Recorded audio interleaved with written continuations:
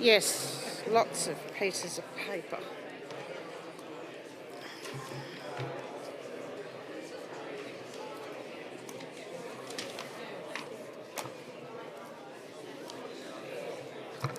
Okay. Before we kick off, some general housekeeping for our visitors in the gallery. In the event of an emergency that requires the building to be evacuated, or if our fire alarm makes emergency tones, our staff will direct you to leave through the emergency exits and move to our evacuation assembly area outside the main entry point of the PCYC. I'll be moderating the meeting in accordance with the Code of Meeting Practice, which requires all participants and observers in the gallery not to disrupt the Code of Meeting and treat each other with respect. Now, governance, are you ready? Thumbs up. IT, are you ready? And recording and streaming is on. Great. Good evening, councillors, members of the gallery and those watching at home. I declare our meeting of council open at 6:02 p.m. As a sign of respect to the traditional custodians, I'd like to start today's proceedings by acknowledging the traditional custodians of the lands of Elders past, present and emerging on which we celebrate today, and other Aboriginal people who may be present. Leave of absence, councillors. We have an application of leave for absence from Councillor Robins for the meeting tonight. May I have a mover and a seconder? Moved Councillor Giltinan, seconded Councillor Beaujard. On to the next one. May I have a mover and a seconder for the minutes of the ordinary council meeting on the 21st of October 2025. Councillor Grattan, Deputy Mayor Bingham, thank you very much. Councillors, in accordance with our Code of Meeting Practice, page 2 of the agenda reminds us of our oaths and affirmations of office made under section 233A of the Local Government Act 1993. In accordance with clause 4.25 and 4.26 of the Code of Conduct, returns made by council's designated persons must be tabled at council meetings. Tabled tonight, we have 13 returns from designated persons. Now, councillors, if you have any declarations of interest, would you please do so now? Silence is the deadly reply. Sorry, Councillor Singh? Yes, Madam Mayor, I have item 70.2, pecuniary interest. I declare that pecuniary interest item 70.2, and I will leave the meeting on the item. Thank you very much. Excellent, thank you very much. 17.2. Sorry, that's all right. 17.2, we've got that. Now we're up to public forum and public address. Councillors, we have 24 speakers tonight. Councillors, and I am suggesting we do not seek an extension of time for speakers. Before we commence, I wish to remind the speakers that this meeting is being broadcast over the internet, and I'd also remind the audience that taking video recordings and photographs is not permitted in the chamber. Speakers, you must agree to the following before being permitted to address council. You will not disrupt the conduct of the meeting and treat people with respect and courtesy. You will not denigrate or make defamatory or personal attacks on councillors and staff. That council accepts no responsibility for comments made by you speaking at public forum and public address that could lead to a claim of defamation for any person either in the public gallery viewing the meeting via the internet or through any other media.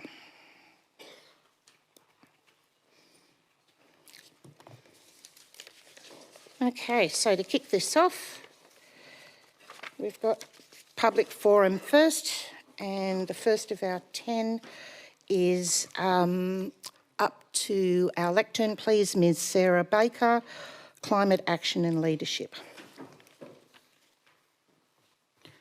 Apologies, I have received a message from Ms. Baker that she's running 10 minutes late. Okay, we'll move on to the other speakers and see if we can slip her back in again. Speaker number 2 is Weeds and Roads, Ms Connie Harris.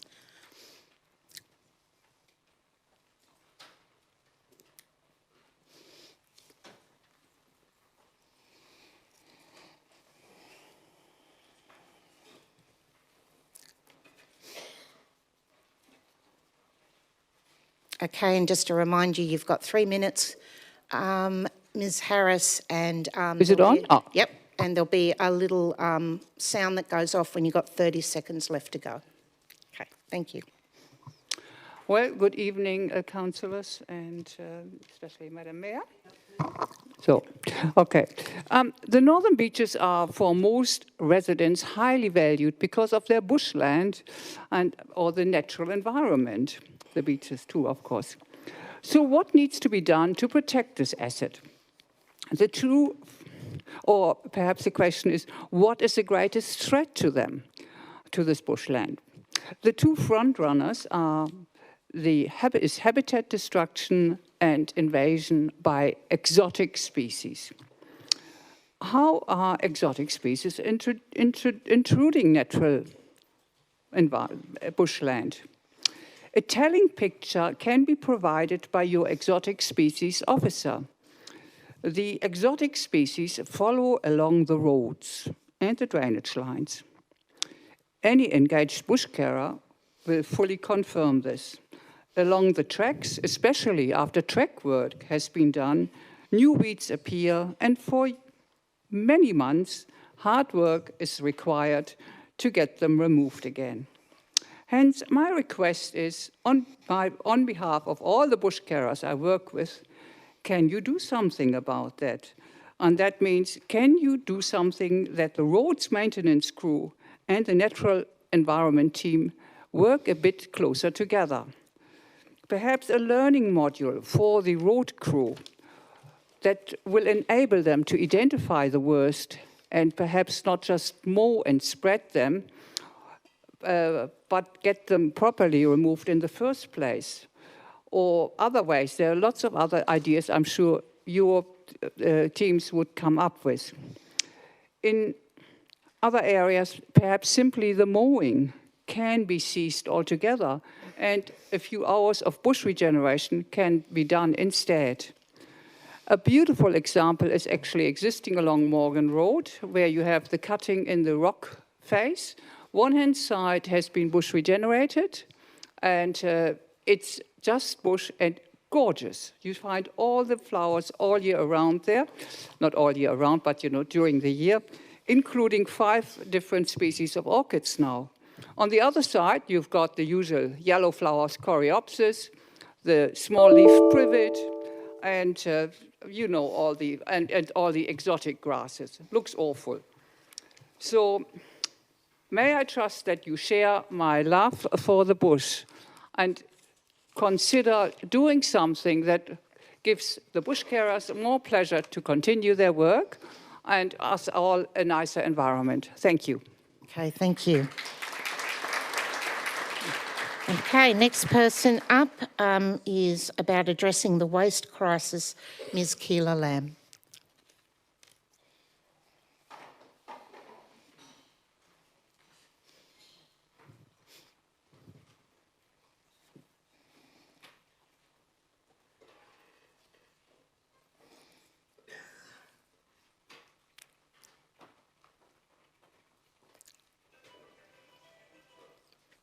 You need to bring it down and you need to turn it on.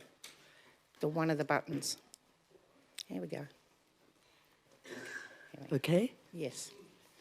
Okay. Praise to Council for the Library of Things and the Fixery. These are wonderful initiations that show what is possible when we value repair over disposal. However, I'm here tonight because we are facing a second waste crisis, and I'm deeply concerned that we're about to repeat mistakes of history. In the 1990s, MECs Judy Risers and Manly Council filled the old Corso amphitheatre with a mountain of plastic bottles, a shocking visual. It woke people up. This energy led to a multi-councils and community protest outside Parliament House, with the many councils' garbage trucks circling the building. That pressure forced the creation of the 1995 Waste Act to reduce waste by 60% by year 2000. But industries lobbied hard. The government threw in the towel. Instead of solving the problem at source, they hid it. Colex bribed the community of Tarago to accept the mega Woodlawn tip. Well, Woodlawn is full. The fossil fuels industry peddlers are back. This time, they're pushing waste to energy incineration. To be clear, incineration is toxic, expensive, quick fix. It locks us into generating waste to keep feeding the beast, creating mountains of toxic ash, poisoning our air, doubling carbon emissions. Council cannot solve this alone. You are downstream managers of an upstream problem, but you can lead the fight. I ask two things of you tonight. First, bring back MEC, the beating heart of Manly communities, environmental conscious for decades. It gave us a vibrant Ocean Care Day, Great Taste No Waste Food Festival with reusable plates, waste-free Manly Food Co-op shopping, and much more. By taking away the MEC shopfront, you prevent solutions. We need a visible, accessible hub to keep community engaged. Second, the waste problem is out of sight, out of mind for most. I urge Council, band together with other local councils, collectively demand that the state government reject incineration and persuade implementation of zero waste legislation and extended producer responsibility legislation. We need meaningful deposits and refunds. Manufacturers must pay for their manufactured waste. Bring us relocalised jobs in repair and refilling, etc. The zero waste in 10 years policy is achievable. Please keep the MEC visible and lead the alliance against incineration. Don't let them burn our grandchildren's future. Let's not undo one thing while doing another. Thank you. Thank you.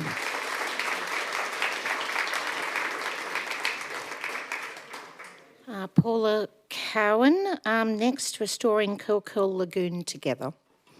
And yes, I'm aware Sarah Baker has come in. I might pop you in the end if well, I'll pop you in somewhere. Hi everyone, this is not my first rodeo at council. Over the years I've stood here in moments of outrage, moments of advocacy, moments of support, and tonight I'm here with something simpler and deeper, gratitude. My name is Paula Cowan. I'm president of Curl Lagoon Friends, a community organisation that has cared for the lagoon, creek and parklands for more than 40 years. Our group began because the community could see what was at stake. At a time when this area was still recovering from being a tip, there was serious proposals to pipe the creek underground and develop the land. It was only through strong advocacy from the early members of Curl Lagoon Friends and supportive councillors at the time that the area was protected and the land restored instead. The outcome is something that we are all now proud of, a jewel in the crown of Curl, open green space, a functioning urban waterway and habitat that supports diverse wildlife. That history shapes everything we do. People join us in small ways, a planting day, a Friday weeding session at Ngara, a dawn bird count, or Clean Up Australia Day. These simple acts become connection to nature, neighbours, and to a shared purpose. This year has been a steady one for us. Our work program includes protection and enhancement of Greendale Creek, Curl Lagoon, and its exit to the sea. The native flower garden continues to thrive. Flower meadows have expanded. Planting days have brought scouts, students and families together. And our monthly bird count continues to show encouraging diversity. We also saw the resilience of the Floating Wetland Project, a big idea that could only be delivered in partnership. It's an initiative that brings science, nature, innovation and people to our creek. Council couldn't do this alone, and the community couldn't do this alone. Again, I have deep gratitude for the partnership. Alongside this on-ground work, we've kept up our gentle vigilance, monitoring dumping, waste dumping, encroachment of sports infrastructure on the riparian zone, engaging early with Freshwater Council on the high schooler development, and contributing to discussions about the Brookvale precinct, emphasising that as density increases, John Fisher Park and Curl Lagoon will only grow in importance. And importantly, when there is an issue affecting the community, Curl Lagoon Friends takes the leadership role. We advocate strongly for the environment, for the well-being of locals, and for decisions that respect the character of this place. We are fortunate to have councillors who listen. Over the years, Kristen Glanville, Natalie Warren, David Walton, Connie Harris, Nicholas Beaujard, Jolene Hackman, Mayor Sue Hines, as well as former Mayor Michael Regan. These elected officials have come to plant natives, collect rubbish and speak at events, importantly responding to the needs of Curl Lagoon. I'd also like to thank council staff. I'm aware I've run out of time. I do have them named. Do I have permission to name them just out of gratitude or move on? No. No, sorry, Thank no you. extensions, but thank you. Very Paula. grateful to the staff. Thank you very much. You.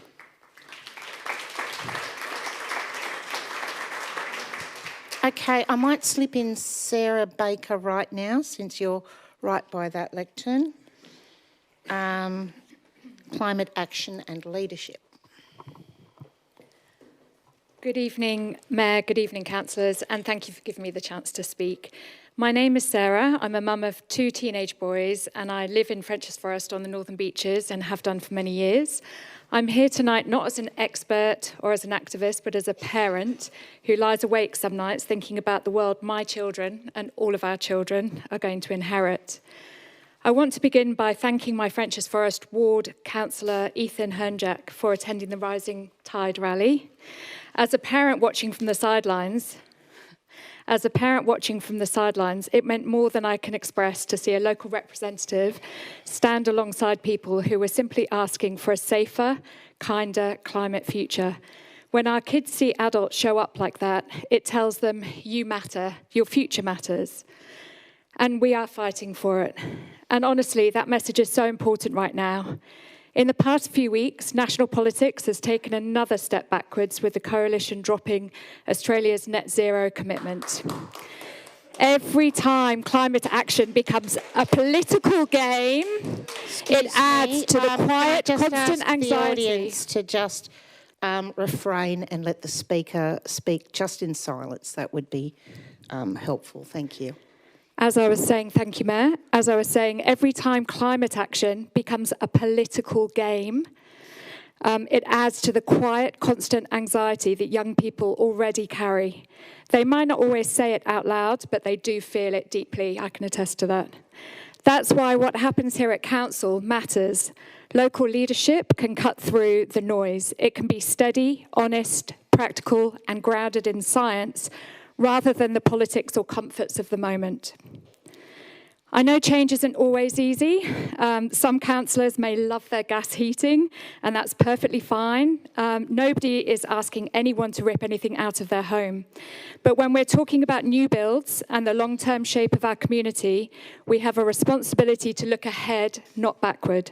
Future-proofing means not locking the next generation into old fossil fuel systems that we know are harmful.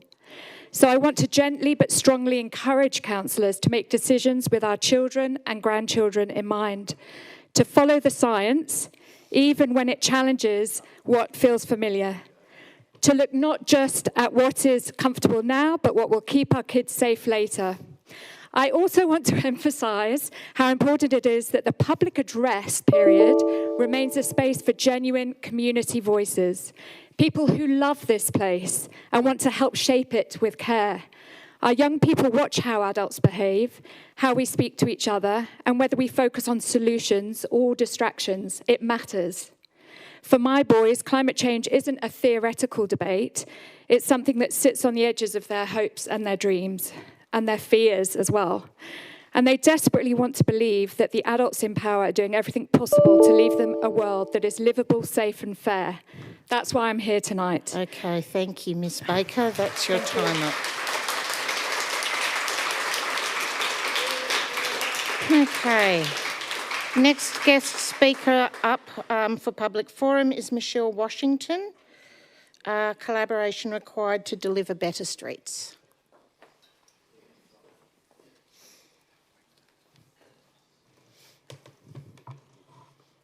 Hi, thank you everyone for giving us the time to speak to you tonight. I'm from Better Streets, Northern Beaches. We're a local chapter of the national advocacy group and peak body called Better Streets Australia. We are volunteers from across the Northern Beaches championing better streets that are safer, healthier, greener, more prosperous and inclusive for all that use them. I'm here this evening to introduce our organisation to councillors, staff, members of the community that are here in attendance and watching online, and ask you to find out more. This is an issue that is close to everyone's heart as we all start and finish our journeys on streets. I want to reinforce how a focus on better streets aligns with Council's priorities and has the potential to focus communities on positive changes to their streets, around schools and places that attract people. Highlight some of the projects that we've been involved in to date, and we'll circulate a note about it, but please also look at our Facebook and Instagram on that. I want to formally offer support to Council from our members who come from across the Northern Beaches, and ask that we be involved in a more constructive way in some of the decision making and prioritisation of projects with Council. We think that by engaging communities early and upfront, we can take away a lot of the pain for everyone involved in some of the projects that we've seen going through the council process over the last 5 or so years, and I'm sure you're all aware of some of those projects. I'd like to suggest that we put our heads together to develop a better governance arrangement with greater accountability to foster a place-based approach, and by that I mean focusing on places, not projects that are often linear, and look at how we can manage investment and change our streets that involves communities and all users of the streets from the beginning of the process, and not as consultees at the end of the process when decisions have really already been made and we're ticking a box on consultation. That normally obviously results in complaints and not support. Nationally, we're an organisation of people and that are advocating at a state and a national level. We're advocating for more funding for active travel, safer speed limits, particularly on our residential streets and local streets. And this is all in the context of supporting good growth, improving health and well-being of communities, including mental health, and reducing deaths and serious injuries on our streets and roads. And you'll be aware that those numbers have gone up, sadly, and not down, which you would expect in a modern country. So what's our final line? We want to talk to council officers and staff about how we can work together constructively at the beginning of the process, not as consultees. We've got an enormous amount to offer. Okay, thank you very much, Ms. Washington. Next speaker, sixth speaker up now is Joseph Earl on tiny forests.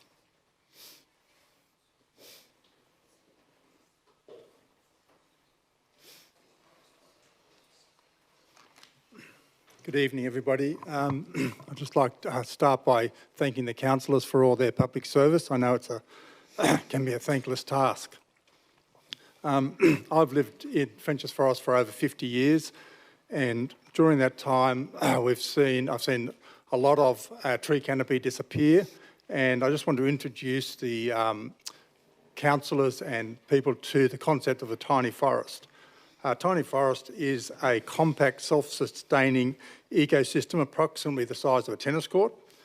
They consist of a densely packed patch of native species growing in enriched loosened soil. They are based on planting methodology developed in Japan in the 1970s by world-renowned botanist Dr. Akira Miyawaki, and are sometimes referred to as Miyawaki forests.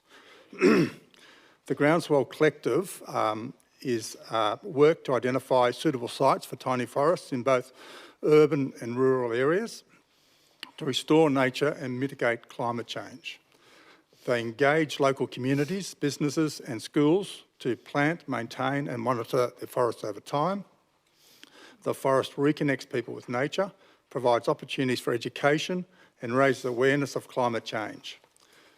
The Groundswell Collective environmental and social data on most of the forests, they collect environmental and social data on most of the forests that they plant and document these over time. Why tiny forests? Population growth is driving land clearing for housing, leading to habitat loss, species extinctions, and worsening impacts of climate change, such as rising urban temperatures. Nature-based solutions for urban resilience, such as tiny forests, engage and educate the community in understanding the true value of biodiversity and climate action, how they can play an important role in contributing to the urban forest. Some of the benefits of tiny forests are rapid regeneration, high biodiversity, thermal cooling, improved soil health, stormwater mitigation, reduced air and noise pollution, improved community wellbeing and resilience, and education and connection to nature. So far, the Groundswell Collective have completed 9 projects, ranging from 200 to 600 square metres. If you'd like more information, you can just Google the Groundswell Collective, and they've got a website with lots of information. And typically, you would do this where you've got open grassland, green spaces that, with virtually no biodiversity, you basically clear the land, prepare the soil, get the communities involved. It could be schools, it could be any open grassland that's underutilised. So thank you very much. Okay, thank you.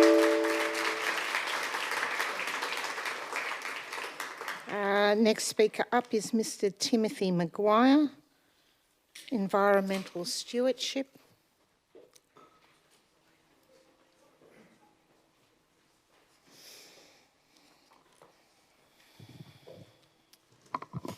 Thank you very much for the opportunity to speak to the Council. So, Mayor and Councillors, first of all, a word of gratitude.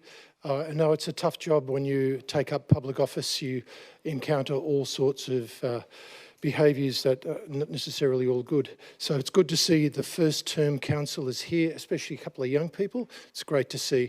So thank you for that. But I really wanted to talk about the environment, and specifically, I'm particularly worried about the loss of the tree canopy. Joe referred to that in the last address. But over the years, our tree canopy has been disappearing, and in springtime, you can hear the chainsaws around the district, and it is quite confronting to see. So what we need to do is just make sure that the tree preservation orders are appropriately policed, and that we don't want to emulate that Eastern Suburbs Council that's contemplating clearing the trees to improve people's views. So I won't quote Lord Byron and his poetry about a tree. So no habitat, no wildlife is the outcome if we don't have the appropriate tree cover. We've lost our koalas. Let's make sure we don't lose our kookaburras as well. The climate crisis, this is a dovetailed environment here. The climate crisis is driven by fossil fuel usage. We all know this. The most profitable companies in history are using their disinformation machine and their legitimate advertising. Have a look, the New South Wales State of Origin team, believes sponsored by Ampol, a fossil fuel company. BP tries to tell you that you get value at every turn by burning their fossil fuel products. Vladimir Putin is sending his tankers in to Sydney Harbour with Russian oil in it, and it's been used by our motorists. If that's not the strongest argument I can ever think of to get an electric vehicle, it's not funny. So we need to make sure that we do everything we can to reduce fossil fuel use. We're not suggesting people that they replace their gas stoves overnight and their gas heating, but when they're due for renewal, they should be replaced with new efficient electric versions of the same. And we need to make sure that there are no new gas connections in new developments. Otherwise it's a retrofit that needs to be done years down the track. So I'll quickly sum up. We also need to make sure that we do electrify everything and do this with renewable energy. Warning to the audience to please refrain from calling out and let the speaker just finish. Thank you. And the council needs to think seriously about electrifying, for example, the park maintenance equipment, lawnmowers, brush cutters, that sort of thing. And additionally, we've got to think, my last point is We need a ban on petrol generators in council-owned public spaces. Good example, at Middle Creek, there's a coffee van, runs a petrol generator 8 hours a day. It's got to stop. Thank you very much. Okay, thank you.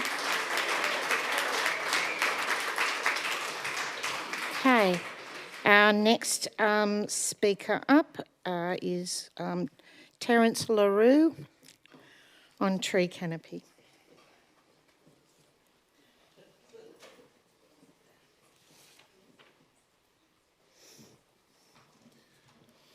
Good evening, Mayor and Councillors. Mr. LaRue, you'll need to move the microphone right close to your mouth. I'm Terry LaRue, a resident in Balgowlah and a member of the North Harbour Yeah, that's better. Community Executive. For the past 15 years, I've been active in interacting with council staff and management on a range of issues relating to street trees. I played a role in the submission supportive of the council's tree canopy plan, which was placed on public exhibition earlier this year. With the anticipated housing densification across the council area that is expected to take place over the next 10 years, exacerbated by warming from the effects of climate change, council needs to give priority to that part of the tree canopy plan that covers public areas controlled by the council, including street trees and trees in the nature strips. I'd like to make suggestions for council staff to consider as part of their implementation of the tree canopy plan as it relates to street trees. Firstly, commence a street tree awareness campaign in selected areas, preferably starting in areas with low numbers of canopy street trees, to assist residents become aware of the long-term benefits to residents and the communities of having canopy trees in the nature strips of residential areas. The campaign would include educating residents on the benefits of canopy trees and the difference between canopy trees and essentially large shrubs, like, for example, oleanders and some callistemons, particularly in relation to the cooling effect of canopy trees. Secondly, in these selected areas, identify and remove the large shrubs and replant them with canopy trees that are suitable to the location.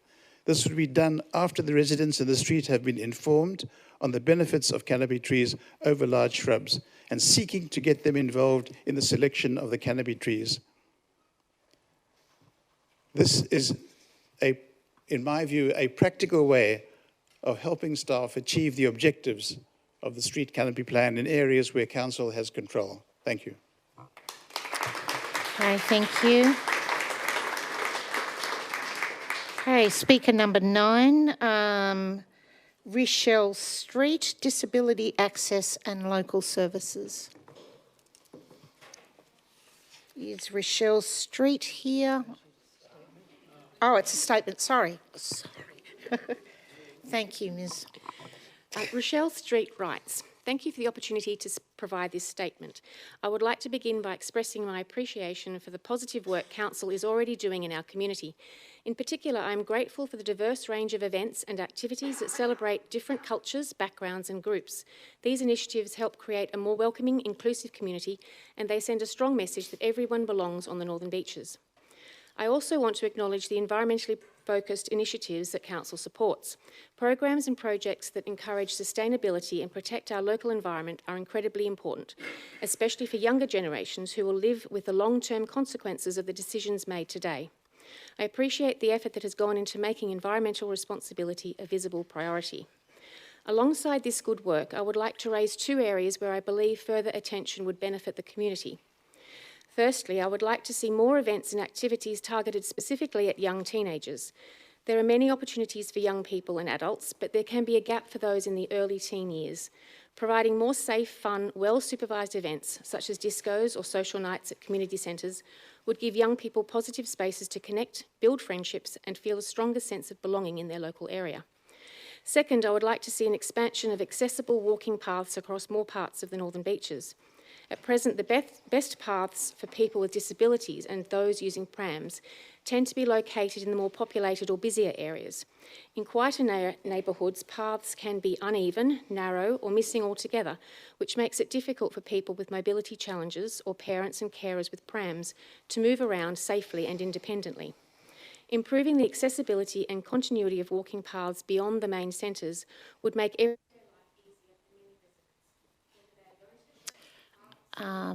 Leslie, if you could wishing to enjoy move their local closer area. to the microphone, you feel, yep. That's it. Oh, okay, thank you.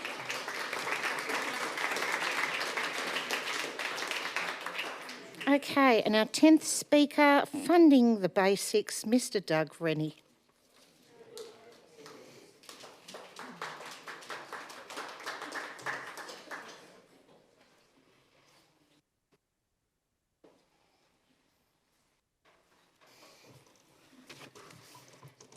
Good evening, Mayor, councillors and ratepayers. A lot of fossil fuel burning here tonight, I must say. My name is Doug Rennie and I am the Libertarian advocate and for the Kilcoyle ward.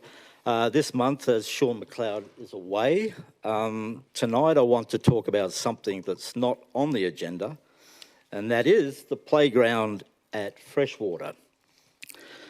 Despite the Greens and the Northern Beaches rate rising team's best efforts to squeeze every cent out of struggling families and businesses, apparently we cannot get projects completed. Instead, ratepayers are once again shafted with facilities they have been paid for but can't use. The real big problem with the park is the fact that it is a media story, not an item on the agenda. The proposed changes to public forum, like how am I presenting now, will be abolished. It's going to be abolished under the changes that have been publicly exhibited, meaning that councillors do not have to listen to the issues of our community. We know they don't like listening to us. Remember when they're asked, could they raise the rates 51%? And we all said no. These changes to public forum also state that items must be on the agenda and Chair can shut down anything they don't like. The community is losing its voice. These changes mean councillors won't have to be in the chamber. What a great campaign photo that will be community advocates talking to an empty room. But the most insidious thing about these changes is how they have been presented to the public. In the media release on the website, cleverly states that these changes have been brought about because of New South Wales government. Yes, change to meeting practice has been forced upon council. What the media release when they say that the changes like the venue, the chair, having absolute power are all because of these changes. What this media release fails to mention is 4.2 of this policy, which states council will make the rules about public forum. This means that the changes are because of the council, not the government. Mayor Hines, are you purposely trying to mislead the ratepayers? You've now asked for submissions on this policy. How can we write a submission when we have not been presented with the facts? The submission pages implies that the changes to the public forum are because of the state government, not you. Will you take this policy down and amend it to reflect that council is making these changes to drive change with honesty and transparency? This policy would stop people speaking on this development proposal here at Narrabeen that has brought people here tonight as they want to abolish our democracy of being able to speak. Thank you. Okay, thank you, Mr. Rennie. Okay, now we move into public address. And our first person up is on item 9.8, Code of Conduct Complaint Statistics, Nathan Thomason. Thank you. Can you hear me? Yes. Beautiful. Good evening, Mayor, councillors and ratepayers. My name is Nathan Thomason and I'm the Libertarian Advocate for Manly Ward. Tonight I will be speaking to item 9.8, which is the Code of Conduct Statistics. Luckily, this important item is still on the agenda to speak to. It will be interesting to see if items like this will remain on the agenda once Council brings in their new rules about the public forum. Items like this are imperative to a free and open democracy. It's hard to believe that this is the extent of the complaints that have been lodged and resolved in the last 3 months. Now, councillors, I am aware that you're disconnected from this issue, and this falls into the domain of CEO, Scott Phillips. It's also interesting to read that there have been 4 complaints resolved for the spend of over $50,000 of ratepayer money to resolve them, and nearly $8,500 for a third-party investigator. Now, I have some questions. Number 1, why could these complaints not be handled in-house? We pay hundreds of thousands of dollars in executive salaries, not just to Mr. Scott Phillips for his enormous salary of over $500,000, but also the salaries of an in-house legal team.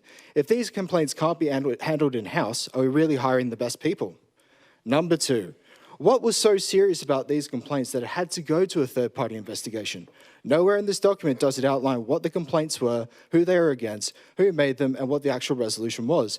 As a ratepayer who funds this council through our rates, which went up 25.2%, we should be informed of these complaints and resolutions.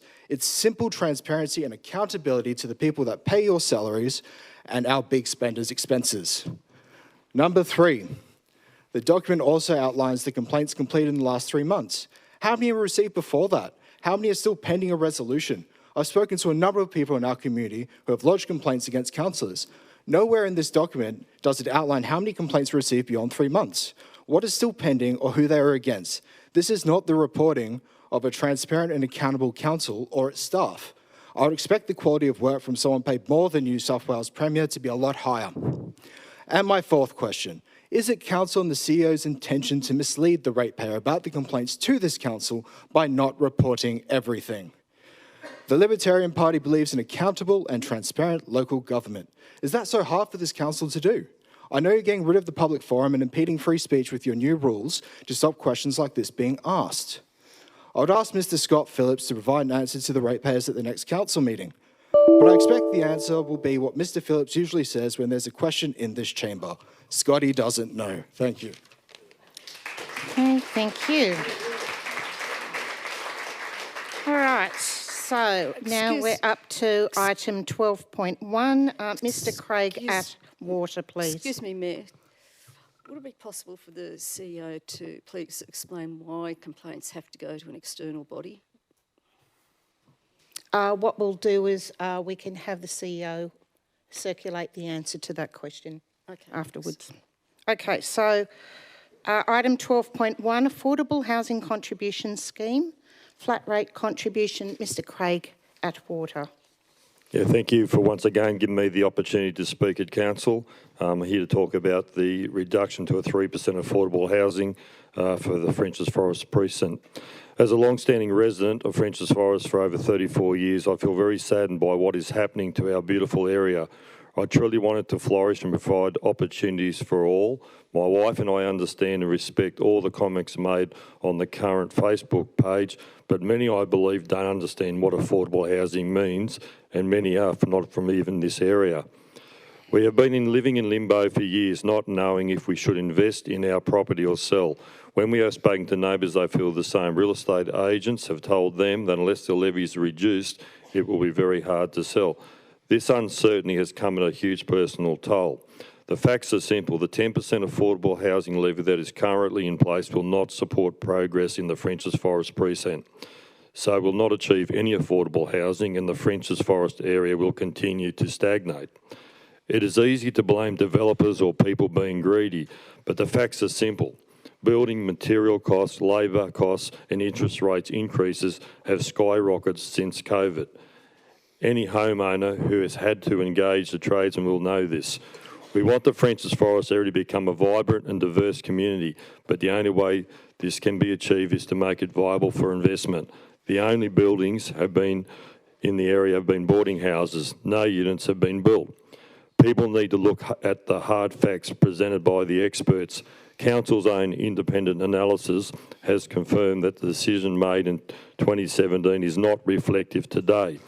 In June 2024, Council endorsed this feasibility study, which has been completed, and this report supports a 3% affordable housing levy. If this does get supported tonight, building will start and infrastructure will be built to support this in the future. Example, new bus interchange in the town centre, new bus routes, and hopefully the road tunnel to Frenchs Forest. Finally, a point that also needs addressing is the lack of general housing. And I'll start again. Finally, a point that also needs addressing is the lack of general housing and accommodation. In today's Daily Telegraph, REA Group economist Mr Angus Moore says young families are frequently leaving for more affordable markets. Housing supply has not matched population growth. Sydney needs more housing, and that puts pressure on prices over many years. The average house price on the Northern Beaches is 2.9 million, and units are at 1.2 million. My family, my 3 daughters, will never live on the Northern Beaches with their husbands and their kids. That is a shame to me. With the Council's support tonight to say yes to the motion to reduce the levy to 3% and fast track this change will significantly help with reducing the housing crisis and the high rents, and also offer affordable housing to Frenchs Forest and the Northern Beaches. Thank you, Mr Attar. Thank you. Okay, on the same topic, Mr David Bennett, please.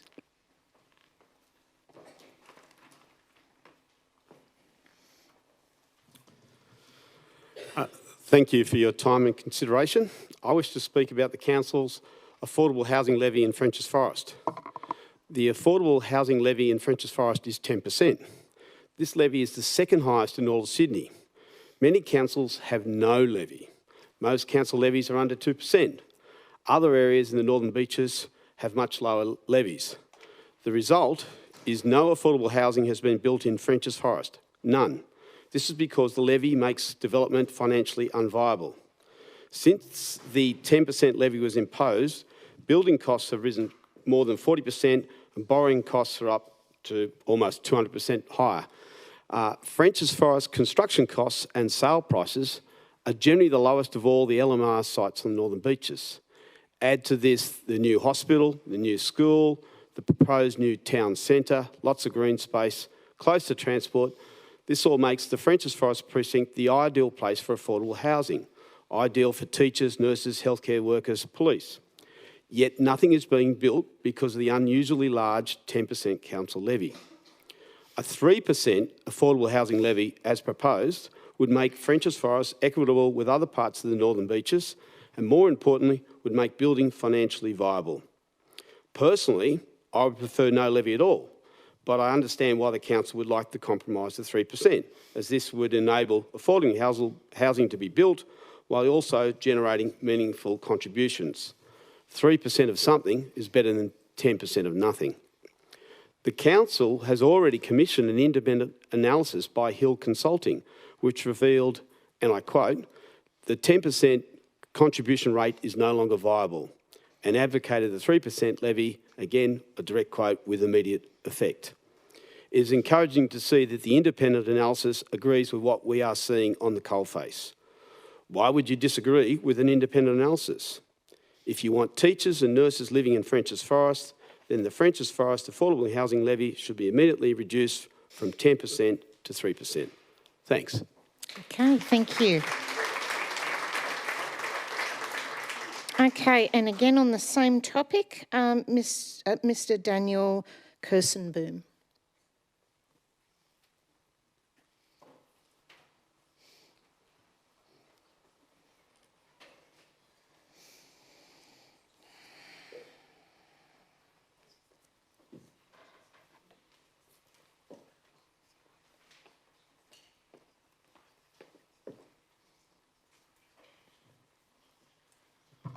Okay, when you're ready.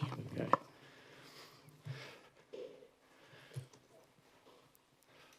Sydney currently has the second most unaffordable housing market in the world, beaten only by Hong Kong. And it has been this way for 16 of the last 17 years. And where is the most unaffordable area in Sydney?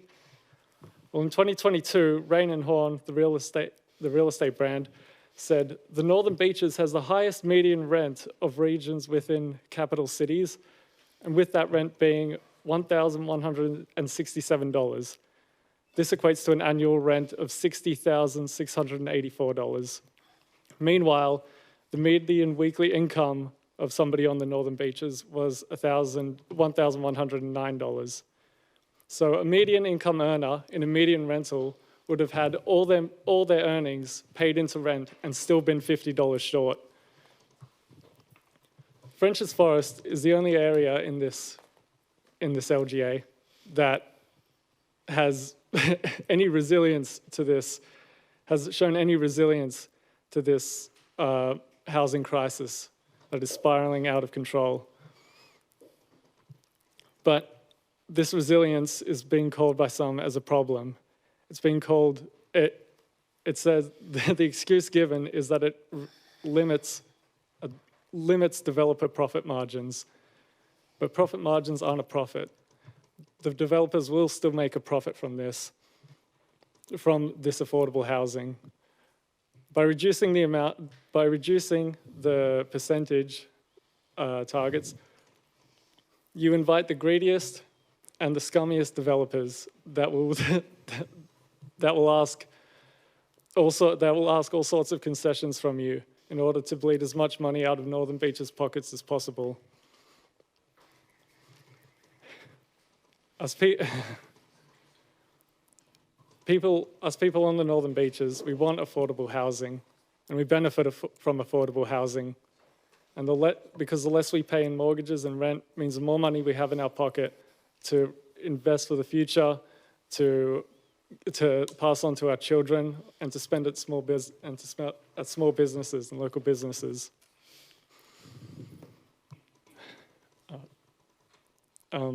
By committing to a smaller percentage, it will drive up rents. It will accelerate the increase in rents, and that will increase the rents of commercial rents, and then that will, in order for the businesses to cover those increased rents, will pass the buck onto all of us. So the people in the affordable housing will have less money because everything's more expensive. Okay, that's it. Okay, thank you.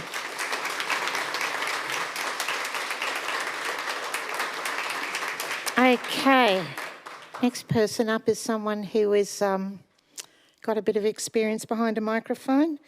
Former councillor Karina Page. This is on 12.3. Back to the topic of boat and trailer parking in residential and industrial streets. Thank you, Madam Mayor and councillors. I'm back again to talk about my favourite subject, parking of boats, caravans and trailers throughout our residential and industrial zones. Whilst I actually welcome the report that's come through, the recommendation to apply for some Safe Street grants, that's all well and good. But the thing that really bothers me is the enforcement. We are not enforcing the current parking rules that are available to us. I'd like to give you an example. I drive past 5 days a week. I drive down Ocean Street outside Narrabeen Surf Lifesaving Club. There's 2 removalist trucks that park there permanently. Now, this is 8-hour parking. I went down there the other day. One of them had a council sticker on them to say, "You're an unregistered vehicle." There was no fine. They didn't fine them for parking there for every day, not moving the vehicle. The vehicle had moved on, obviously went and got registered, it's returned. And it's back parked there 24 hours a day, 7 days a week. Now that's 8-hour parking zone. Narrabeen is a very congested area with a lot of units. Parking is a premium. And these vehicles, trailers, boats, caravans are just taking complete advantage of the current road rules. But when we have taken action and put in some timed car spaces, nobody's monitoring, no one is enforcing it. Now, if we can go down and enforce, the council can go down and enforce with a sticker to say, move your vehicle, it's unregistered, or we'll move it for you, why wouldn't you book them at the same time for parking outside of the time frame? This is the only way we're going to have any method of improving the situation, and it's only getting worse. As I've said before, a lot of these caravans and particularly boats and trailers, a lot don't even live in the LGC. They live outside of the area, and they just use this area to park their boats there for convenience because it's close to the water. Well, we've got to turn around as councillors and say, enough is enough. Let's start with enforcement. I would love to see somebody move an amendment to this to actually power up the enforcement. that we currently have. Because at the moment, I'm not really seeing any of it. And I just don't think people have given up complaining about it. Thank you. Okay, thank you, Ms Page.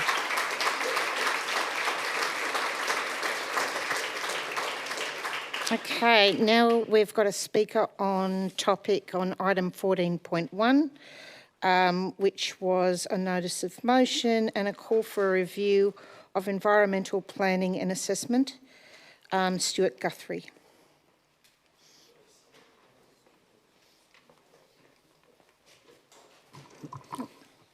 Hello. Yep.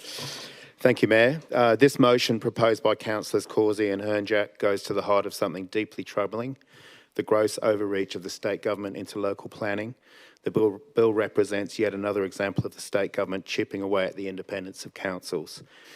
The Development Control Plan review is our chance to take back some of that power from state, to lock in our community values, healthy, affordable, sustainable homes built for people, built for local families. We need these buildings designed for the future, not locked into the costs and limitations of the past. Right now, the financial benefits of new energy technology are much harder to access for apartment residents. The DCP can change that and make Northern Beaches more affordable and livable for all. Heating, cooling, cooking, lighting and transport are much cheaper when electrified and supported by solar and batteries. In my own family's case, electrifying our home and switching to an EV saves around $6,500 a year. We have solar, batteries and an EV. Many in standalone homes already enjoy these savings. Apartment residents generally do not. Every improvement, solar, batteries, EV charging is harder and more expensive to retrofit. A future-driven DCP can fix this. There are 4 major technical shifts we must plan for. First, electric vehicles. Australia now has its first 23 grand EV. New EV prices are now competitive with petrol cars.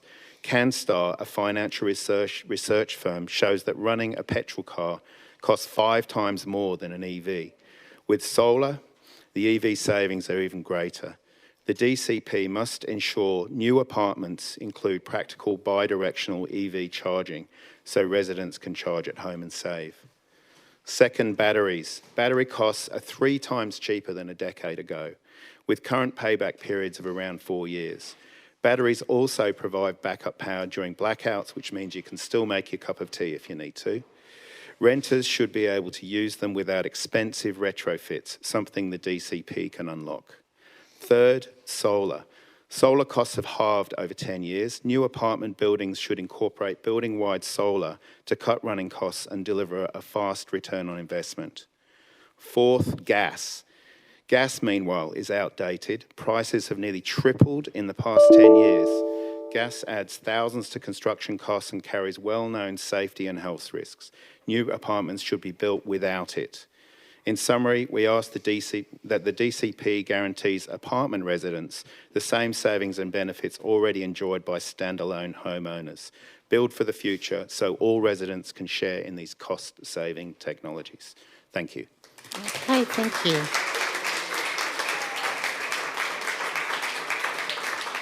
Okay, next speaker up is Ms Carly Smith on item 14.3, which is a notice of motion, open space mobile food vehicle permits. Hello. Yes. Yep. Hi. Good evening, Mayor, councillors, residents, thus ratepayers. My name is Carly Smith and I'm the Libertarian advocate for the Narrabeen ward. Tonight I rise again to support the item 14.3, which is the open space mobile food vehicle permits, which is great common sense from Councillor DeLuca. Last month, Council created uncertainty for 2 businesses through refusing to allow an extension to the permits held by 2 food trucks. First, they went after the bricks and mortar businesses with their excessive rate rise, which doesn't seem to fund the roads or complete projects like the playground down in Freshwater. Only the expenses of our big spenders. Now they've gone after small businesses trying to earn a living. At the last council meeting, we heard from 2 business owners who pleaded their case of an extension which was not granted. Patagonia at Longreef and Madloo at Manly are no longer operating. The month before that, we heard from James Sudaru from Rollers Bakehouse, who was arguing for outdoor seating in Rialto Lane, who was shut down too. It appears that most the councillors do not care about the businesses that drive our local community, except for when they squeeze them for a few more dollars of rates. It's no wonder small businesses are shutting down across the Northern Beaches. We need to further support small businesses to create jobs and services for our wider community and not fight against them. This motion acknowledges outdoor dining, promotes the activation of public spaces and creates a vibrant social space. In a world of social media where competition for visitors is high, we need outdoor spaces to attract people to the Northern Beaches, from Manly to Palm Beach. I reckon we have the best beaches in Australia. However, the Shire, Central Coast and Wollongong are just as accessible these days as the Northern Beaches. Our public spaces need to be vibrant and our offerings unique to ensure that our community can benefit from increased trade. The Libertarian Party supports this motion as we believe the best way for council to support our community is by helping small businesses like food trucks to prosper. With our community already suffering under the pressures of high council rates, other council-created inflation, as well as unemployment on the rise, interest rates holding, this council should instead support enterprises that help create jobs and revenue to the area by doing simple things like this policy. Thank you. Okay, thank you. Mayor? Okay, so next Mayor, can I item- please direct a question to staff? It's a procedural motion if you want to ask. What is it? I just wanted to clarify, it wasn't to my knowledge that Mulatto had closed. I thought they were still in operation. Can I please clarify that with staff? Thank you, Madam Mayor. I believe that to be the case. Okay, all right. Next item up is 14.5, Mr. Joshua Beer, on an update to the expenses policy.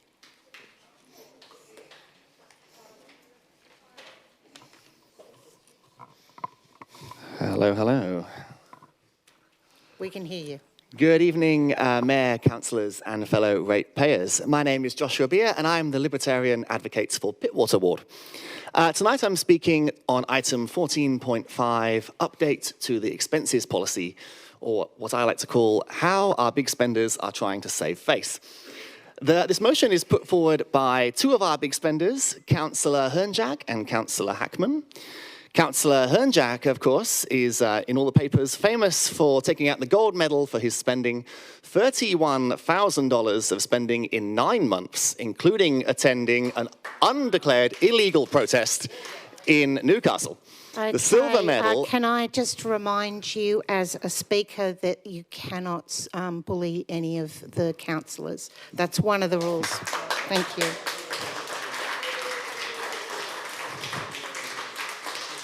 If you could just refrain and continue, that would be lovely. Thank you. I'm sure Councillor Hernjak is a nice guy. I take interest only... Excuse me. Point of order. Yes, so I also note that... sorry, if you could just pause for a moment. What's your point of order? During your Councillor statement then, 20 seconds was actually expired from the Speaker's time. Could that please be restored to the Speaker? If governance could restore 20 seconds for you. Thank you. I also note that our big spenders have voted for the council rate rise, increasing the cost of living for families and businesses on the Northern Beaches. The rate rise includes 14.5%, so this part, to strengthen the expenses framework and provide better clarity for community benefit. What this means is councillors are trying to spin it that if they're spending of ratepayer money on themselves is for a higher calling, then it's okay. But the key to this motion is one word in the first sentence of the second paragraph: entitlements. Councillors, you are entitled to nothing. You are not entitled to the hard-earned money of ratepayers on yourself. Excuse me, Mayor.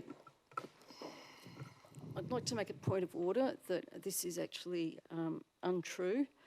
and is actually slandering our councillors. Okay, so if you could just refrain and be careful what you're saying, I'll give you an opportunity to withdraw and just apologise and move on. Nothing personal intended. Councillors are not entitled to spend on them. Excuse me, just if you could give an apology first and then move on. Is anyone offended? Yes. Just to the point of order, Madam Mayor, could I ask that you actually state what was defamatory about the Speaker's comment? Otherwise, he's apologising for something that he doesn't know that is allegedly defamatory. So could you please actually state what he supposedly has said?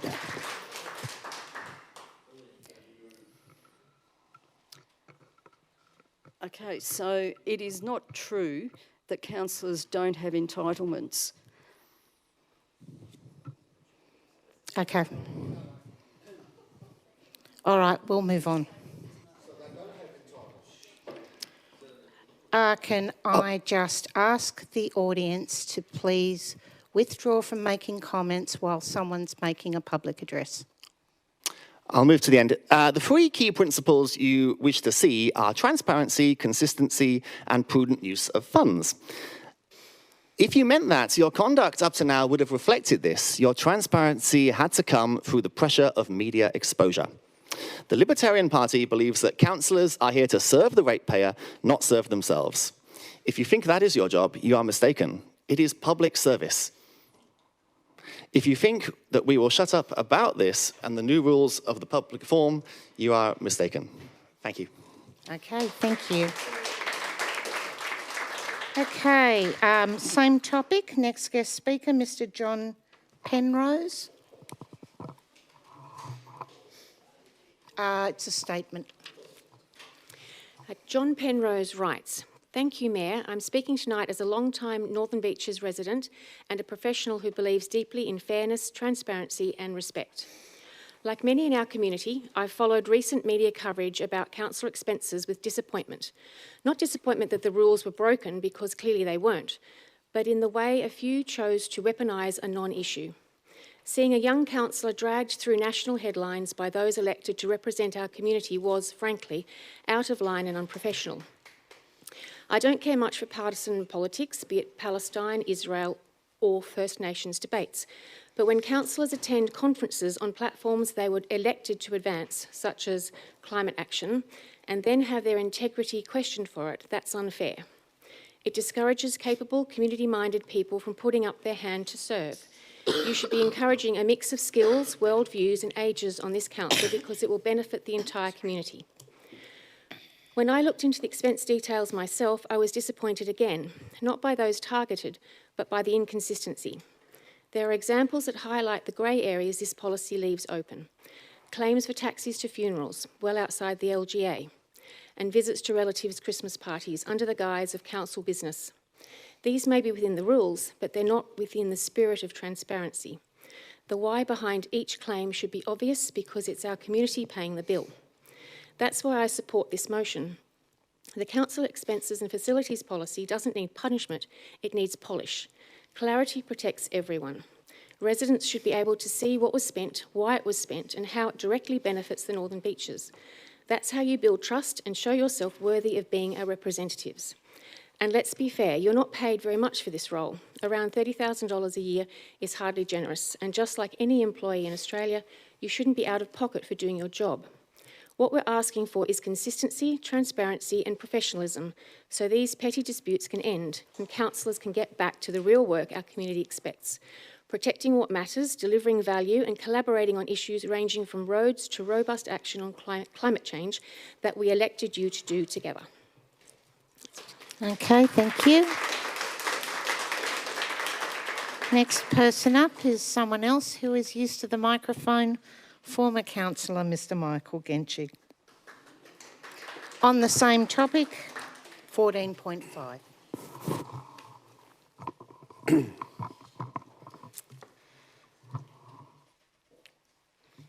Good evening. Thank you, Mayor, councillors, staff, and thank you, community. Tonight, council is being asked to consider a notice of motion that is unnecessary and, frankly, insulting to the community. And the irony is impossible to miss. This motion comes from the two councillors who have been under public scrutiny as for claiming the most expenses, now want to update the policy. This is not reform, it's spin. To me, the motivation seems obvious. Councillors who lodged questioned or questionable claims now want to shift the narrative, to distract the community. So, excuse me, Mayor, that's a potentially defamatory statement. No, it's not. Okay. Sorry, I'll overrule that and ask Mr. Genscher to continue. So that, Can I have the time I'm sorry, back, please? I've made a ruling and we will move on. Before I have the time back, I'm happy to challenge anyone who thinks there's any slander in this. Okay, it's on Carefully pause. worded. May I have the time back? If the clock is stopped, start. The motivation seems obvious to me. Councillors who lodged questionable claims now want to shift the narrative to distract the community, as I already mentioned. This is not governance, this is damage control.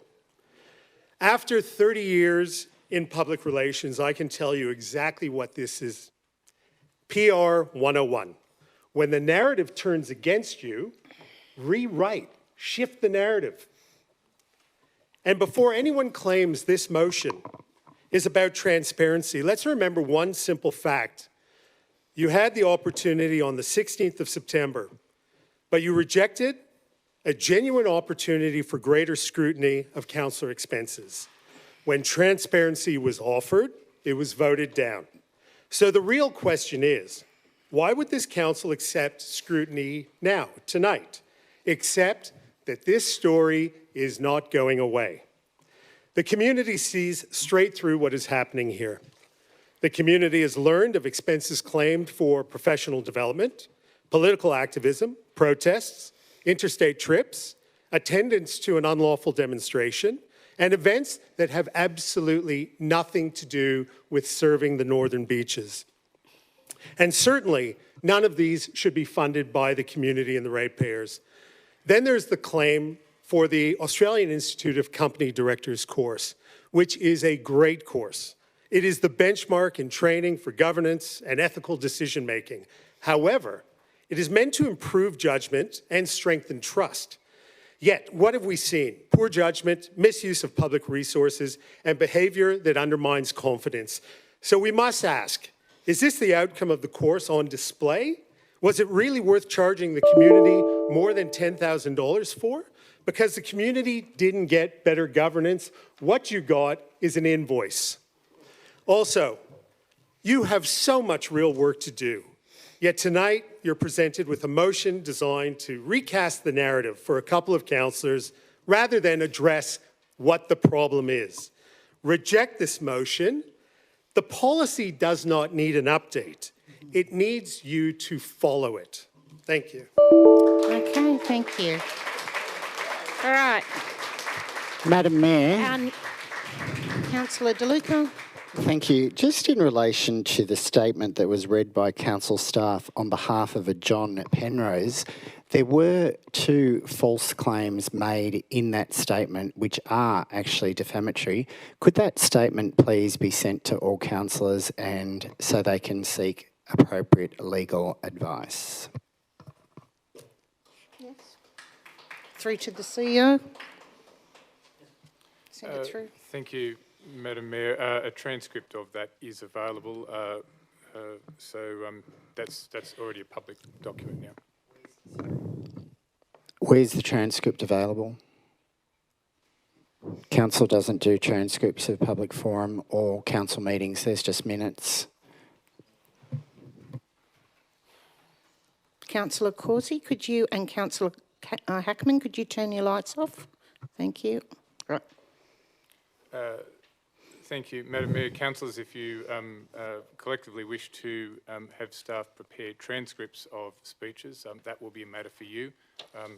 Okay, so can I then just ask that the statement that was read out be forwarded to councillors? That'd be great. Thank you. Councillor Causey? No, I'll follow it up later, thanks. Okay, thanks. All right, so we'll go on to the next speaker. Madam Mayor, I had my light on. You asked me to turn it off earlier. Right. I just wanted Point of order. I just wanted to correct the record. Is it okay to do that later, or should I do it now? It's I might do not it- appropriate I'll at the do it in- moment. I know that we've heard a lot of interesting commentary that False commentary. we may have very different opinions because we might know what the facts are, but that's fine. I'll This is their clarify the facts opportunity in to the debate. actually say something. The next person up now is speaking to item 14.7, Mr. Patrick Bright, on planning for the Frenchs Forest Precinct.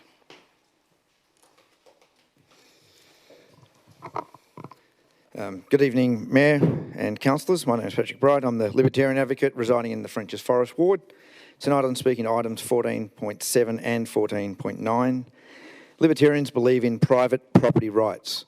We believe you have the right to develop your property as you see fit, provided the development you undertake doesn't infringe on other people's property rights. On item 14.7, local government council is about representing residents in your LGA, in particular residents in your ward, and dealing with local issues. It's what you as councillors all signed up for.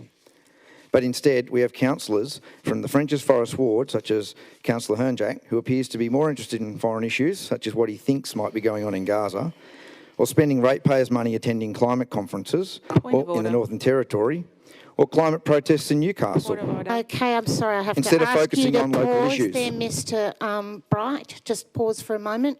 Councillor Glanville, point of order.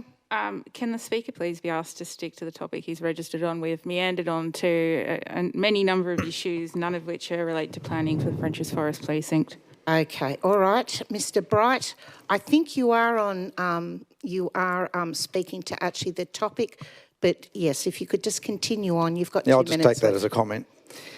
So also we have Mayor Hines, also known as the leader of the Your Northern Beaches rate rising team, who I found in previous years to have been very much on top of local issues and appreciated your help in the community. But it appears to be of late you've got other interests such as championing the raising of rates instead of championing a review of how savings could be made. Councillor Williams, where do you stand on the issue? As another Frenchs Forest ward councillor, have you been too busy at local government conferences and talk fests and making social media posts to speak to residents? Underwhelming, disappointing is how we would sum up the Frenchs Forest ward elected councillors on this issue. But disappointment aside, I feel it's important to acknowledge Councillor De Luca for raising this issue and taking up the fight on behalf of the Frenchs Forest ward, even though Councillor De Luca clearly has more than enough issues tackling in his own elected ward of Narrabeen. Residents in Frenchs Forest ward are welcome to reach out to the party, of Libertarian Party, to help them advocate on their issues where they feel they are not being represented by the councillors who said they would represent them. In regards to 14.9, the Ocean Street development, which I can see quite of the community is here about tonight, the way that development is currently proposed appears to infringe on the neighbouring properties in a negative way and on those people's private property rights. And as such, we also support Councillor De Luca's motion on this issue. Libertarian Party believes council should support the property rights of ratepayers who pay for the rates in this community. Our solution to help residents is to lower development fees. They're just too high and they're discouraging developers and development. If you want more development, make it attractive for developers. You need to provide some leadership and community consultation on the development. Consultate with your residents, the ratepayers, more than you are. And so the state government doesn't have to get involved and intervene. Thank you. Okay, thank you very much. All right. Next person to come and speak is Ms. Belinda Geros on item 14.9 on the state significant development for the seniors housing project at Narrabeen. Good evening, Mayor Hines and councillors and excellent ratepayers here. My name is Belinda Geros. I'm a newbie, so please be kind. I'm speaking on behalf of our community in strong support for motion 48-2025, calling for an independent review of the Indigo by Moran proposal on Ocean Street, Narrabeen. A little bit of context, in 2024, I'm sure a lot of you are aware that the New South Wales Government formally identified Narrabeen as an area inappropriate for medium or high-rise development because of its coastal vulnerability, its flood risk and excavation constraints. We are now facing a 5, almost 6-storey, 21.5 metre building in the very location that State has said that it cannot support height or density of this scale. And critically, our infrastructure do not have the capacity to absorb a development of this intensity. Your planning team, led by James Farrington, lodged a very strong and clear 34-page objection describing this proposal as, and I quote, overdevelopment inconsistent with local character and unacceptable impacts on surrounding development. June 17th this year, pre-lodgement meeting with Moran, Council raised these serious concerns in great detail of its non-compliance. Yet the developer made no changes, not one adjustment, and its current DA, it completely disregards council advice, it completely disregards planning controls and asked for a 71% increase on the SEP allowances. Beyond the overdevelopment, the application contains major technical failures. I don't have the 3 minutes to explain them all, but essentially it's non-compliance with senior housing design guidelines, the apartment design guideline failures, it's removing 69 trees, which is plausible, and also misleading traffic assessments and parking studies. So a complete disregard for the surrounding context, scale and setbacks. However, despite this, Moran has quoted to say that they are proud of this proposal and it's what Narrabeen needs.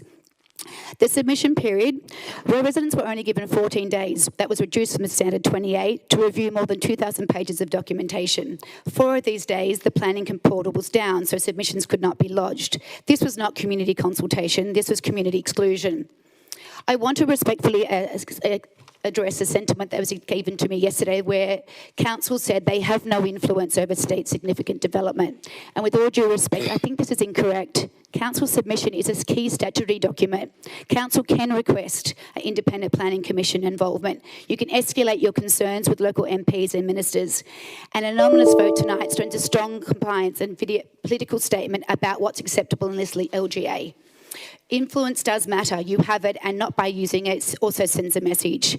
The United Community shows 635 objections and only 98 in support. This is not NIMBYism, it is not anti-development, and it's not anti-senior housing. It's an overwhelming united opposition to an inappropriate, unfair and non-compliant proposal. Please vote for this motion. Thank you. Okay, thank you very much.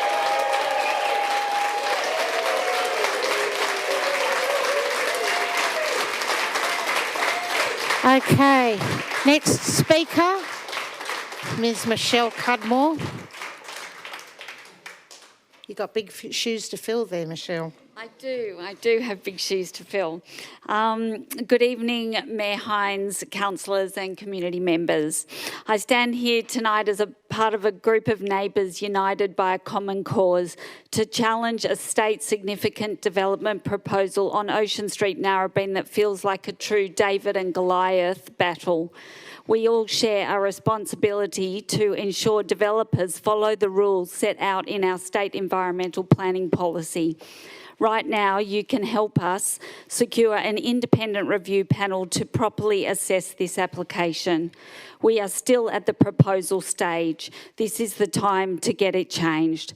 This fight isn't just about Narrabeen. If this development proceeds in an area exempt from town centre status, it will set a dangerous precedent for every community. Premier Chris Minns said that planning reform means the right development in the right places with the right outcomes for the community. And this proposal is none of these. The law requires early community consultation for major applications, and Moran ignored this. They held one sales session in November 24 promoting their luxury over 60s apartments for 130 residents and refused to discuss size and scale. That experience shattered trust between the community, the system and Moran Retirement. Narrabeen was excluded from town centre status because of its fragile coastal environment, yet Moran plans to carve 10 structural levels into a sand dune. This is reckless. They will overshadow homes, rip out the Norfolk Island pines and A1 class trees. Once these trees are gone, they're gone forever. This will clog our small one-way streets, and stormwater from East Coast lows will surge into the lagoon through our properties. The community says this is too high, too big, too close, with 635 objections and 1,800 petition signatures in just 14 days. Buyers of the $3 million apartments will bring multiple vehicles, boats, caravans and visitors. This isn't just planning, it's chaos. And to the earlier speaker, there's only 2 EV spots being proposed. You were elected to protect this community when it matters most, and that is now. This, as your own council planning team have ejected, thank you, James. Now it's time to support them and us and vote for motion 48 and support us in following up those objections and work with the government to change these plans. I can't stand by and do nothing. I'm asking you to join me. This is our community, our future, our responsibility, and together we can make sure our voices are heard and that this decision reflects what is right. We need your unanimous support tonight so we can take the next step. Thank you very much. Thank you.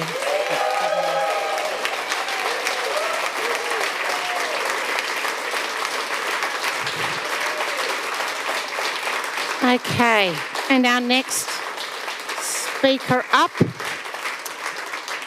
on a different topic is Mr. Justin Addison on item 14.10 on a notice of motion about public toilet facilities.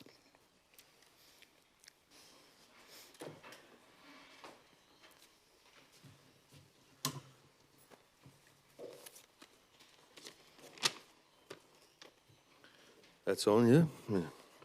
Good evening, Mayor, councillors. I'd like to acknowledge the actual owners of this land, the ratepayers. My name is Justin Addison and I'm a Libertarian and I'm representing the ward of Pittwater. Tonight I raise support for item 1410, public toilet facilities in Northern Beaches, with a slight caveat. I would first like to acknowledge the Green councillors for raising this important motion. However, upon seeing Councillor Unjak's name, I did have to double check the motion to ensure it was toilet facilities on the Northern Beaches and not Gaza before the Libertarians supported this motion. Okay, Councillor Causey, let's just let it roll. It's toilet humour. Let him go. I'll take that as a comment. Okay. On notice. The motion states, councils operate public toilets that provide vital services to residents, visitors and local businesses, and that the standards of these facilities play an important role in community health, local sports, accessibility and local economic activity. The Libertarian Party completely agrees, and we think that it is the core business of local government along with the roads and the rubbish. In relation to the Greens' inquiry into the toilets, the motion further states that they often lack dedicated funding.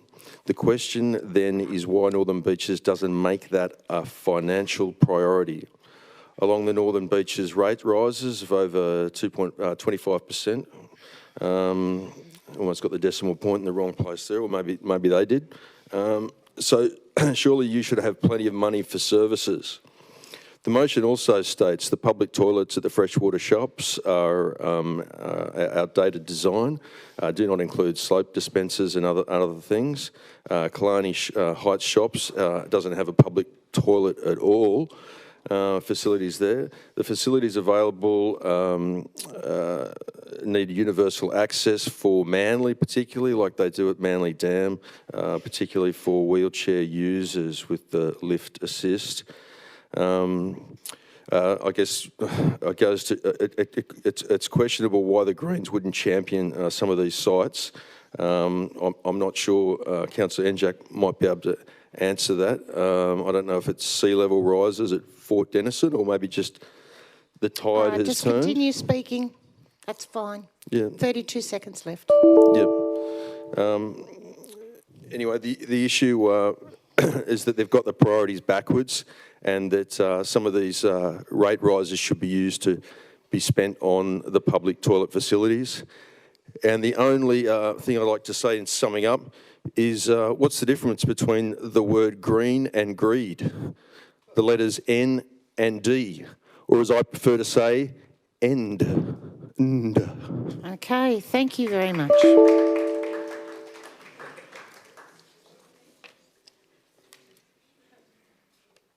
Okay, councillors, we now move into items by exception, and I'd like you to be mindful of whether it's absolutely necessary to call out an item if the officer's recommendation is sound.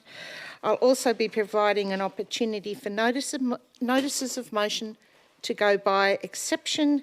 If you wish to call out a nom, please do so when I go through each item shortly. Firstly, can I have a mover and a seconder for this? Councillor Grattan, Councillor De Luca. There we go.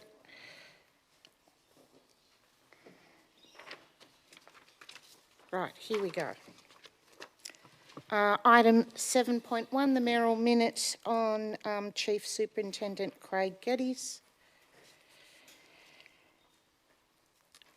Item 8.1, diplomatic ties and civic relations.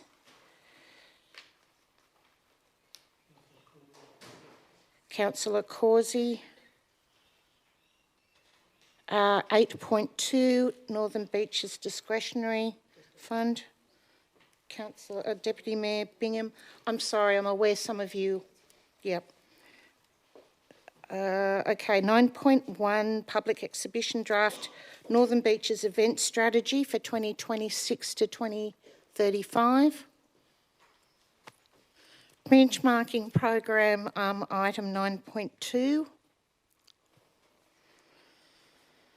Item 9.3, outcome of the public exhibition we had on draft community engagement policy and strategy. Okay. Is one a question, one an amendment? Okay, all right, you'll both be obviously speaking to that. The annual report, item 9.4, and financial statements, Councillor Grattan. 9.5, review and revocation of the public art and memorials policy. 9.6, quarterly reviews, September 2025, Councillor Grattan. 9.7, the monthly investment report for September 2025. Okay, 9.8, Code of Conduct Complaint Statistics, Councillor De Luca. 11.1, Public Exhibition of the Draft Hawkesbury Nepean River System Coastal Management Plan, just rolls off your tongue.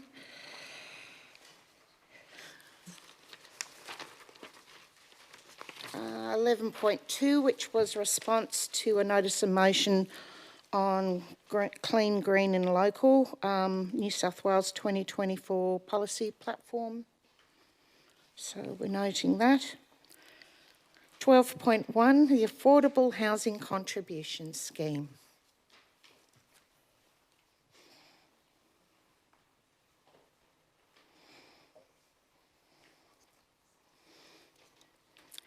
Okay, 12.2, response to notice of motion. On the issues with building information certificates and the gaming of development applications. I won't call it up. I just want to quickly thank staff for a very diligent and well-prepared report. Thank you. Thank you, Councillor Glanville. I also learnt quite a lot from those answers as well. 12.3, the response to a notice of motion, boat and trailer parking, which will be Councillor De Luca. 12.4, response to notice of motion on place-based investigations for Manly Vale and Forestville, Councillor Grattan. 13.1, outcome of the public exhibition we had on the land dealings policy. Okay, we've got two of you.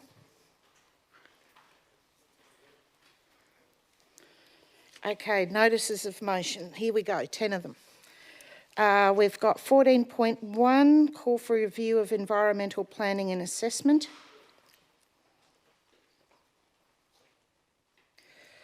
14.2, notice of motion, options for enhancing the customer experience. Okay, Councillor Beaujard. 14.3, notice of motion on the open space mobile food vehicle permits. Councillor De Luca. 14.4, notice of motion, expansion of the New South Wales Government's drone shark management program. Okay, just hold on. There were two of you with your hand up. It's Deputy Mayor's motion. Are you and Councillor Harvey, Councillor De Luca, are you? Yeah. Okay.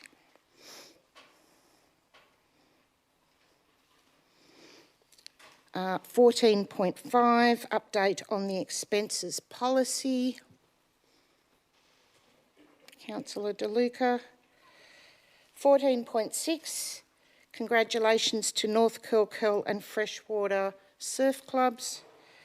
Councillor Beaujard. 14.7, planning for Frenchs Forest Precinct. Councillor Hernjack. 14.8, support for companion animals amendment, the control of cats bill.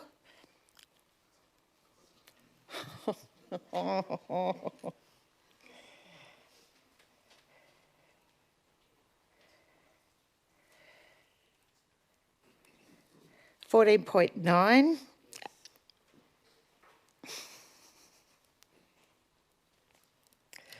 $14.10. Oh my goodness. Okay. So then we go into the items in confidential. Anyone, we're going to let 17.1, offer to manage Crown land at Ingleside. Okay, 17.2, North Narrabeen, Councillor Burr. Yeah, Councillor Singh will be leaving for that one. 17.3, response to the notice of motion on the Manly Environment Centre.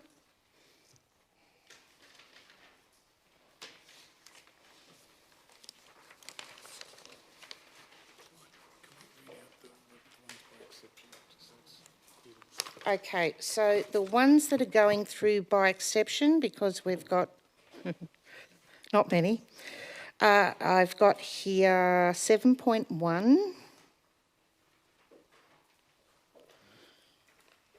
9.1, 9.2, 9.5. Sorry, I don't see it there. It's coming up. Okay, we've got that right. 9.7.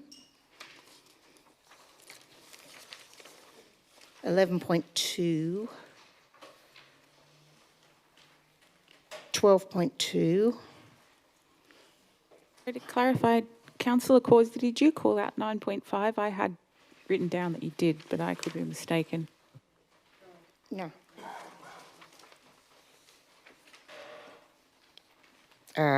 So 12.2, 14 point. No, sorry, take that back. 14.10. No, the 14.8 I had Councillor Beaujard. And then in confidential 17.1. Okay.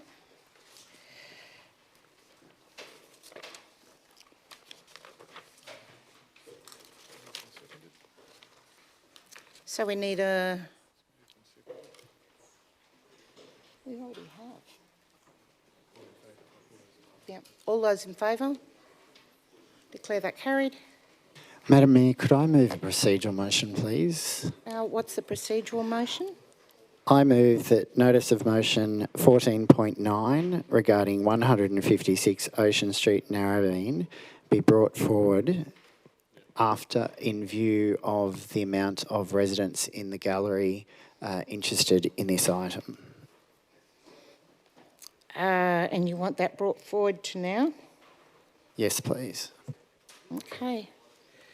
Seconded by Councillor Singh.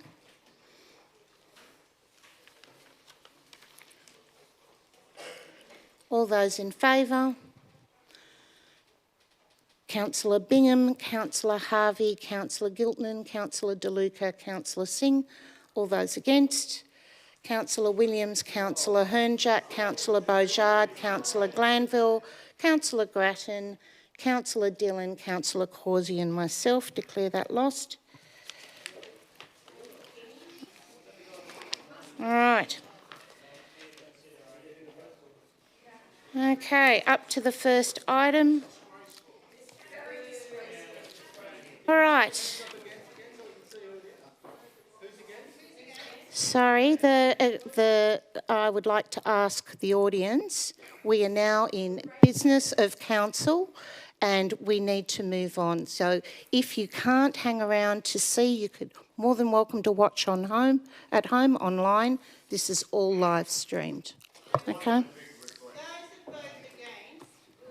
Okay, so councillors, we're now moving into item 8.1. So, Councillor Causey. Madam Mayor, I have some questions first. Yep. Okay. Councillor Beaujard, are you seconding as is? I'm happy to second as is, and I have questions. Okay, thank you. Ready to go, Madam Mayor? Yes, but I've got Councillor Causey as the person who's pulled this out. Okay, Councillor Causey? You're moving as is, or are you adding anything? Or no, I've got an amendment, so let.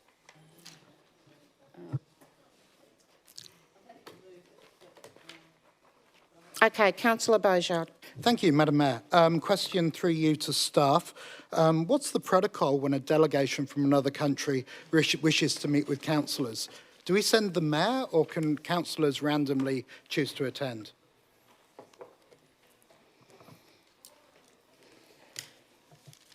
Thank you, Madam Mayor. Councillors, it very much depends on the circumstances of the case. Most requests are to meet the Mayor, and the Mayor's diary, when possible, will accommodate that. Routinely, the Mayor will bring that to all councillors' attention, and if it's a civic function of any sort, then all councillors would be invited.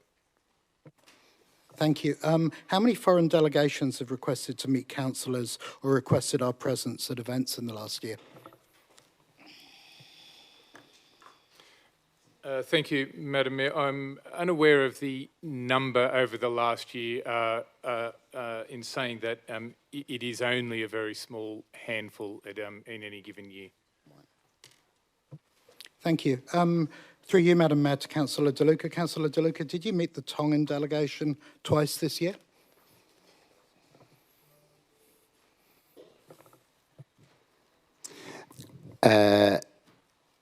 It was actually a state reception for the royal family. Through you, Madam Mayor, March the 9th, Councillor DeLuca, you also met a Tongan delegation. Was that again a state delegation through the royal family? I can refer you to clauses 6.2D and E of the Code of Conduct.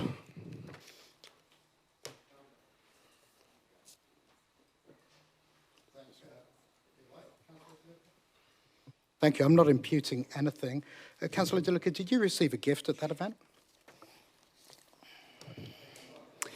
No, I bought a history of Tonga for $100, which I paid for myself.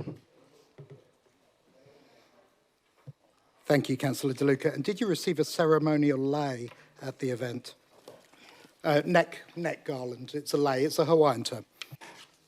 That was presented to me as an honour, which I have had for many years. Fantastic, Councillor De Luca. And did you declare that in the gifts and benefits register? It is not a gift. I was there in my official capacity. Thank you, Councillor De Luca. Is that the same as the entertainment you didn't enjoy at the Manly Seagulls game on the 30th of September 2024? Just a point of order. Point of order, Councillor De Luca. I believe Councillor Beaujard has actually committed a act of disorder pursuant to clause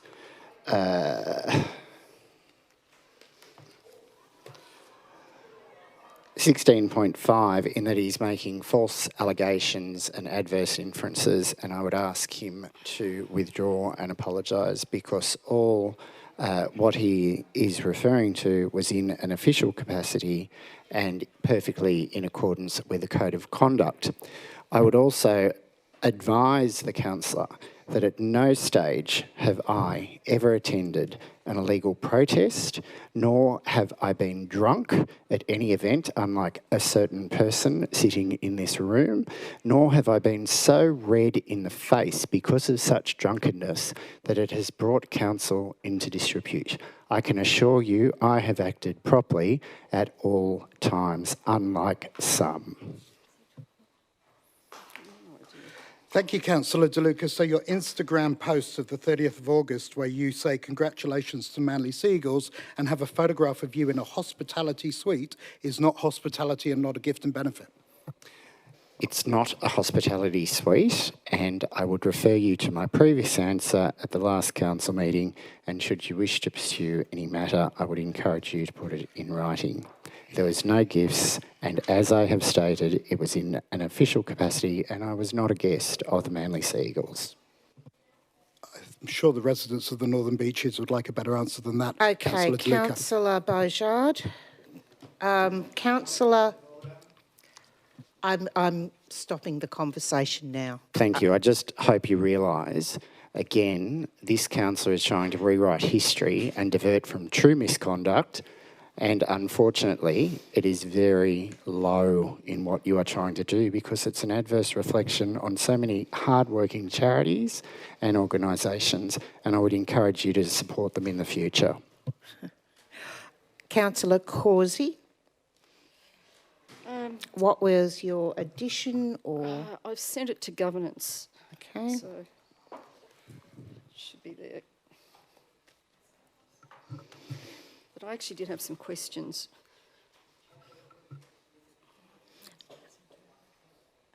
Okay, so as it's only one extra point than the original, Councillor Beaujard, are you still happy to second this? Yes, Okay, that's a yes. Councillor, any other questions? Councillor Ernjack, is yours a question?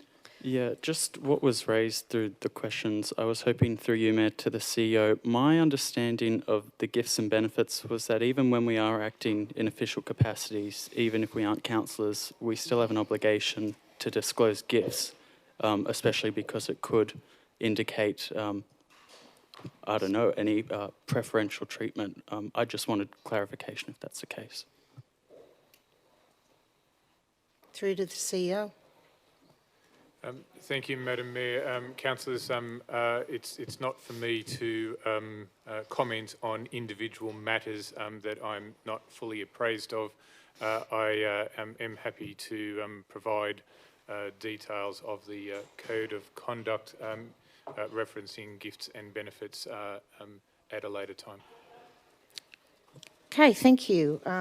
If there's no more questions, can we move on and put this to the vote? Well, I'd actually like to speak to it. Okay. Thank you. Okay, I've introduced this amendment because my understanding of this motion or report is that it doesn't remove our sister city relationships, but that we just don't need a policy to support them. However, our website page about our sister cities appears out of date, with Suabada not mentioned and others present that I didn't know about. Maybe they are still active, I also think we could improve the graphics on the page. Anyway, I think that it would at least give residents a chance to find out accurately what our sister cities' relationships are all about. However, despite that amendment, I'm reluctant to abandon the idea of a diplomatic ties policy, because I think our sister cities' relationships are important for what they represent, and having a policy gives us scope to build on them. I'm going to actually read, I've just had a message, in fact, from our Pittwater MP, Jackie Scrooby, who's basically said that she would actually support the idea of a council policy on this because it's soft diplomacy and not something that should be done lightly. It costs the council nothing, and it would be useful to get a motion along these lines discussed with our federal member. And we also know that the President of Soy Bada has recently been to Melbourne and highly values the relationship. So I'll just go back a step. The idea for these relationships stemmed from a time when travel and communications were far more limited. They flourished after World War II as a form of comradeship between towns across enemy lines. In post-war Europe, the English city of Coventry was twinned with the similarly destroyed German cities of Kiel and Dresden. Since then, these relationships have been vehicles for trade, tourism, and I would add, building understanding and support between sometimes very different communities. At a time when tensions are rising both between and within nations, I believe these sister city relationships are still important in building understanding. Simply being able to say we value these relationships with communities so different to ours is a powerful statement. So the Council's July 2024 report noted on the issue indicated that our sister cities' relationships were dormant, but it noted that we had ongoing links with Brewarrina and Gunnedah. Yes, I'm running out of time, but yeah, I don't believe that the concept of sister cities on the Northern Beaches is dead, and I believe a new policy that was actively implemented rather than ad hoc initiatives could help support these relationships that we still have, or to regenerate ones that are inactive. So, yeah, that will do. Thank you. Okay, Councillor Harvey. I just want to add, I'm really glad that we're retaining the relationship with Gunnedah. I was fortunate to meet the Mayor of Gunnedah, Mayor Fuller, in our foyer of our hotel at the NGA, and then on my way back from my road trip recently was able to stop in at Gunnedah and enjoy some lovely scones with her. No ratepayer expense required, fear not. And I think it's fantastic that we have connections elsewhere in the country, and that I have other members of local government who can tell me, hey, there's a good inn up the road, don't drive after this time, you'll probably die by hitting a deer. So I really appreciate that, and I'm really glad that we're retaining it. So thanks, staff, for your work on this. Okay, before we put this to the vote, I'll just make a comment myself. I think what Councillor Causey said is right. I mean, these diplomatic ties and relationships in sister cities did come from a time past where there was not much travel, and to visit other places was a huge deal. I'm aware that inherently, because we're an amalgamated council, we've got previous relationships with different cities around the world from the three various councils, plus, of course, some in our own regional areas. And I think the relationships, as Councillor Harvey just said, are natural. It's wonderful when you do meet each other, and you know, constantly we always ask each other when we meet there's a New South Wales conference coming up very shortly. The constant question will always be, how are each other's councils doing? And that's the information that you learn from, and you know whether you're living in a lucky council or maybe a not so lucky council. So with that, I'm going to put it to the vote. All those in favour? And the second to speak, Madam Mayor? I'm moving. You've already spoken. I'm just keen to keep moving. I just want to foreshadow another motion if this one doesn't get up. Sixth sense tells me it's going to get up. All those in favour? Declare that carried. Okay, item 8.2, Councillor Bingham, you moving as is or? Yeah, just with one word change in point 1A, that the focus is on activities rather than events. So delete the word events and change it to activities. Okay, Councillor Causey, would you like to second this? Yes. Okay, and are you happy with the change to the word activities? Yep. Yep. Okay.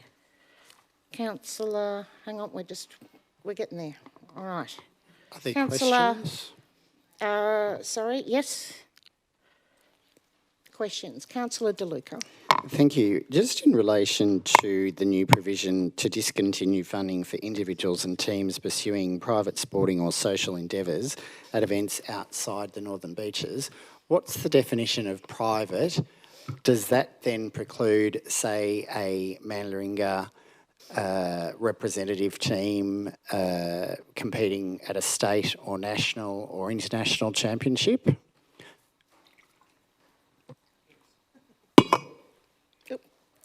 Thank you, Madam Mayor. The staff interpretation would be yes, that's correct.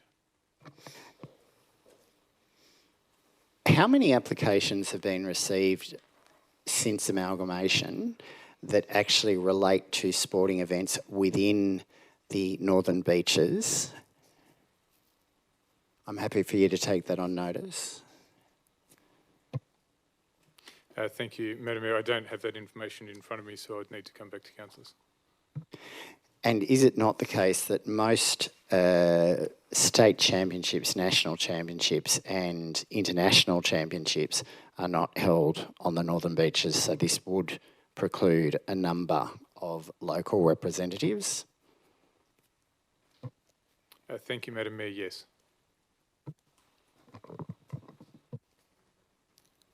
Okay, questions? Councillor Hernjack. Thanks, Mayor. Through you to staff, would it be correct that our state and federal MPs are able to use their electoral allowances to sponsor competitors attending state and federal level championships, and would that not be the more appropriate avenue since they'd be representing the wider Northern Beaches? Thank you, Madam Mayor. To the first part of the question, to the best of my knowledge, yes. The appropriateness of it I will leave to Council to determine. Okay, the mover, Councillor Bingham. Do you want to have... I'm happy to put it to the vote. Okay, seconder, Councillor Causey. I would like to say something, please. Yep. So, look, I welcome the staff's review of the Council's discretionary fund policy with its focus on a broader range of activities and events. Until now, we've had a preponderance of sporting applications, and I'd like to see the Lego builders, the bush carers and seniors knitting groups applying for these funds. However, I still believe sports people should qualify under the physical activities category, along with events outside the Northern Beaches. But this should be limited to one application per club across all age groups and disciplines or classes to prevent whole sports teams or members of other groups monopolising the fund. The new stipulation that applications should be mainly for events that take place on the Northern Beaches also highlights the importance of benefit to the local community. But I believe the experience and new techniques that sports people or others gain on trips elsewhere will also benefit others involved in the same activity at home. Young people in particular who are talented in a field can cost their parents a fortune attending these events out this side this area as well. For some without deep pockets, the fund might make it possible for them to join the rest of their group on an excursion that they might otherwise have missed. I will be interested to see community responses to this exhibition. Thanks. Okay, thank you. I will actually put a comment towards this. As some councillors might be aware, I actually would prefer if we were supporting the youth and young people with this. I have seen over the years that this discretionary fund, which normally helps schools with book prizes, has helped people with medical waste, due to issues that they have with their health, where we have helped young people with their sporting endeavours in all different places, but I am now seeing our requests for sports teams travelling all over the place, especially adults, where I think to myself, as an adult, you have a choice whether you want to play a sport or not. Normally with young people, their parents are already struggling paying for everything else. I'm happy to support this and see what the community response back is, but I do kind of see that sometimes some of our more adult teams pass obviously the fund around to the entire team and say, please can we have funding for every single member of our team going to wherever it is, and I think our discretionary fund policy should be a bit more special than that. That's my thought. Anyway, with that, I'll put that to the vote. I wanted to speak to, thanks. Oh, yes, Councillor De Luca, I didn't see your light on. Thanks, Madam Mayor. I am concerned regarding the discontinuance of funding for individuals and teams pursuing sporting endeavours outside the Northern Beaches, knowing that the Northern Beaches, unfortunately, due to our lack of sporting infrastructure, to my mind, we've had surfing championships, but in relation to other sporting championships, we have not had that many. I think we've had a softball championship. What you said is correct, that we have a number of younger people that sometimes apply for this. We have seen people from lower socioeconomic backgrounds. We have also seen a huge number of Indigenous, Tongan, and also Maori local residents apply for assistance. And those people do suffer a serious those people that did actually apply from memory were socioeconomically compromised. So with this would actually take away their ability to apply. The federal members grant, that's not a federal members grant, it's actually the Sporting Champions grant issued by Sports Australia on the recommendation or say-so of the federal member. I'm also aware that a number of young people have applied for that over the years and have been unsuccessful. While I don't believe in cost shifting, this is a small way that we can support our community, particularly, like I have said, those in lower socioeconomic situations and those of multicultural backgrounds. And that's why it is important to attend events like state receptions held by the New South Wales Parliament for the Tongan community, as well as other events that they hold, because they do sometimes feel marginalised and excluded, and therefore it is essential, noting that some of these communities have the highest representation of their actual former nations on the Northern Beaches. It's imperative that we support them. Okay. Councillor Beauchamp. Just very quickly, Madam Mayor, just to slightly correct the record, I'd like to recognise the sporting championships of Football International Cup, the cricket championships which occur on the Northern Beaches, the rugby and AFL championships that occur on the Northern Beaches, and the wheelchair basketball. And I probably missed some, but there are quite a lot that occur on the beaches. Okay, with that, we'll put this to the vote. All those in favour?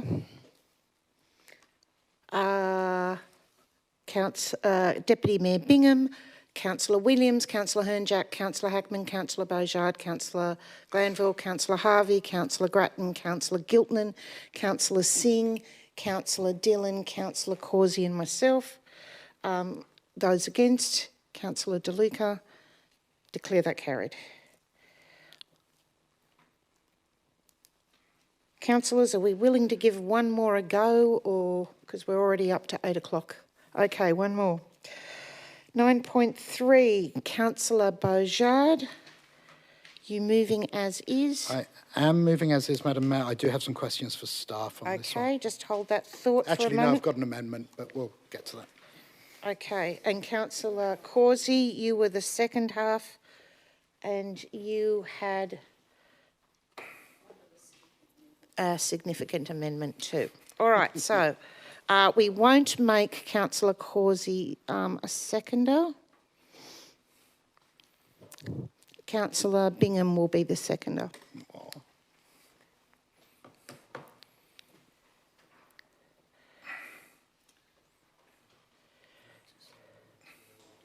All right, so can we see your slight amendment? Yes, if governance has my amendment for this item. And then I'll have to ask Councillor Bingham if she's accepting of the slight amendment. Works Just so better that- after my questions, but we'll Yeah, pop it up. just hang on a tick. Let's just, if we can read it, that would help.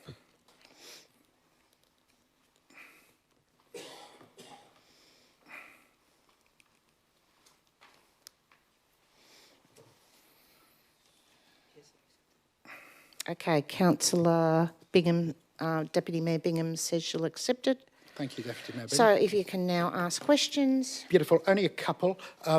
Question through you to staff, Madam Mayor. Can you explain the difference between a statistically valid randomised survey and our standard community consultations,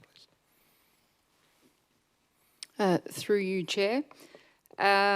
Statistically valid data is where you work through like a process of market research. It uses structured sampling, representative participant groups that reflect a broader population across the community.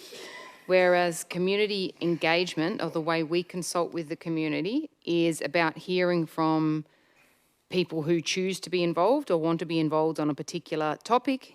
Council has it open and accessible, and people with an interest may choose to participate. And this is an opt-in approach, but does indicate that different to market research, it's not statistically representative of our community necessarily. Thank you. If I could ask as well, how many residents would need to respond to an opt-in survey for the results to be statistically meaningful? I'm happy for people to go off and look at the maths on notice if they need to. Well, through you, Chair, I would suggest that an opt-in survey is not about probability or the proportion. So even if you have a very high number of community members that participate, it doesn't suggest that you have a representative sample of a community, and you couldn't draw that inference from a large number of participants. Thank you. So if the results are not and cannot be statistically meaningful, why do we do it this way? So under the IAP2 framework, which councils use for engagement with the community, the intent is that any community member has the ability to influence and choose to participate in a consultation process about a council decision that's being put out to the community. So what the engagement team get through those people that choose to participate is feedback, ideas, themes, insights. So it talks about influence and what is of concern to the people that have participated. And that is what local government is obliged to do when we are trying to engage with our community on a particular thing. Thank you very much. No more questions. Okay. Any other questions from anyone? I'll have a quick question. I suppose my question through to the COO is that including these reports on the engagement results and the community consultation, do you expect that the end result will be a clearer understanding from our community about what community engagement creates? Chair, I would not. I would not want to pass comment on whether the community, how the community might value this additional detail. There's no issue from a staff perspective on its inclusion, noting that we already do talk to the methodology used or the sample size and how we might have recruited the people that were involved. But the additional explanation and understanding of how it's not statistical data may assist the community, yes. Okay. All right. If no one else has any questions, Does the mover want to say something on this? I'll be brief, Madam Mayor, if I may. Community engagement is incredibly important to council. How we reach out and understand the views of the community actually helps us decide how we're going to work with each item. However, over the last year, community engagement seems to have been weaponized against us. In a number of occasions, we've heard the community talk about this being a vote. We've heard the community talk about a majority of people voting for something and us going a different way. We've heard today in the questions that, and the answers, that this is not a vote. It's not a statistically valid sample. That's not to say it's not useful.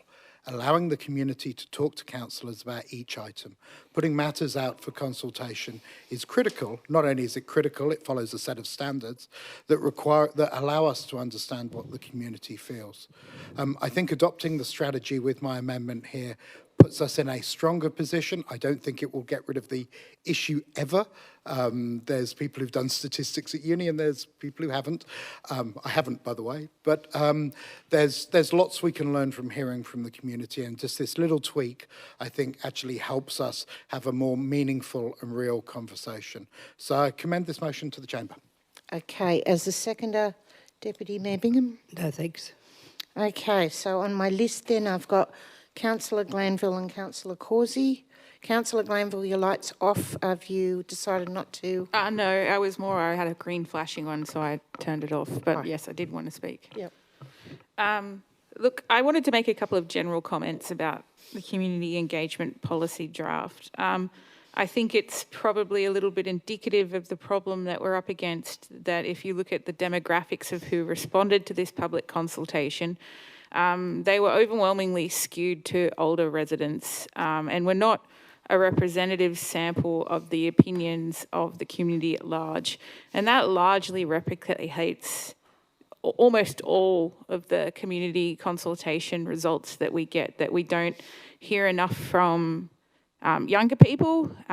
We don't tend to hear in the same 50-50 regard from women as we hear from male residents. And so I would encourage us to, I think what is in the policy has some useful things, but I think sometimes in the implementation, some of the principles can get a bit lost and residents can feel like the consultation process is a bit tokenistic. And further to, in particularly the comments from Michelle Washington in the public address, having those principles of co-design embedded more often in how we consult with the community to genuinely make them part of how we design the system, rather than just kind of letting them know at the back end, but engaging them early in the process to be part of the design of decisions is really important.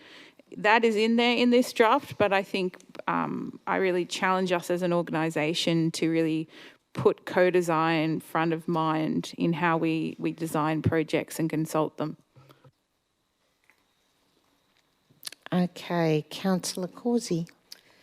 Look, I'm not quite sure at this point if Councillor Beaujard's amendment is an addition or an amendment. It's now the motion because Councillor Bingham accepted what the amendment was. So, okay, so then I'd like to put up my amendment, which I've sent to governance. Okay. Which is basically to defer this, and I'd like to speak to it. All right, so we need a seconder. Councillor Harvey is the seconder. Okay, so I'm disappointed with this strategy. To begin with, it's incredibly ironic that on a community engagement strategy, we've managed to attract only 28 respondents. I fear this reflects a widely held attitude amongst residents that community engagement is a waste of time and that the council doesn't listen to them. We need a strategy that turns this around. The document's community engagement principles look pretty good overall, except the first one, which was a red flag for me: prioritise and champion best practice. Surely the first principle of community engagement should be communicating effectively. And if best practice is what we've been doing, it leaves a lot to be desired. For example, the strategy outlines the International Association of Public Participation approach for best practice. It begins with the goal of informing, which means providing the public with balanced and objective information. The community's reaction to our special variation proposals earlier this year would indicate we need to work harder on this. And few residents seem to be aware that most community consultation is self-selecting and therefore not statistically reliable. So residents aren't voting as such. Instead, council staff are looking for residents' concerns and reactions to different issues, which are then reported to councillors. Further along, the strategy deals with metrics and states that quantitative data can be used to test specific hypotheses, and it allows for statistical analysis to draw general conclusions. As we've just heard, in most cases this is not possible. Similarly with collaboration, for which the framework suggests community-centred committees and community and stakeholder reference groups, I haven't seen a lot of these since I was elected to council. Then we come to the goal of empowering, with the action to place final decision-making in the hands of the public, and its corollary, we will implement what you decide. Even if the whole community could agree on everything all the time, our council engagement does not work like this, and to suggest it does is a fairy tale. Then there's the goal of reaching diverse communities, which sounds good, but as Councillor Glanville has just said, we don't often hear from young people, and more men than women seem to have their say. Finally, the document doesn't deal with the treatment of surveys and submissions from community groups, which can represent hundreds or even thousands of residents as one single proffering. Parts of the strategy sound lovely, but in reality, we don't seem to be able to implement them. So with all this in mind, I believe we should defer this strategy to a council workshop in the new year for a discussion of the problems and review of this document.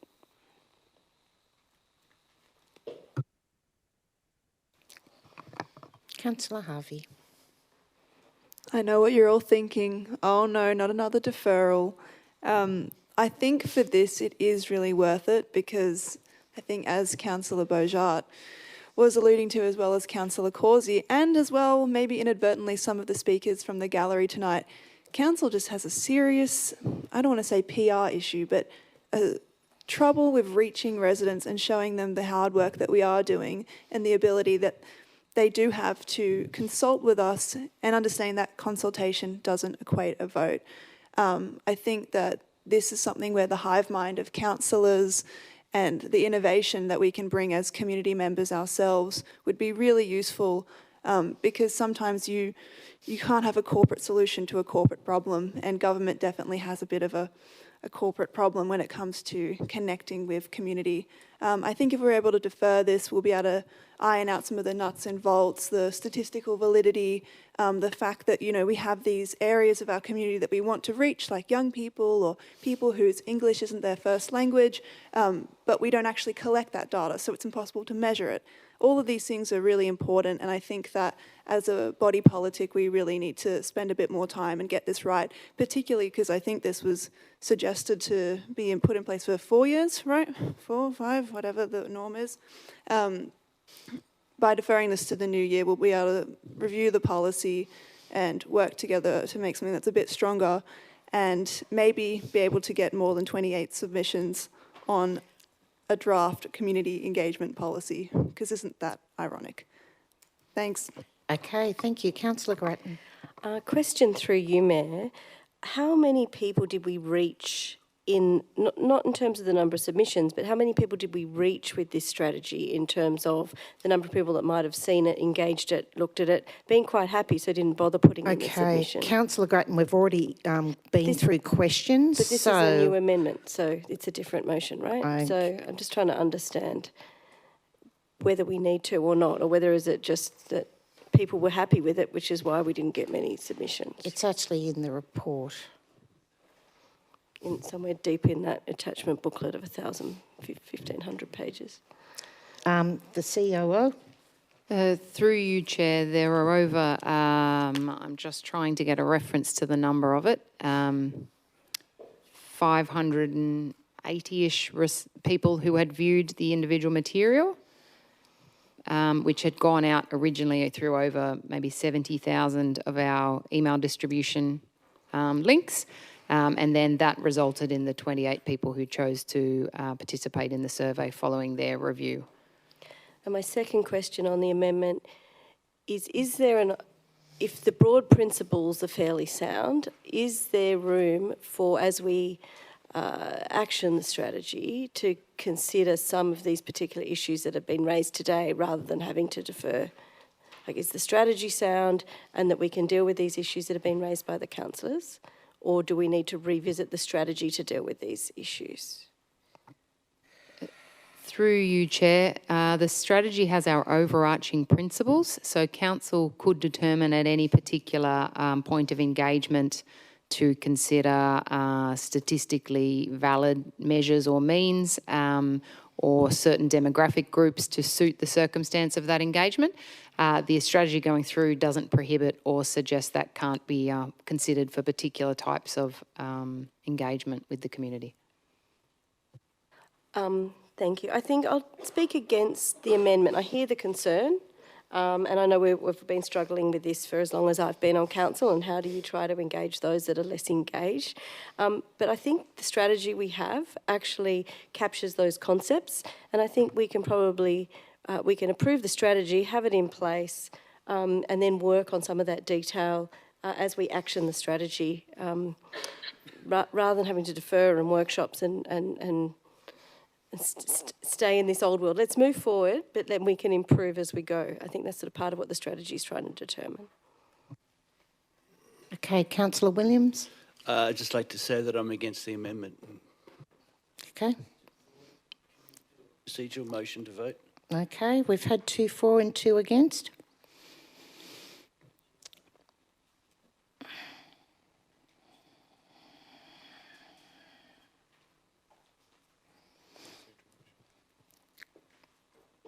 All right. Okay, show of hands that this be put. Looks like unanimous. No, it's not. Except 2. No, or unanimous except 1. Councillor Causey. All right. So now we'll vote on this.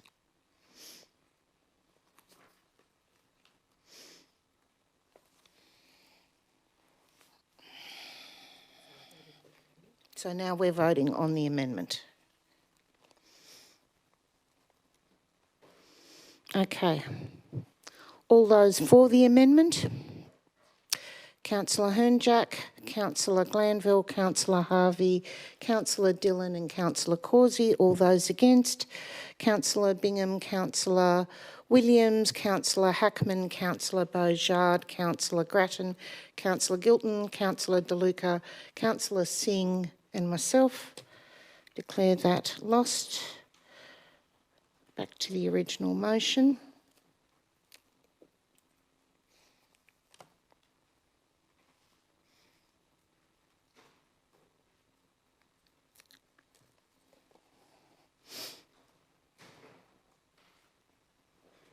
Right, we're ready? All those in... Hang on. Yep, hang on. Probably frustratingly, I'll reserve my right. Thank you, Madam Mayor. I'm sure there will be lots of opportunities tonight. Okay. All those in favour? Declare that carried, except for Councillor Causey. Thank you very much. And now procedural motion that we have a 10-minute break. Look at that enthusiasm there. Sorry, do you want a bit longer than 10? Can I request 15? Yeah, Yes, thank 15, sorry, 15 minutes. Totally went out of my mind. All those in favour? Yay. Okay, thank you very much. See you in 15 minutes.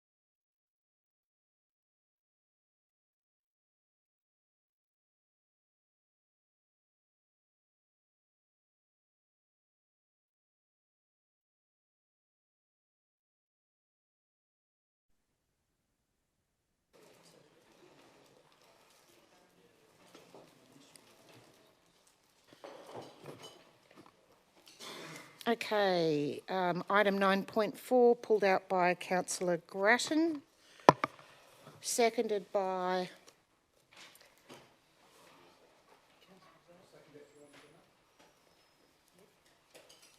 Oh, sorry, I'm just looking because Councillor De Luca has his lights Sorry, on. I've So just you're got seconding it? questions. Oh, okay.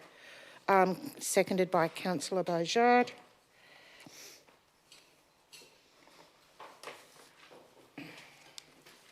All right, questions. Councillor De Luca? Someone needs to turn their light off. Okay, so I've got Councillor Thanks, Madam Mayor. Ahern-Jackson. Just in relation to the Office of Local Government benchmarks that Council didn't meet 2 of the infrastructure asset performance benchmarks, could I please ask how was this assessed and determined? Thank you, through you, Mayor. So the 2 that we didn't meet are the 2 infrastructure benchmarks that we've been talking about for some time now. They're really the primary driver of the special variation. The first one is the infrastructure renewals ratio, and that measures how much did the council actually spend on renewing the assets that we have, divided by what we should have spent, and that's measured by the depreciation for those assets. We failed that. We were $4.7 million short last financial year. The asset maintenance ratio is the other one that we failed, and that measures how much we spent maintaining our infrastructure assets over how much we ought to have spent. And we should have spent 53.5, and we had spent 48.9 million because that's the limitations of the funding for the year just past. So it was 4.6 million short. Okay, just in relation to the previous re-evaluations of assets, I take it that affected the asset actual valuation considerably? Yeah, so the depreciation is impacted by those revaluations for the year ahead. So the year past revaluation in the last few years, the inflation on infrastructure spend has been quite considerable, and that's really caught up to us in terms of that depreciation rate. So was this reliant upon the previous report prior to the IPART determination, or is it a new report and assessment of the assets to date? So the council does a desktop revaluation every financial year. So there is a new assessment that's done which will impact this year's depreciation. This one here is from the year before's revaluation, so the 24 year. So the previous year, that was undertaken by an external consultant from memory?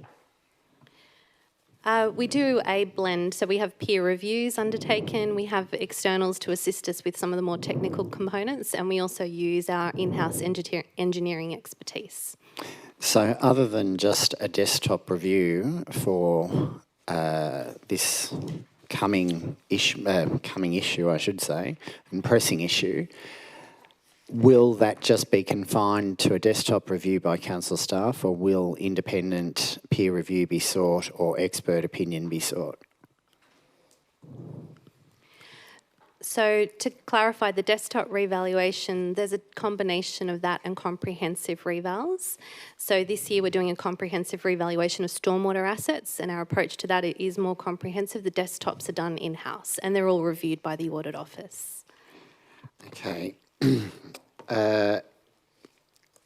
In relation to the IPART's reporting requirements for the benefit of the public in relation to the SRV granted, could Council please outline the reporting requirements of the IPART approved SRV? So the IPART reporting requirements start from the 26th financial year, so this year onwards, and they will require us to report in the annual report to the community what we've delivered with the special variation funds against what we had promised in our application. Thank you. As per my previous request to Mr. Phillips, is it possible that that actually be reported on a quarterly basis next year? In our quarterly report, we're including some highlights from the Special Variation Program so the community can sort of follow along as the year progresses, and it'll be much more comprehensive in the annual report. Thank you. Okay, thank you. Councillor Hernjack, I had you next. Thanks, Mayor. Through you to staff, I was just hoping I might get a bit of clarification or rationale for what I was just hoping to get some rationale for something I noticed in the benchmarking report, and I think is also in the annual reports, just around a trend upwards in unscheduled leave taken. There just weren't any notes in the benchmarking report along with that, so I'm wondering why that might be the case.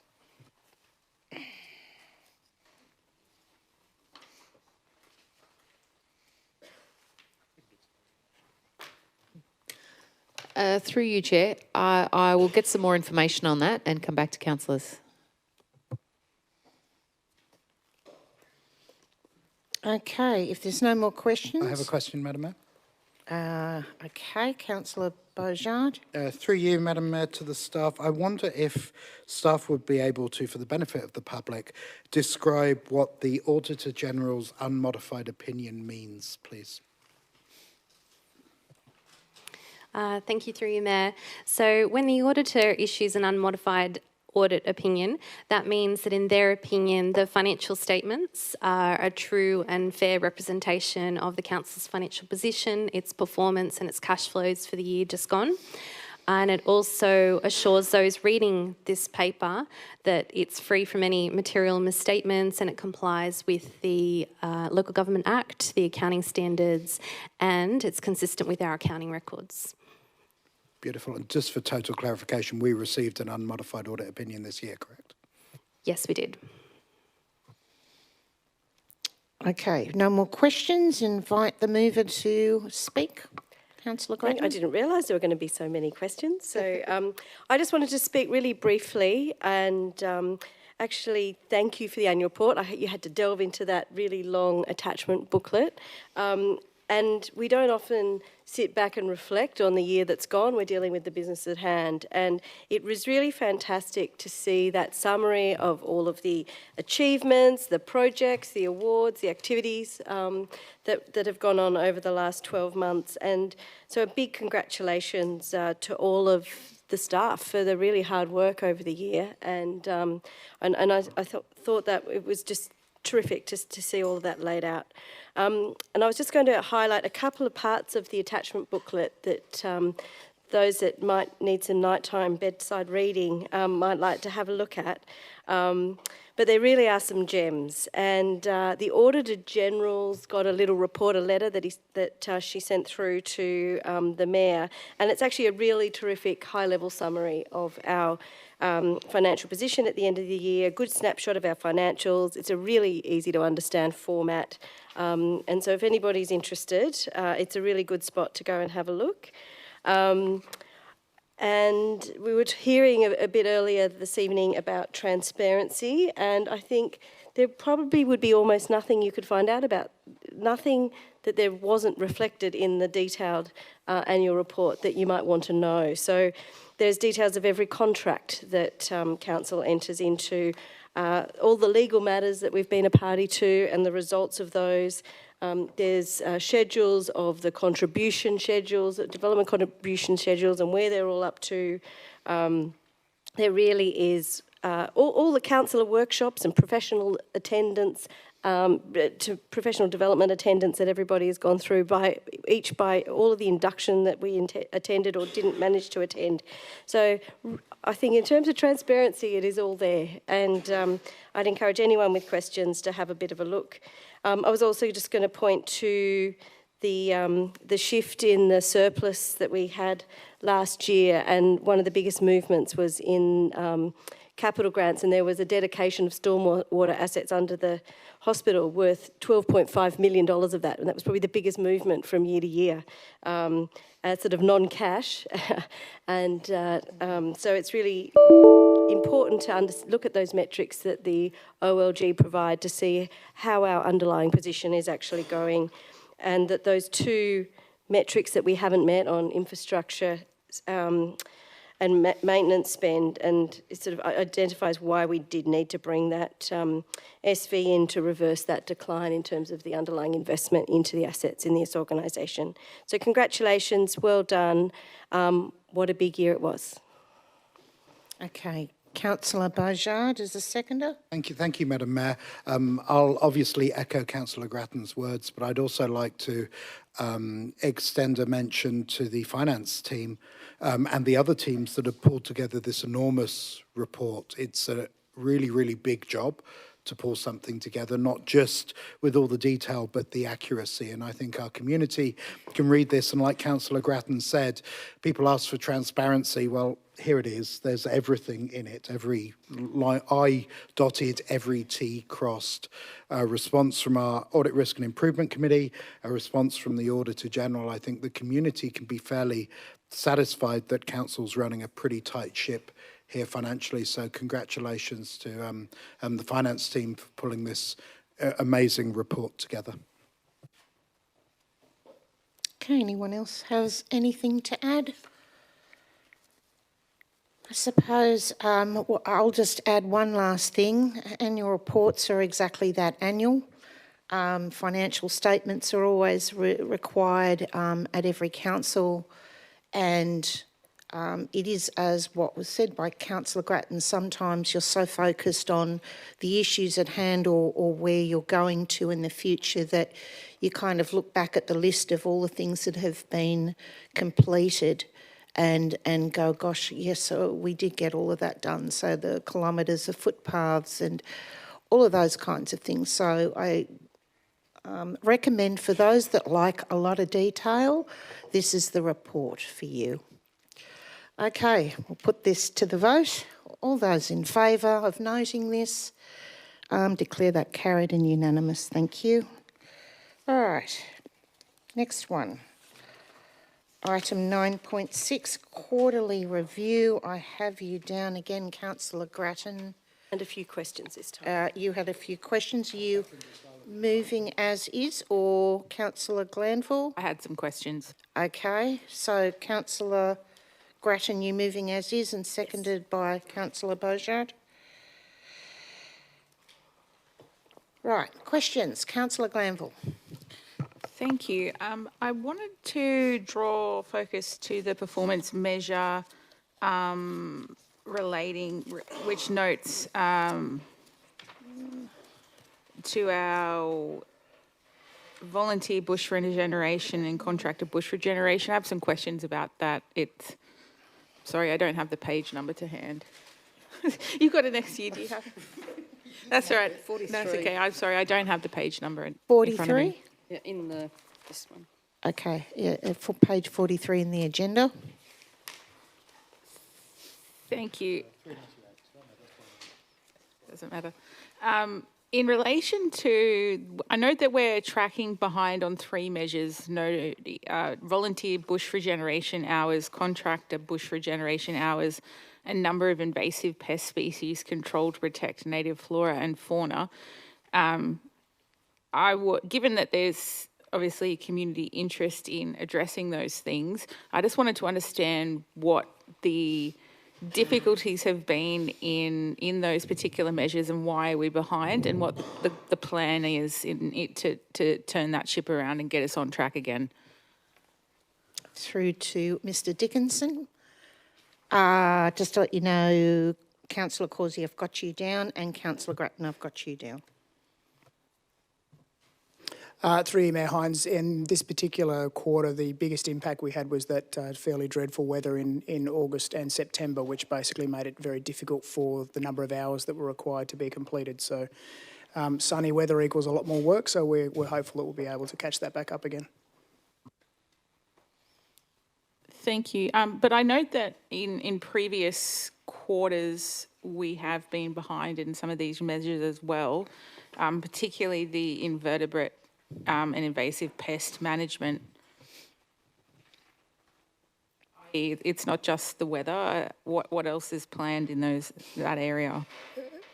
Through you, Mayor Hines, sorry, that was in relation to the volunteer hours and the contract bush regeneration hours. In relation to the vertebrate pest program, that program's been under review for a period of time so that we can change our methodology. We're going through that process to make sure that our methods are in keeping with best practice, and we hope to restart that program fairly soon.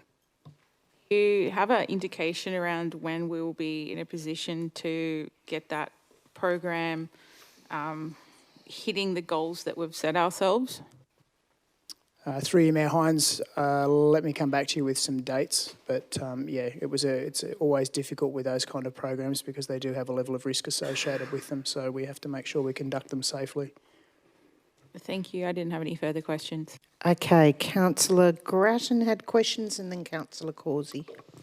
Thank you, Mayor. Some questions and sort of comments. Again, deep in the attachment booklet, page 477, is a dashboard, a performance dashboard. It's just 2 pages, and I just think it is a fantastic summary. And my question is, can we bring that up into the main papers next time we see the quarterly business review? Because I think it really gives us a high-level overview. I saw a nod. Yes. Yes, excellent. Within this dashboard, we've got an update on the productivity savings report. I think there's one, we've made up 1.2 million in savings so far. I couldn't find any details of that in the body of the report. Could you outline what are the savings that we've made so far this quarter? Thank you, through you, Mayor. So the 1.3 million is made up of the hop, skip, jump bus service routes have been reduced. That's a $500,000 saving per year. We are no longer offering the Surf Life Saving Championship subsidy. That's been removed. That's 180,000. The vacation care service was closed a few months ago. That's $145,000. The number of events have been reduced or removed for this year, and that's 324,000, which Council included in their delivery program for the year. Some workforce changes, which equate to $112,000, and a reduction in vehicles at $18,000. Thank you. Poor old hop, skip, jump bus. Okay. Then the other thing I was just going to note is the new quarterly budget review statement format that's been designed, which I actually think is fantastic. And again, could we think about bringing that up into the main papers? Because I think that gives us the detail we need to be able to make decisions with the quarterly adjustments to the budget. Yes, we're happy to look at that for the next quarter review. Okay. And last one, if I can be indulged, Mayor. We've got a 1.2 million underspend on employees year to date. So why do we need to increase the budget through a $60,000 recommended uplift? Why can't we take this 1.2 million as savings? So the $60,000 increase is for the Kimbriki business, Council subsidiary. Council hasn't changed its budget for salaries for Northern Beaches Council.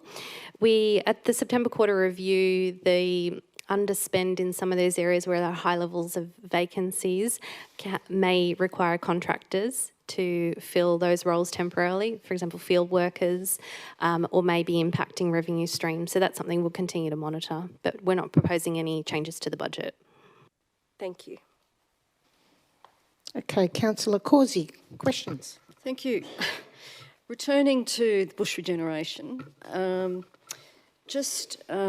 through you, Mayor, could I ask staff to what extent the reduction in numbers of the volunteers is due to the ageing of that workforce effectively?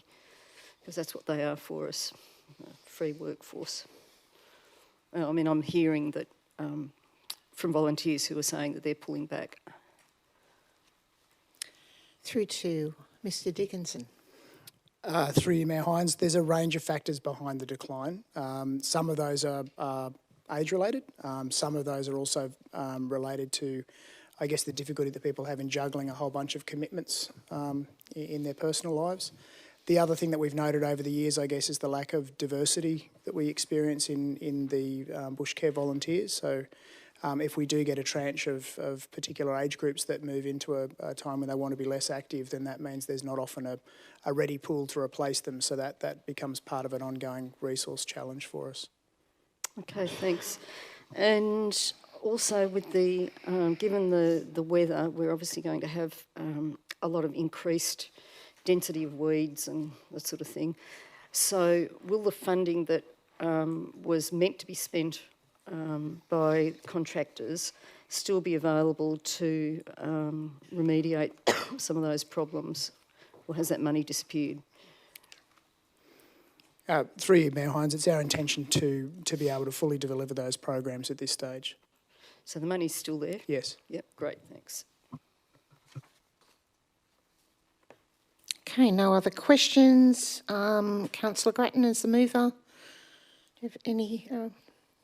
No, just thank you. Just appreciate the new format. I think it's really helpful for us to understand the decisions that we're making and makes it clearer. So it's worth delving into the attachments for them, but it would be easier to find them in the papers up front. You know, we're 9 million ahead of budget, which is great, but when you look at the underlying result, you know, we've still got a slight deficit there. So it's good work is going on, but there's more to do. Councillor Beaujard, this is seconder. Thank you, Madam Mayor. I just want to call out some highlights from the quarterly report, which are actually fairly impressive. You'd sometimes sit in this chamber, listen to the public forum and think everybody hates what we're doing.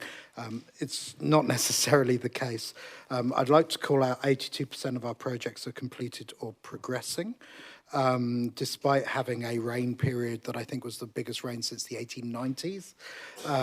Our performance measures, 90% meeting or approaching target, 10% behind target, but that's all transparent and visible. I'd like to call out our achievements, winning the award for Know the Code, our e-bike safety campaign, the Family Daycare Educator Regional Award, the first Sydney Council to install an artificial nesting platform for the Osprey, and grants for wharf renewal, etc. This document gives residents a real point in time of what we're doing, not just what we're doing well, which I like to focus on, but also what we're not doing well and where things are maybe not to track. It's another part of delivering transparency, and I commend this motion to the chamber. Okay, any other councillors want to add anything, or would the original mover like to have a right of reply? Great, let's put this to the vote. All those in favour? Unanimous, declare that carried. Thank you. 9.8, Code of Conduct Complaint Statistics. Councillor De Luca, are you moving it as is? Yes, thank you, Madam Mayor. But in view of the Chief Operating Officer's memo today regarding the error, does that need to be noted? I write to advise in the table on page 65 of the council agenda, there was an error printed in reference to the date this report is being presented to council. The date was incorrectly listed as 18/11 instead of 18/11/25. It was 24. Does that need to be noted here, or can it? Through you, Chair. No, we just wanted to correct it for the councillors' information. This is just a copy of the template, but the document itself that's sent to OLG, that would be sent to OLG after tonight, has already been corrected for the right date, so the information will be accurate for OLG submission. Okay, thank you. I've just got... so just a seconder, Councillor De Luca, on the Code of Conduct complaints. Yeah. All right, Councillor Grattan? Yeah, or Councillor Singh? No, Councillor Grattan, okay. No. Thank you. Just some questions. Could I please receive an undertaking from Mr Phillips that the questions asked of him by Mr Thomason in relation to this matter will receive a full written response to him?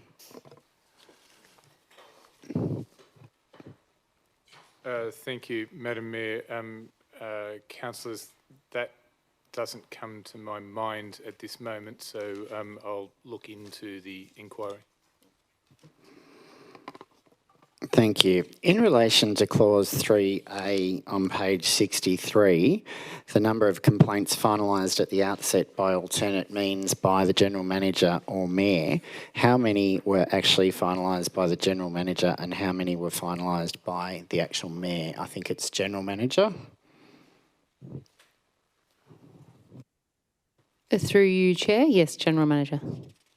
Thank you. And is council meeting its obligations informally in writing, advising the complainant of the reasons for instituting alternative means? Through you, Chair, just to clarify the question, is information being provided to a complainant? So I understand from the policy on the procedures for the administration of the code that a complainant must be advised that their complaint has been dealt with by alternate means, and that the notification must have exactly what the alternate means is, and also are reasons given. Is council meeting its obligations under that requirement? Through you, Chair, yes, my understanding is that is the case. We do follow the process in terms of providing an explanation on why it has been addressed in the way it has. Okay. In relation to C, the number of code of conduct complaints referred to a conduct reviewer, who makes that decision and what is the reasoning for referring to an independent investigator?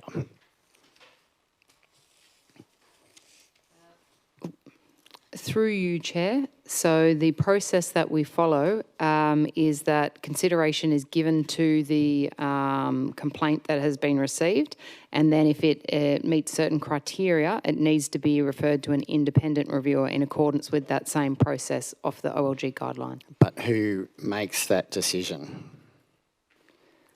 So the CEO would review the complaint and make that decision on how it needs to be addressed in the first instance. So on that one complaint, it was the general manager? Sorry, just to clarify which... So in E, 3E, 3.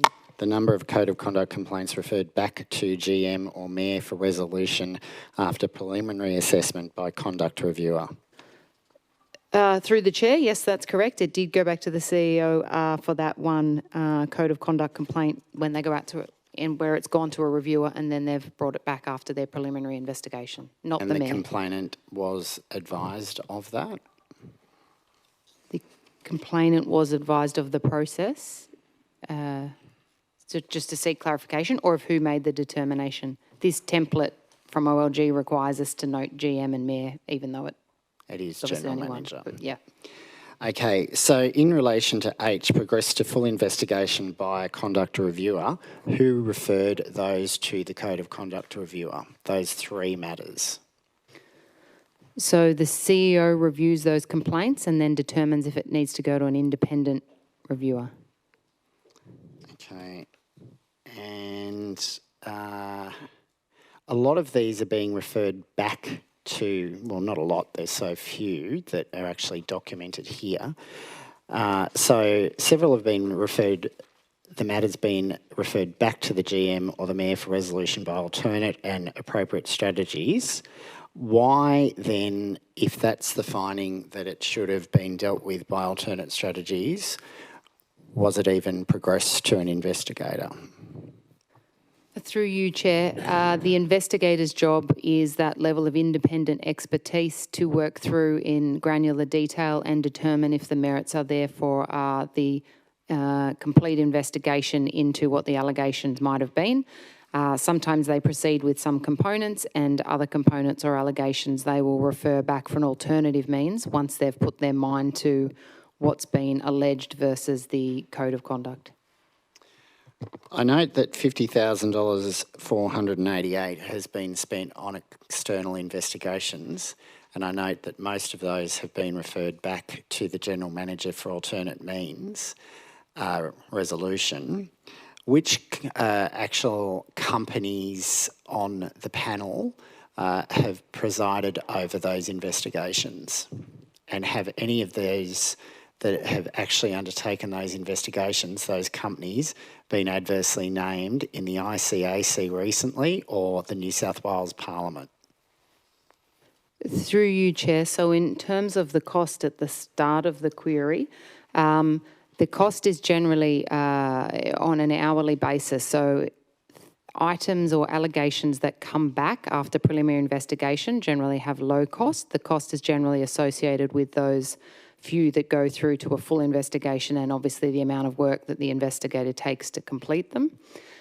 In terms of the specifics of which panel groups have been active in investigations, I'd need to access that information. It's not part of this report, so I'll come back to councillors on that. And also whether any of those that have been used for the purposes of these investigations outlined have been the subject of coming before the ICAC recently and also adversely named in the Parliament. That question that I asked. Through you, Chair, yes, we can. I did understand off the top of my head that information had been provided to councillors previously, but I will confirm that through a previous question with notice response that might have been in closed session. We can confirm that. Thank you. Thank you.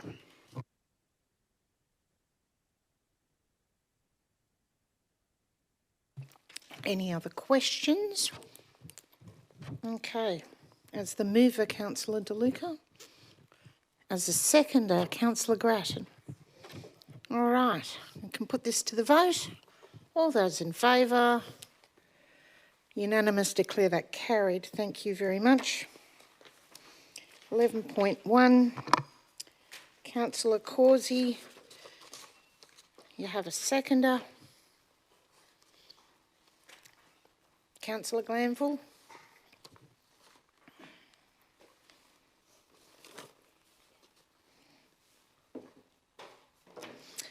Should I ask the question, Councillor Causey, are you moving as is? You are. Okay, excellent. Questions? Oh, I've actually got one. A couple. You got questions? Yes, so through you, Mayor, where risks are identified in the coastal management plan, Can you speak into the microphone? Sorry.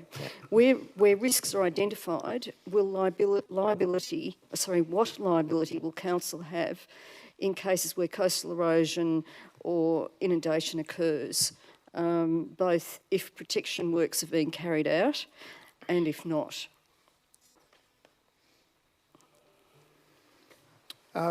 Through you, Mayor, it's difficult to provide an answer to a question like that. It's a fairly open question, Councillor Causey, because any of those issues depends on the facts and circumstances of the particular site and location.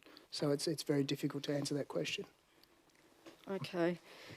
And then with the 2-to-1 ratio of costs of remediation, I just want to check if it's the government or the council that provides the two parts. Through you, Mayor, council provides the one, the state provides the two. Right. And have we budgeted for those works? It's included within the anticipated budget. So the contribution from councillors, I think we've set out in the council papers, is expected to be about $1 million if we got the grant funding, and we probably wouldn't proceed with some of these activities unless we secured that grant funding. That would amount to $1 million over 10 years, which is within the ability of our program to accommodate. Okay, great, thanks. That's I'll actually ask a question, if I can, through to you, Mr. Dickinson, just because until recently none of us had actually heard of this scheme, and just for, I suppose, the record, how many councils are involved in this, and why are we involved with something called the Hawkesbury Nepean River System? Thank you, Mayor Howens. That's a very good question. The way that the state government coastal management framework works is it requires you to look not just at the little pieces of the coast, but effectively the interconnected waterways that drain to it. So the Hawkesbury Nepean draws in Central Coast and Northern Beaches, for example, while we have the outlets. Hawkesbury Nepean, Hornsby Council, the Hills, for example, also have obviously the waterway further up, and it's an interconnected system that basically has to be managed as an interconnected system to deliver good outcomes. So for a coastal management program to work, does that mean all the councils have to agree on the same things? Thank you, Mayor. I think the wonderful outcome of this project has been that that's been achieved, which is quite extraordinary, to actually manage to get 6 councils, a whole bunch of state government agencies to agree on the actions that are required to protect the health of this system. Thank you. Anyone else have any questions, or would the mover like to say something? Yes, I'd just like to speak to this for the benefit of any Pittwater residents who might be watching at home. First of all, I'd like to congratulate staff on bringing this coastal management strategy, coastal management program to Council for public exhibition at the same time as it goes to our partners in its preparation, as just mentioned, Central Coast, Ku-ring-gai, Hornsby, the Hills and Hawkesbury councils. It's clearly been a massive undertaking to identify the risks and opportunities for this river system, which includes a focus on the Pittwater Estuary and Broken Bay. The outcome, with its 188 actions on the final list, which includes 24 over 10 years, valued at $3.1 million for the Northern Beaches, so are designed to protect us from the ravages of climate change, sea level rise, coastal erosion and inundation. Residents at a number of beaches along Pittwater are only too aware of the rising tide along the waterfront, and the study identifies riverside settlements at risk. However, the environment is the top priority of residents on the Northern Beaches, so I'm pleased this program also emphasises the importance of environmental protection and ecosystem health. It also aims to maintain access while protecting Aboriginal cultural heritage. These CMPs are important because once approved by the New South Wales Government, well, they're important for a number of reasons, but once approved by the New South Wales Government, they open up funding streams to carry out the work that's been identified as necessary. For example, the program proposes ongoing monitoring and assessing infrastructure across Pittwater at Station Beach, Paradise Beach, Snappermans Beach, Sandy Point, Mackerel Beach and Currawong. Coastal protection works are proposed for Station Beach, Clairville Beach Reserve and Bayview Park foreshore. At Cottage Point, tide gauges would be installed at strategic locations, and many Avalon residents will be pleased to hear that naturalisation of Carreel Creek is proposed without a significant loss of flood protection, while the need for an upgrade of the Sandy Point boat ramp along with other waterway access points is also recognised. Moving to development planning controls, the CMP proposes producing these to ensure buildings are sited and designed to cope with coastal hazards.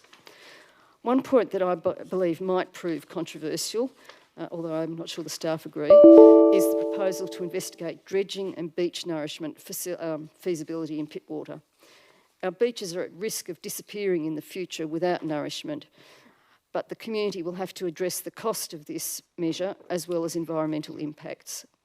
I commend this extensive report to councillors for public exhibition. Thank you. Councillor Glanville is the seconder. Yes, I just wanted to quickly note that the draft Hawkesbury Nepean Management Plan, Coastal Management Plan, it's a bit of a mouthful. Certainly is.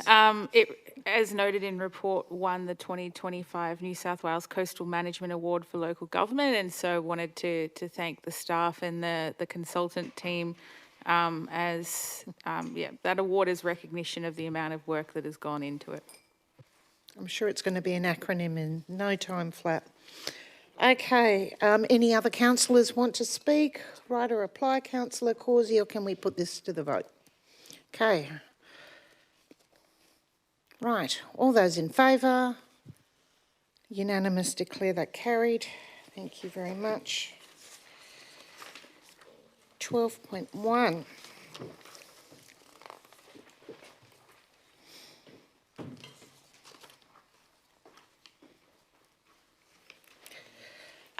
Councillor Hackman, seconded by Councillor Beaujean.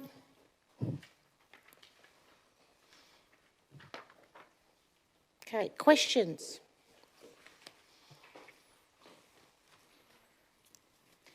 Councillor Beaujean. Thank you, Madam Mayor. Let me just quickly find them. I'll be very, very quick, I think. There's too many emails coming in about that place on the road. Beautiful, excellent. I have some questions. Can you inform us, please, through you, Madam Mayor, to staff, how many apartments or dollars have we received in affordable housing since 2022?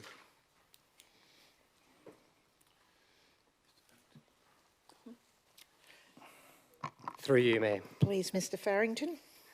The short answer is nil. As identified in the report, since the Frenchs Forest precinct was rezoned in 2021, 4 development applications have been approved for the delivery of 236 apartments. These approvals include conditions of consent to construct 29 affordable housing apartments for dedication to council. However, those developments have not been undertaken, so the answer to your question is nil. Okay, thank you. Through you, Madam Mayor, given the proposed changes, how much money or affordable housing do we expect to receive given the changes that are proposed? Through you, Mayor. The report before Council tonight is to seek to improve the feasibility of development to encourage the delivery of housing and, as a result, improve the efficiency in terms of delivery of affordable housing.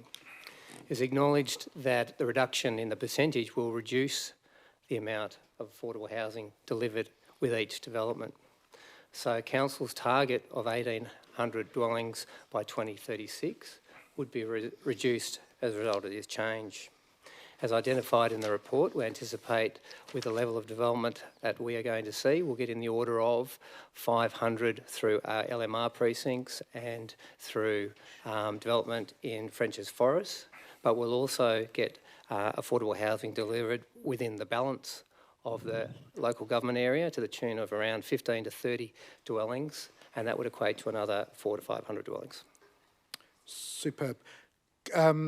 Yeah, I think everybody in the chamber would love as much affordable housing as possible. Could you, at a high level, because I know there's a lot of detail, describe the analysis performed over the Frenchs Forest precinct which recommended the drop from 10% to 3%, please?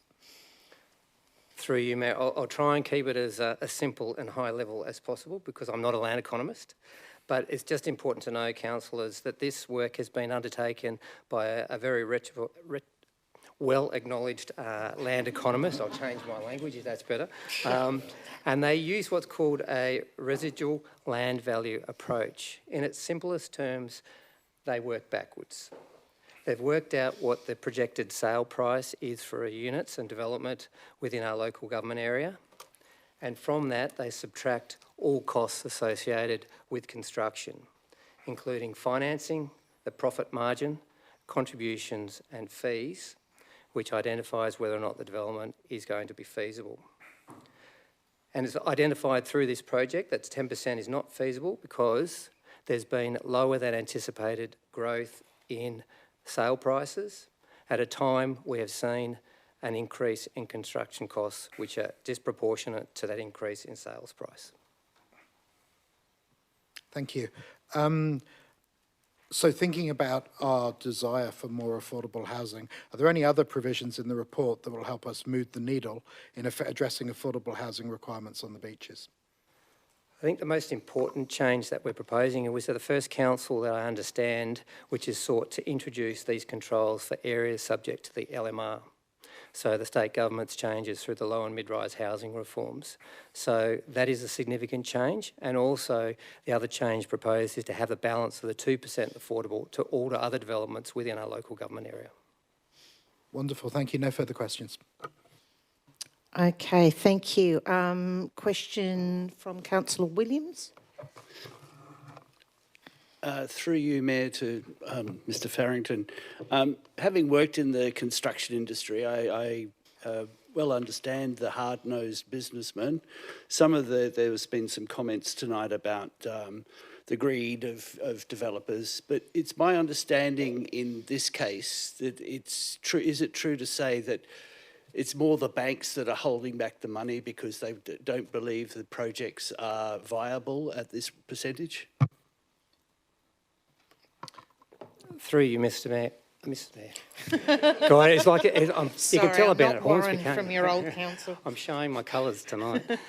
I think I've addressed this in my previous response, which is the feasibility modelling really went to that idea of what the sale price is and then your construction costs. Obviously, the financing is a component of it, but a significant factor has been in the increase in the construction costs associated with the materials, holding costs and the like, and interest rates associated with that. So when you look at a reduction in what people are getting for units, it's not offsetting that likely about a 40% increase in that materials and other costs associated with the construction. Okay, Councillor Grattan. I have a question which I got a wonderful answer today, but I thought it would be useful for everybody to understand. The affordable housing monetary contribution of $16,150 per square metre applies, and the percentage applies to the gross floor area in square metres, and then we have this times by $16,150 to work out what the contribution is. Where does that $16,150 come from? And then is that fixed or can that be adjusted? Because in 3 years' time, $16,150 will be a lot smaller amount with inflation. Okay. I have got, just to let you know for questions, I've got Councillor Harvey, Councillor Causey and Councillor Hackman. All right, so you can turn your lights off because I've got you. Through you, Mayor. Yeah. The simplest response I can give you to that is what the consultant did is they looked at the cost of building a development on a gross floor area, so a square metre basis. And then they have looked at the land size for a standard unit, which is 90 square metres. They have divided that land cost by the 90 to come up with a square metre rate, which is the 16,000. And then because we're charging only a 3% component for affordable housing, multiplied that by 3% to give you the area per square metre attributed to that contribution. Hang on, light on, please. No, microphone. I was just repeating the question that I'd already asked that we didn't get to. That's all. The contribution is proposed through Council's contribution scheme to be indexed annually on a March each year based on increase in land values. Okay. Thank you. Councillor Harvey. Question? Thank you. Question to Mr. Farrington. Thank you for explaining in a bit more detail how the modelling works. You said before that it's basically working backwards from the sales value minus the cost, and that profit margin is obviously a bit of a deterrent to the developers as it stands comparing to other LGAs. I'm just wondering, is that measure considered a deterrent or a prohibitive cost at the moment? Like, is it completely unfeasible to be able to build, or is it just a deterrent? I think, through you, Mayor, in answer to your question, it depends on a site-by-site consideration. The consultants have looked at all our areas across all the LMRs, and so each site is going to vary depending on the level of development. But on average, what they're saying is that the feasibility will be marginal for all sites that they've tested, and they've tested in order of 9,000 sites across our local government area. Okay. So, and any feasibility model that's done by a developer, at the end of the day, they're going to have to make a return on it. So when you include that as part of your cost for delivering a development, the modelling shows that applying a 10% contribution will significantly eat into that profit margin where you're going to see that development won't occur. And I think, councillors, that's evident in the fact that we've got a number of approvals I mentioned earlier up in the Frenchs Forest precinct which are yet to be actioned, and they have got development consents. And how far into the future does this modelling reach? Through you, Mayor. It's a good question because things do change over time. Obviously, since we prepared the original strategy, which looked at the 10% contribution, it was identified that that would likely be feasible at that time. But because there's been change in market conditions, we're coming to you tonight with a recommendation that be reduced from the 10 to 3%. So it can change over a period of time, and I guess, councillors, any planning strategy is based on the information we have at the particular time. If market conditions do change in the future, it would be open for a council to review that contribution rate. If the sale prices go up, construction costs go down, it'll be open for the council to review its contribution strategy. So the short answer to your question is these figures are as today's finances as we know them. Just to clarify further, so this modelling is relying on the logic that developers are attracted to places with lower contribution rates first, and then they're sort of going to work their way backwards to places that have higher contribution rates in enacting those developments and actually following them through? I think the answer to your question, through you, Mayor, is that developers will be attracted to places where it's feasible to develop. And this might be a bit of a tricky one, but in terms of, this is a very difficult cake to cut operationally, but in terms of council's perspective, what are we sort of valuing and prioritising here? Because development can and will happen, but I suppose this contribution rate is a deterrent and is slowing up and gamming up the works.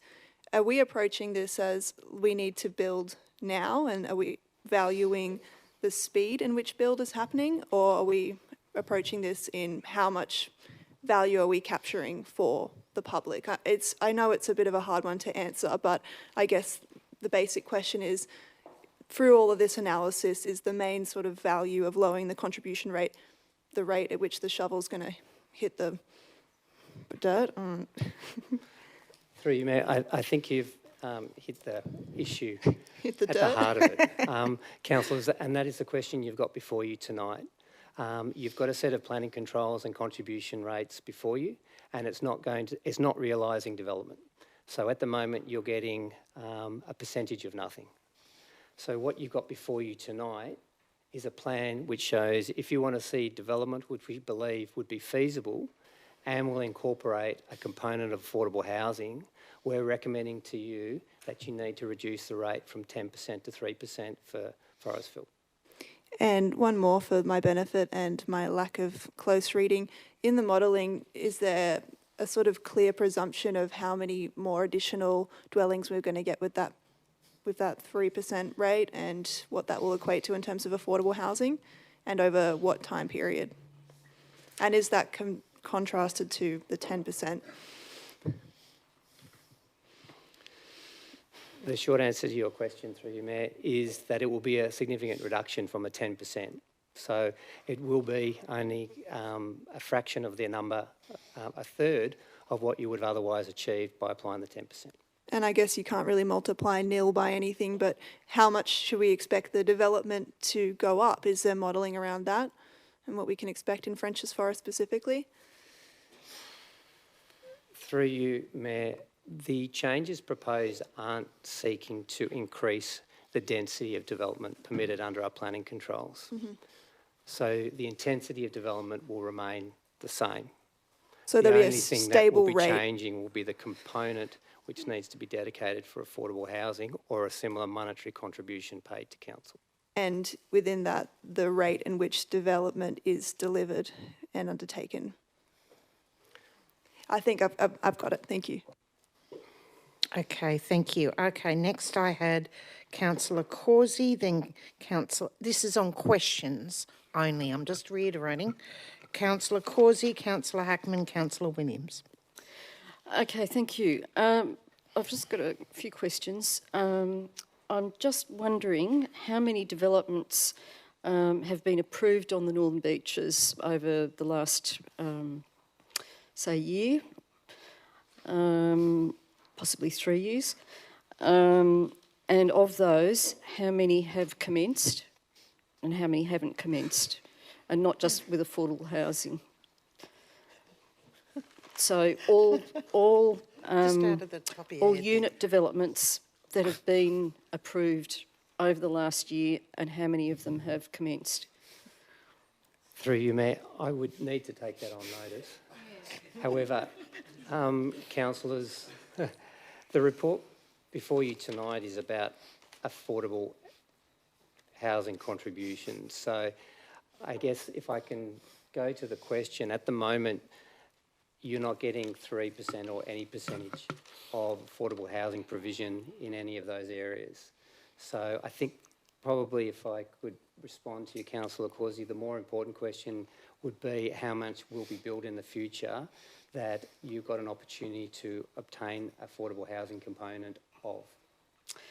Thank you. I do think it's an important question. I've got another couple. So basically, we've had one type of modelling that's been carried out that's reliant on relative costs. Those costs can change. So has there been any other modelling that's been done, that's statistical analysis, showing the relative weight of factors that developers consider when they're making a decision whether or not to go ahead?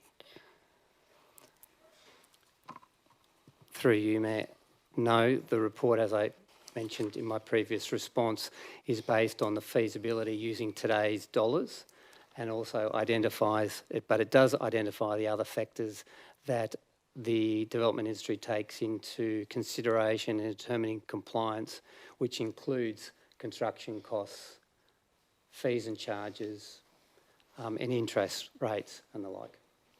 But that modelling was based on the assumption, as Councillor Harvey mentioned, that the most important factor for developers would be, out of all those factors, would be the percentage of affordable housing. So that was the assumption underlying it.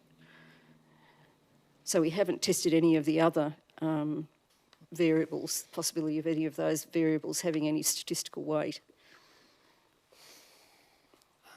Through you, Mayor, I think my response previously was all of those impacts on feasibility, I would suggest, have equal importance to a developer because they all affect their profit margin. So all of those would equally be discounted from their profits. However, the ability to change one of those factors, council's ability to change any of those factors is largely limited to your ability to change either the development potential, contributions, or contributions for affordable housing. Council doesn't have the ability to control factors in relation to the materials, cost of labour, or the financial components of interest rates. But do we have any research, that doesn't have to be council research, that actually shows that affordable housing is the significant factor in developers deciding whether or not they go ahead with a development that includes affordable housing? Councillors, I believe the report that you've got before you from the Land Economist goes to that issue. All right, thanks. Okay, Councillor Hackman, you're next.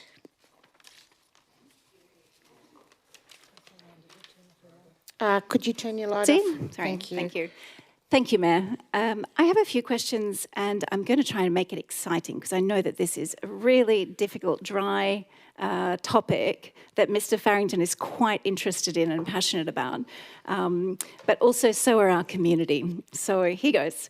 Mr. Farrington, through you, Mayor, do you know what they do for affordable housing contributions in high-density areas in Parramatta or Hornsby or the City of Sydney? Through you, Mayor, I don't know the rates for those others component. From my previous role at Hornsby Council, I am aware of the rates applied to the Hornsby TOD, Transit Orientated Development Precinct, and that varied between state lands and private lands, and that varied between 10% and, if I recall correctly, 3 to 4%. 3 to 4% for private land and state land. Okay, thank you. What are the strategic goals for affordable housing delivery in our LGA, just for the community's clarity? Through you, Mayor, the strategic goals for affordable housing I understand, incorporated in Council's housing strategy, which talks about the need to provide in the order of 8,000 new dwellings with a target to 2036, if my memory serves me correct, of around about 1,800. Yep. 1,800 affordable housing. Correct. Okay. In 2021, when the strategy was set, do you know what the shortfall in housing for key workers such as nurses, teachers, emergency services and vulnerable people in the community? How far were we behind then? Through you, Mayor, that is my understanding from the housing strategy identified that That number? 8,000 I was referring to previously. 8,000. Okay, thank you. A couple more questions for clarity. What is the assumption of the developer profit percentage in the modelling? Through you, Mayor, I believe the profit margin was 20% that's been incorporated into the feasibility testing. Okay. And I'm sorry if this has been repeated before, but I just wanted to make sure that what is the assumption of the amount of housing that this proposed model will deliver?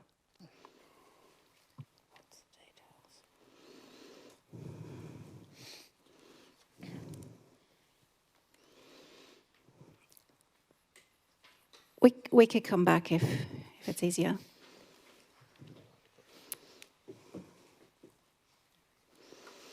I'm just checking the figures. I think I answered this one previously, Mayor, and it was in the order of 450. It's the figures are, to be precise, that we anticipated on the assumption being that we would get in the order of 225 and 450 over the next 15 years, in addition to the 264 within the 9 town centres. So that takes it up to around about the 800 that I was referring to previously. Got it. And they're not in perpetuity, unfortunately, right? The ones in the LMR zone are only for 15 years? Through you, Mayor, no, under our contribution scheme, we'll be seeking that they be in perpetuity or a monetary contribution paid to council. Fantastic, thank you. And what is the model for delivering homes under this scheme? So I can understand, like I'm looking at the possible pathways. Do we want an affordable home inside a bigger building, or would we be better off going down this pathway of getting a development contribution and then paying for buildings to be built? Would it be through a community housing provider? What is the timeline for that first home to be delivered if we go down this path instead of just allocating affordable homes that are existing? Through you, Mayor, and it's a good question. It's something that council will need to put its mind to. So council's affordable housing scheme talks about two options. So under the contribution, which is what we're talking about tonight, there can be a dedication of units to the council. Yep. Or the payment of an equivalent monetary contribution. Under the scheme, it identifies there's two options for council. It can seek to manage those funds and properties internally, or it can work with a housing provider to let them manage them or seek to develop in accordance with those funds. So that is a property decision the council would need to make on receipt of either the units or the funds. Got it, thank you. And just in relation to a question that you answered before, you mentioned the lower than anticipated growth in sale prices and the higher construction costs since this previous policy was implemented, and that meant zero affordable homes delivered so far. But during that time, we also had stricter lending criteria and some supply chain issues due to COVID. I'm just wondering if the feasibility model written in the papers this month include these other variables that may have impacted on delivery, or if we're placing it squarely on the shoulders of sale prices and construction costs? Through you, Mayor, I'm relying on the details identified in the feasibility study, and my previous answer is what they've quoted as a methodology. Okay, so... Okay, Councillor Hackman. I got a couple more, yep. Yeah, only one more. There's other, and you haven't even had a chance to speak to it yet. I know, I just wanted to be really clear about the different pathways that are available. Yes, and I'm very aware. We just need to please move on. important. I know you love detail. Yes. So I'm just wondering... Last question. I need two more questions. Last I'll be question. quick. So I guess if I only have one question, I wanted to say that my heart goes out to the residents of Frenchs Forest who we saw have sat in this uncertainty for some time, but also for the key workers who are vulnerable in our community. I'm just wondering, through you, Mayor, will this affordable housing contribution scheme that's being proposed meet our strategic goals that we've committed to? Through you, Mayor. Council, it'll seek to achieve your goal in seeking to provide affordable housing. It'll seek to achieve it, but will it achieve it? Because we need to make sure that we're on track for strategy. That's our job. Through you, Mayor, it will seek to achieve the provision of affordable housing, but it's acknowledged, obviously, it goes without saying, if you're requiring a lower rate, you'll get less of it. Thanks. Okay, I'm trying to, because I can't lip read. I had Councillor Williams next. Thank you, Mayor. This question is actually probably more appropriate to the Chief Financial Officer. So it's my understanding that we're going to get the 3% as a cheque is probably the most likely source of the money that we're going to get from developers. That would presumably be then invested in some sort of fund and would accrue interest until such time as we had enough money to be able to start a project. Is that a correct assumption? Through you, Mayor, I can probably answer that, Okay, which is sorry. Okay. it works similar to the development contribution, and let's see if I can add to it if I step outside the mark here. But when you receive contributions, whether it's for a housing contribution or a development contribution, they need to be set aside for that purpose. Certainly does accrue interest in the meantime, and then that goes to my previous answer, that when you've got enough money sitting in that pot, council are going to decide whether to undertake the development itself or seek to pool those funds and work with a housing provider to deliver that housing. Okay, Councillor Harvey. Just getting my head around the methodology still. Thanks, Mr. Farrington. The model you said is working backwards from the sale, let's say, of a unit. Does it also account for the renting of that space? Does that make sense? Like some of these developers may be renting at the end, or will they just, is it assumed in that model that they're all going to sell? Through you, Mayor, simply put, it's a quite a simple model. It doesn't consider rental. It just looks at how much you would sell the development for, or each of the individual units for, and how much it would cost to construct them. Thank you. One more question very quickly. In pre-existing, let's say, models or examples of contributions happening across our LGA, do we see that this affordable contribution scheme is the price of it to the developer is reflected in a sale price or in a rental price? Is that something that you have a...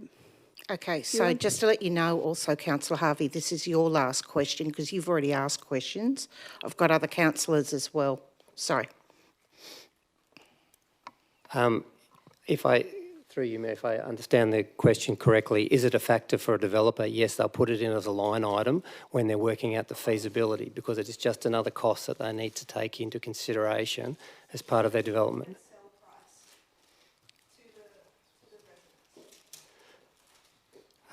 Through you, Mayor, there's not a sale price for affordable housing.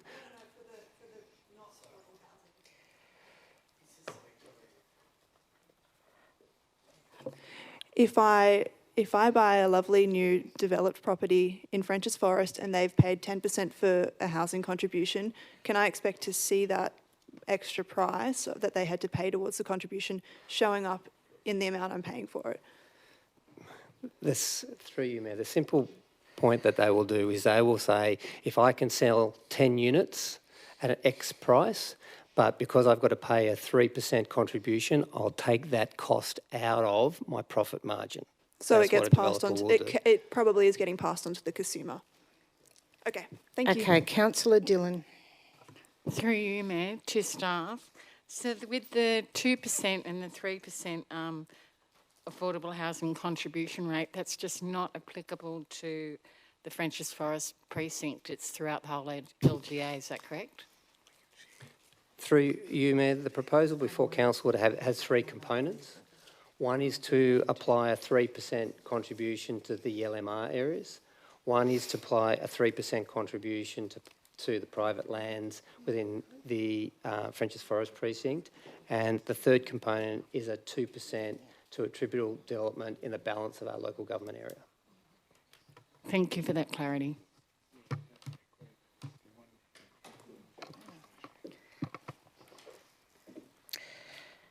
Okay, thank you. Councillor Grattan, a question. You've already asked questions though. I know, but I've forgotten about this question, and it's about exemptions in relation to... Because we'd really like to get to the actual mover, and I'm sure there's 1,000 amendments around this table from my warders. There's a whole lot of state government SEPs. Does this affordable contribution apply to the various SEPs? And I'm thinking of those aged care facilities out on RU4 lands, and suddenly they develop rural land, get a big uplift, and they're using a SEP. Do they get exempted from it, or do they also have to pay an affordable housing contribution? Hopefully that was an okay question, Mayor. Short answer to your question is the 2% will apply to all applicable development outside the LMR and Frenchs Forest, so it will apply to those relevant categories. Excellent. No more questions. We can move into hearing from the mover. Full of surprises this evening, Madam Mayor. I'm wondering, I've got an amendment to put forward, so I'm wondering if someone else would like to move this. Councillor De Luca, can we put your name there first, along with Councillor Beaujard? Perfect. All right, so now that I was trying to get the mover to speak, that now means Councillor De Luca, as the mover, actually gets to say something.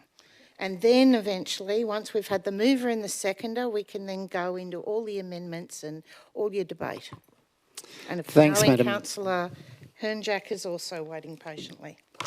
Thanks, Madam Mayor. I thank Mr Farrington as well as Mr McDonald for the extensive work they've done to achieve what the residents of the Forest Ward actually want. I also thank you for meeting with residents adversely affected by the current regime, and I also thank you for comprehensively responding to correspondence that's come to Council and councillors, outlining the actual situation on the streets and how these people are suffering so much hardship because of the current regime. As Mr Farrington stated, the reputable firm HILL-PDA Consulting has completed this report. None of us around this chamber are experts on this matter, and so I think it is fair and reasonable to rely upon the report.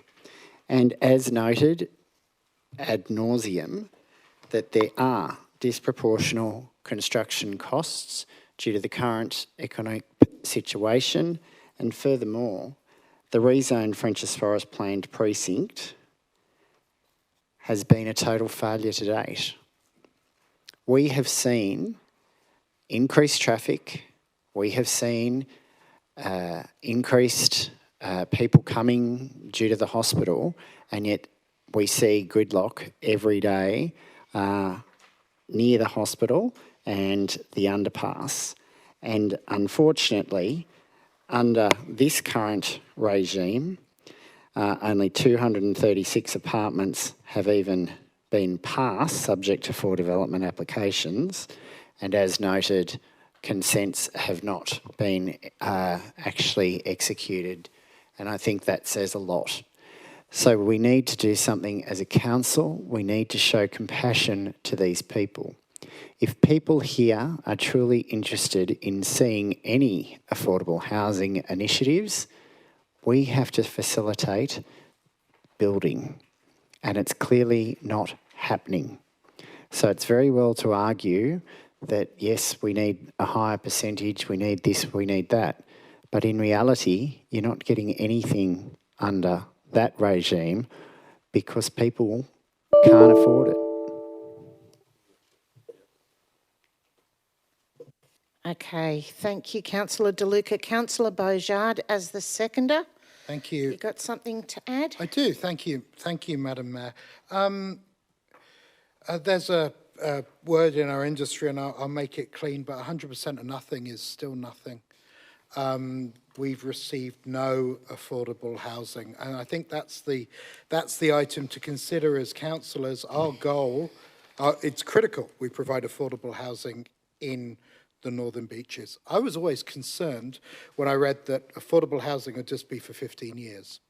I was also concerned when residents from the Frenchs Forest region contacted me and say, we just can't afford, developers can't afford, we can't afford to redevelop our houses. So I was looking for a fix. I sat at home with my wife. I said, oh, they want to take it from 10% to 3%. She went, you can't do that. We need 10% affordable housing. So what have we got instead? We've gone from 10%, I think, for 15 years. I could be wrong, but I'll let that go, to 3% in Frenchs Forest. Okay. 3% in LMR, both in perpetuity, which is really important, plus 2% across the entire LGA.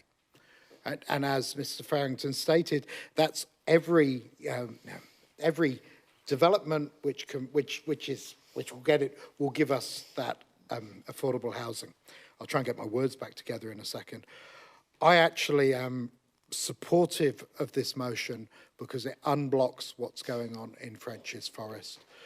I'm supportive of this motion because we've got Northern Beaches community members in difficulty, not just the ones who own houses in Frenchs Forest, but the members of our community crying out for affordable housing. And it looks like we'll get some out of this. Obviously, the proof of the pudding's in the eating, but I commend this motion to the Chamber.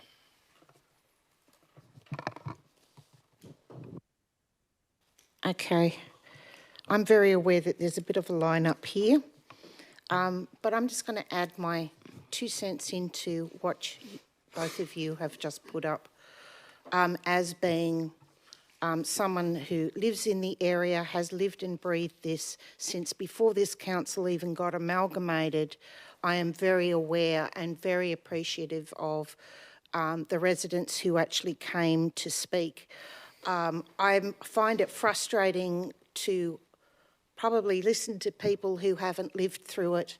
A lot of these people have put their lives on hold. The world was a different place when this went out. Houses sold very quickly, and they still do now, but they were much more of a reasonable price, whatever the hell that is. And it's all changed. So anyone who's tried to repair a house, redevelop a house, renovate a house, build a house, will know that no imagination of whatever you're building is going to be that cost. Doesn't matter whether you've had the best people in to build and price your place, you are guaranteed now to be constantly out over and over again, and council proves that. Everything that we get costed, it's very hard to keep people within that costing. So I find this really challenging. I would like to see a very simple lower rate. I find it strange that everybody, or my suspicion is that there's people here who believe that if we just tried harder and the developers are to blame for everything, a developer will just move. If it's not an easy place to build, that is why be here? Go off to another area where it's easy to build. This was an area that was designed, town planners had worked on it to be the hospital precinct stage 1 and then a Frenchs Forest precinct stage 2. And there were criteria along the way. But these poor people's lives have been in limbo. So I do ask that most of you, or many of you as possible, please support this. I really do. Okay, with that being said, yes, I've got both Ethan and Jolene. I'm just trying to work out who's who. I think we both have an amendment. Oh, you've both got amendments? Separate one. Great. Mine's with governance, if that could be put up on the screen, please. Okay.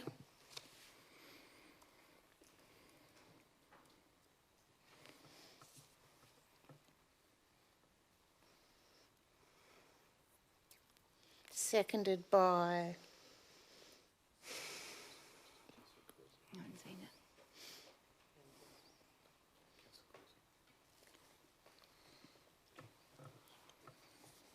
Well, you never know, the original mover and seconder might accept it.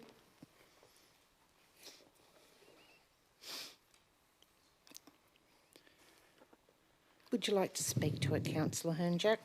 Thanks, Mayor. I recently raised the proposed town centre reduction with the community in Frenchs Forest, and the message I received from over 200 residents was clear, and it was to keep the 10% target. If we abandon this commitment, we abandon the very people who make our community thrive. We risk turning Frenchs Forest into another enclave of exclusivity rather than a diverse, vibrant centre that reflects the values of the Northern Beaches. This affordable housing contribution was the selling point to our community when higher density development was first proposed. It was aspirational, but it was also practical, ensuring that essential workers and young people could continue to live locally. Teachers, nurses, carers, hospital staff and police are the backbone of our community. Without them, the Northern Beaches cannot function. I have a lot of sympathy for local landowners who are stuck in limbo due to the uncertainty around developer interest in the precinct catchment. But personally, I'm not on council to create value for landowners and developers. And I'm sorry, but landowners in the contribution catchment clearly have a vested interest in reducing the target to offload their properties and realise profits from artificial upzoning. Our community have made it clear that they are strongly opposed to reducing the target, and I fear that this could simply be a case of testing whether council will flinch. We should not be expected to sacrifice affordability for essential workers so developers can make a tidy profit on the housing crisis. It is unfortunate that yet again, council is expected to clean up the mess of the state government's failure to deliver affordable housing for essential workers. But this is the situation we find ourselves in. Residents remind us that affordable housing is vital for the people who keep our community safe and functioning. As one local put it, hospital staff work long hours. A long commute is not good for them or their patients. Affordable housing near the hospital is essential. Stop the greed of developers. Another said, 10% is already low. Developers knew that was the condition. They should stick to the agreement and stop trying to squeeze even more money out of it for themselves at the expense of our community. Ultimately, this is about fairness, balance, and keeping our community inclusive. We cannot allow promises to be wound back under pressure from vested interests. The 10% contribution must remain. If you ask me, this is a test of our resolve. Do we stand with our community and what they've clearly expressed as their opinion, or do we bend to developer profitability? We should not immediately capitulate in the face of developers crying poor. Councillors, let us honour the original commitment and vision for this town centre to our community and our essential workers. Let us ensure that Frenchs Forest is not just another development, but a place where essential workers, families and future generations can live, work and belong. I urge you all to uphold the 10% affordable housing contribution. It is fair, it is considered, and it is essential for the future of our community. Thanks. Councillor, all right, any questions from anyone on this particular amendment before we move to the seconder? No, okay, Councillor Causey. Okay, yes. Look, I would also like to say I feel for residents who want to sell their homes in Frenchs Forest and who are stuck there. I was at a meeting, it must be 9 years ago now, at the Glen Street Theatre, where the administrator of the new Northern Beaches Council was considering whether or not to approve a second tranche of development for the Frenchs Forest area. There was a resident who asked people to put up their hand if they supported that or stand up or something, and there were very, very few people in the room who supported that development. So I also support Councillor Hernjack's line of argument that this is not a reward, but it's some consolation to residents that we were planning for a 10% allocation of affordable housing. I would say that the residents, one of the residents tonight who spoke, and I've heard it before, basically said that the real estate agents had advised them that their house prices were not reliable, that they were too high and that developers weren't going to pay that amount. So basically the developers have told the real estate agents who've told the homeowners who at the bottom of this this sort of pile-on, whether or not that advice is realistic or it's just developers and real estate agents sort of coming up with a story, I don't know. However, I don't believe we have the evidence before us to say that it is the affordable housing allocation that is holding back development. The reason I asked about developments across the Northern Beaches is because it would be interesting to be able to make a comparison to see what rates of development are occurring elsewhere on the Northern Beaches and to be able to ask the question and see, is it just those with affordable housing allocations that aren't going ahead, or is it all developments? Because I'm being told that developers all over the place aren't able to get loans at the moment. They're not able to progress their developments because the banks will only loan to them if they've sold everything off the plan. And people are not confident to buy off the plan at the moment. So I have absolutely no confidence that that is the reason. And on top of that, we've had no statistical analysis to actually identify what factor is the most important. A sample of 3 buildings is nothing. So yes, I feel that public housing is basically the state government's responsibility. However much affordable housing we get here is going to be, you know, cream on the cake if we ever get the cake, but it's the state government's responsibility to provide that cake. All right, thank you. Okay, thank you, Councillor Beaujard. Then Councillor Grattan. Thank you, Mayor Hines. Hill PDA, who's a reputable, independent, skilled assessor of this, undertook economic feasibility modelling for 1,101 sites in Frenchs Forest, but it doesn't get us away from the fact that the amount of affordable housing this council's been able to deliver to the community is a big fat zero. We could make the percentage 90% or call the CEO the fairy princess. We're making things up. Until we have affordable housing, we're not solving the problems of nurses and doctors and firemen and all the people we need to help.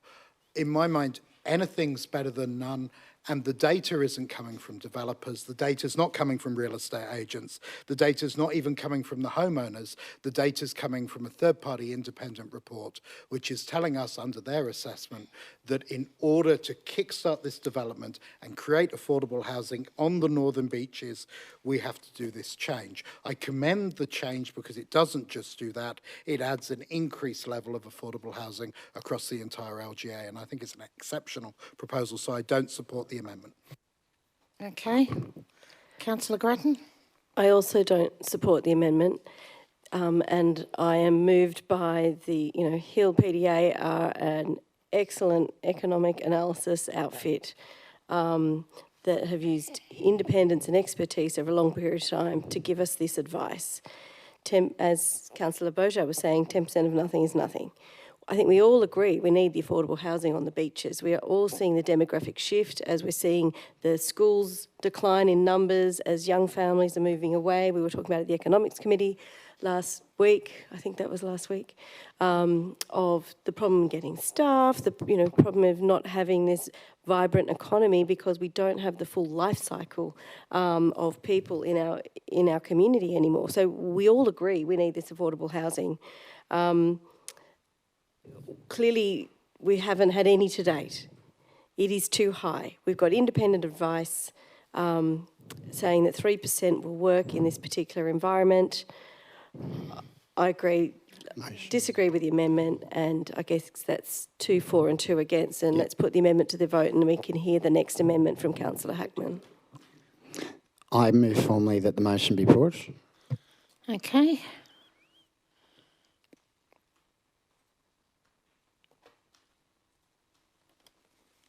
Councillor Grattan.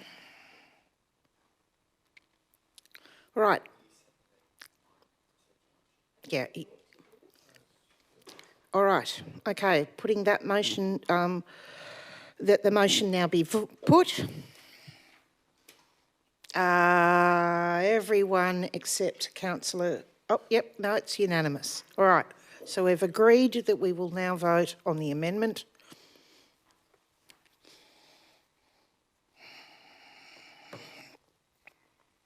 Okay, all those in favour? Councillor Hernjack, Councillor Glanville, Councillor Harvey and Councillor Causey. All those against? Everyone else? Declare that lost. And now we have a second amendment.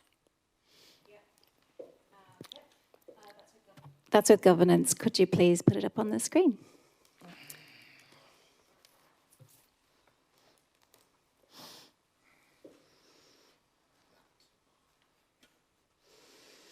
Sorry, Madam Mayor, I just quickly wanted to signal I also have an amendment, but we'll deal with Councillor Hackman's first. Okay, just wanted to give everyone a moment to read that.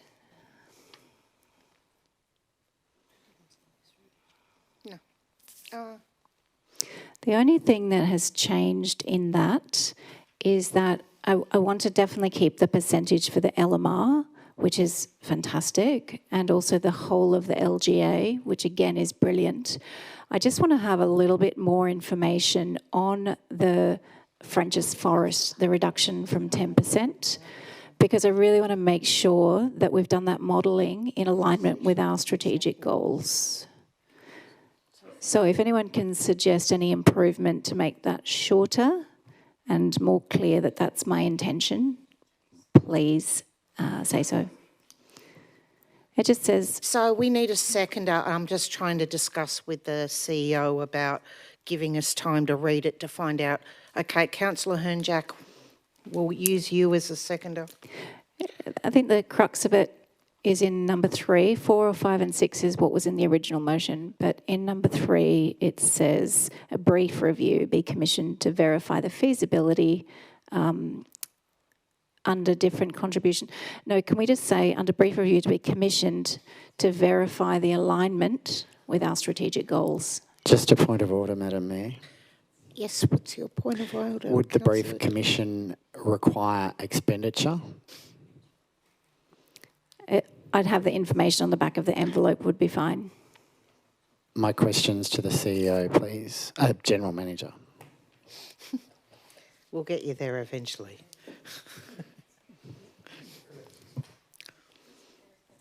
Yeah.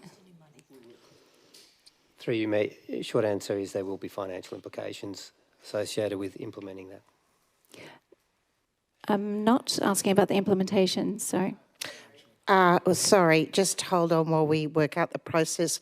Councillor Hackman, because putting in any kind of motion that requires extra financial expenditure by council. I understand. Yep. So are you therefore ruling that part out of the amendment, seeing that it's out of order and no notice has been given? Yeah, I'll just leave that with the expenditure CEO just to make sure that Councillor Hackman understands.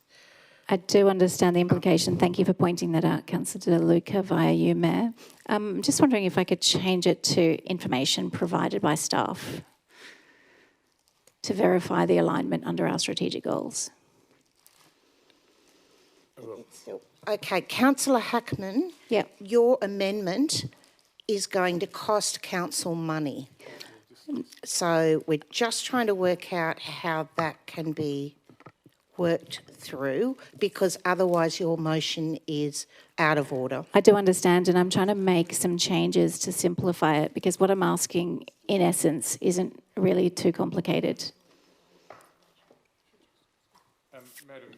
So my understanding is at the moment, sorry, Mr. CEO, apparently staff have already provided you with the information that you're asking. Is that right? I don't know, it's been a busy council meeting. I have been trying to catch up on all the emails, but I don't think it's clear to the community or to any of the other decision makers here about the strategic alignment under the proposed scheme. Yep. Okay, some of the councillors seem to be very clear. But anyway, Mr. CEO, we'll have to answer. Thank you, Madam Mayor. Councillors, and I will defer to Mr. Farrington to embellish and or amend as necessary, but the short answer is yes, this would be consistent. It is just a matter of the volume of housing, where, of course, the Community Strategic Plan talks about the type of housing.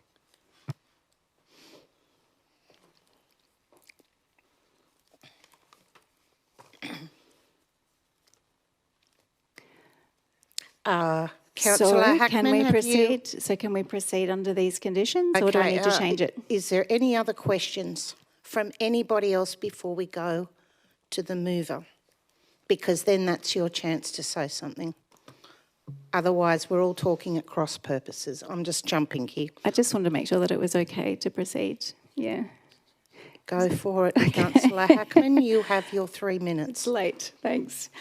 Thank you, Mayor. Tonight we're being asked to consider the Frenchs Forest affordable housing contribution from 10% to 3%. And before doing so, I just want to be clear on 3 facts. Firstly, our LGA is the first of its kind in New South Wales to levy an affordable housing contribution on the new LMR reforms. And council staff have been outstanding leaders in this space, and I really admire and appreciate their work in foreseeing this. What they've proposed will give us a significant uplift in the income we are able to use to support vulnerable people and key workers. It's visionary, and I thank them. Secondly, our LGA, as we all know, has a New South Wales endorsed requirement to deliver 1,884 new social and affordable housing dwellings by 2036. And that means that for every year for the next decade, we are proposing to deliver 185 homes for the people who reach you when you call an ambulance, for people who teach your children, who put your house fire out, and who may have been divorced from an abusive partner and are desperate to stay in the community with their kids. Their lives, as well as the developers in Frenchs Forest, are also in limbo. And we know that to date the affordable housing policy was first written in 2018, but we have delivered 0 affordable homes, but we have approved 29. Now, the independent advice is fantastic and it's very clear. It is wonderful, but I don't have clarity about some of the assumptions in that report about the lending criteria and the interest rates that have lessened since then. We also had the additional LMR uplift that has been implemented, and conditions are getting better, and I think we're almost there. It's just the decision is about which pathway will actually help us as responsible strategic owners get to the 1,884 dwelling target in 2035, or will it not be able to be achieved until much later when the demand for key worker housing is a lot higher? So with the Frenchs Forest precinct, we did receive a significant uplift in floor space ratio and height when it was rezoned by the government in 2021. And this uplift does increase land values substantially. And it was explicitly tied to delivering these affordable housing contributions that the community got on that uplift. And under this model, the developers will keep part of that uplift. And I just want to make sure that strategically the community are also receiving the maximum uplift. To do that, I just want to take a single month to gather a little bit of modelling around the delivery of our strategic goals and the compliance with our local housing strategy. If it appears that we will be short for 1,100 homes, I really want to be very clear about the decision that we're making specifically on the Frenchs Forest, but I support everything else that the staff have recommended. Okay, so yes, I also had Councillor Williams, but it should be Councillor Hernjack next as a seconder. Thanks, Mayor. So I support this amendment. I feel it's important that we look at how it aligns with the strategic goals. We've heard a lot about the numbers and the feasibility and how it stacks up. but I think it's also important to consider what our community have said through our community strategic plan. And I would point out one of our main goals is a safe, diverse, inclusive and connected community. And I would hazard a guess that that would involve a diversity of housing stock as well, to allow people to remain in our community so that it does stay diverse, inclusive and connected. So for that reason, I think it's not extreme to be asking for just a bit more justification as to how we've come to this decision based on what our community have told us through the overarching strategic document that guides council's decisions. So I'll leave it at that, but I definitely support the amendment. Okay, thank you very much. Councillor Williams. Thank you, Mayor. This situation for me feels like it's been a game of poker for the last 4 years. Questions. Questions, sorry, not debate. Oh, sorry, debate. Don't worry, I've twisted my mind inside out. Okay. Waiting for each and every All right, amendment. Okay, back to sorry. it. So this is like a game of poker. It is. That we've been playing for 4 years. Longer, and the developers have, much longer. And the financiers and the builders Everyone's have called an our expert. bluff. And we have to show our cards. If tomorrow, if we go ahead and approve this reduction to 3%, some movement will happen, but dirt will not be broken in the next 6 months, a year, 2 years. We won't see a final building being moved into for another 5 years, possibly. And so for me, there's an urgency around this, and delaying this inevitable decision to get to this point is a waste of time and a waste of resources. There are people watching us right now, developers who are making decisions whether they're going to go west, young man, or whether they're going to say, okay, we'll invest in the northern beaches. So I think we need to show our hand and say 3%. Okay, Councillor De Luca, then... Thank you. I'll be quick. If any councillor who purports to have any sympathy for what the residents have been going through for so many years, they will vote against this amendment. Why seek to prolong something that, as Councillor Williams has pointed out, is clear? It has been going on for far too long, and we need to get this going. If you have a genuine intent to facilitate affordable housing, you will vote against this amendment and vote for the substantive motion. I note that we're nearly near 10:30. We've got a number of matters still on the agenda. So after this item, I wish to move a procedural motion that my motion in relation to 14.9 as well as the confidential session matter be brought forward, because they are of great importance to the community. You've received over 200 emails about those issues. So let's get on with it and let's think about what our community wants. Madam Mayor, we've had 2 speakers for and 2 speakers against. I move the motion be put. Okay.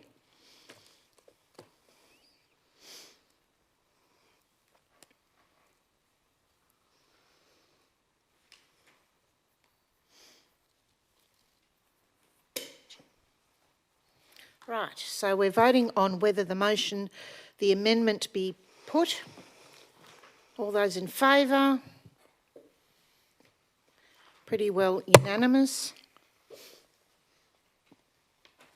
So now the amendment becomes the motion. Oh, sorry, the amendment now is being voted on.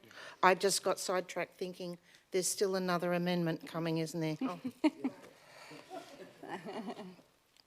Okay, all right. So we're voting on this amendment. All those in favour?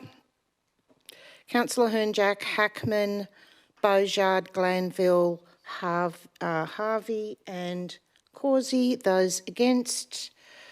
Deputy Mayor? Okay, all right.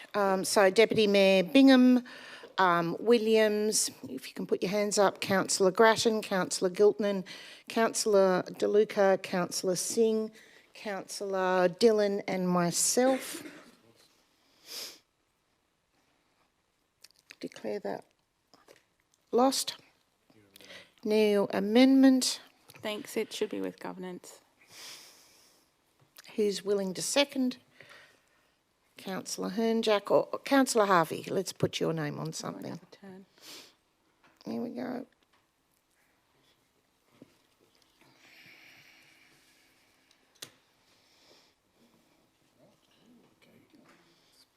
Okay, Councillor Glanville, would you like to expand on your amendment? Thank you. Look, in an ideal world, I'm a Greens councillor. I'd love the proportion to be like 30% or 40%, but we are where we are, and I think it really reflects that the flaws in relying on what the private sector deliver to address a problem like housing affordability, where there's many levers and we control basically zoning and contributions and don't control tax policy and building and labour costs and costs of finance. As someone working in this industry, I'm well aware of the drivers for those costs and the pressure to achieve a yield.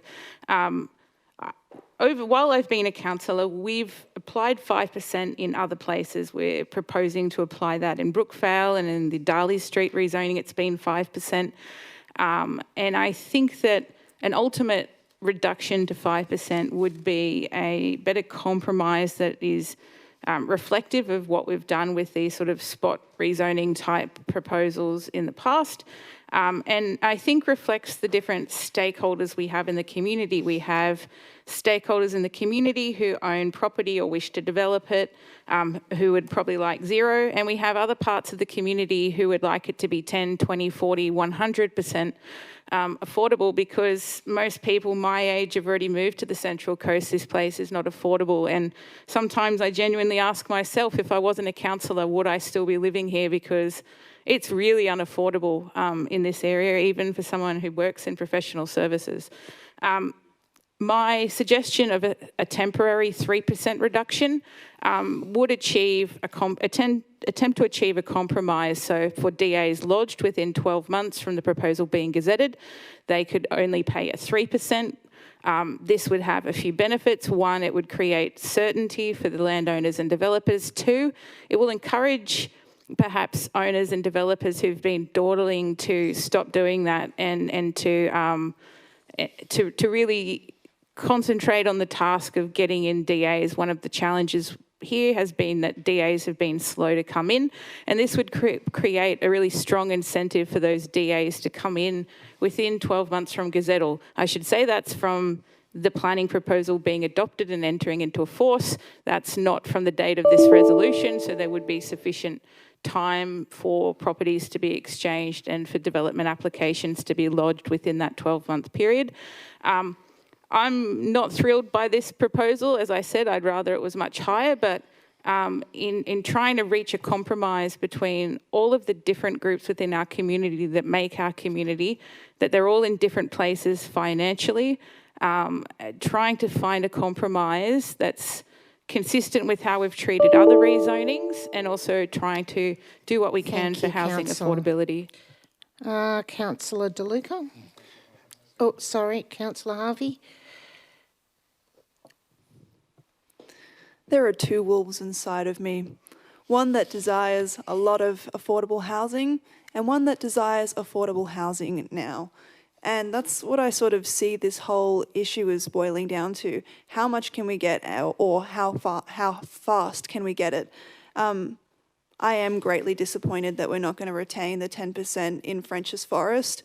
I don't think that modelling and contribution schemes that apply elsewhere do apply to the Northern Beaches in the same way. Without sounding too Northern Beaches-y, I think we've got something here that developers will want, and eventually the development would happen and the dirt would be broken. And yeah, it's really hard to make progress towards affordable housing in a system where housing is for profit and not for people. Housing is an asset here, and I recognise that.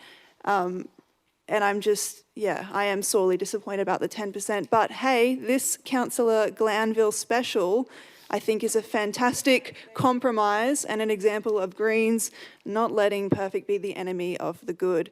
So I really support this. Let's unclog the pipe. Let's get those residents out of limbo, and then let's stick firm with that 5% thereafter, because we know that essential workers and young people cannot afford to live on the northern beaches.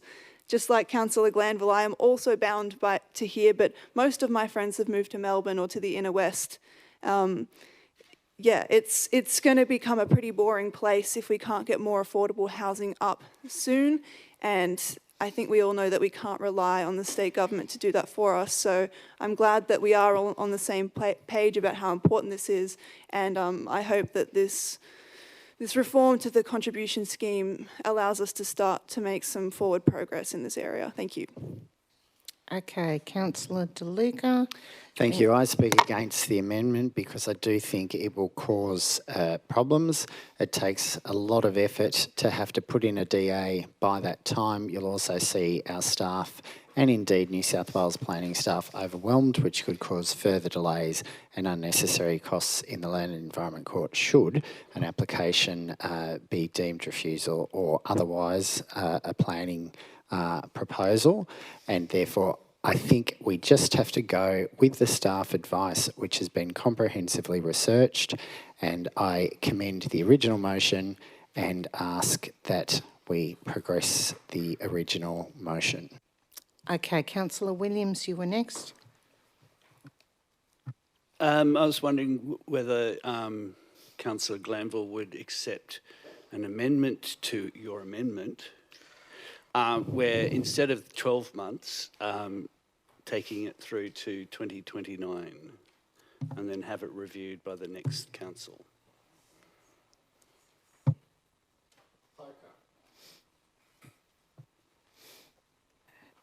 Could we? Sure, I'll accept that.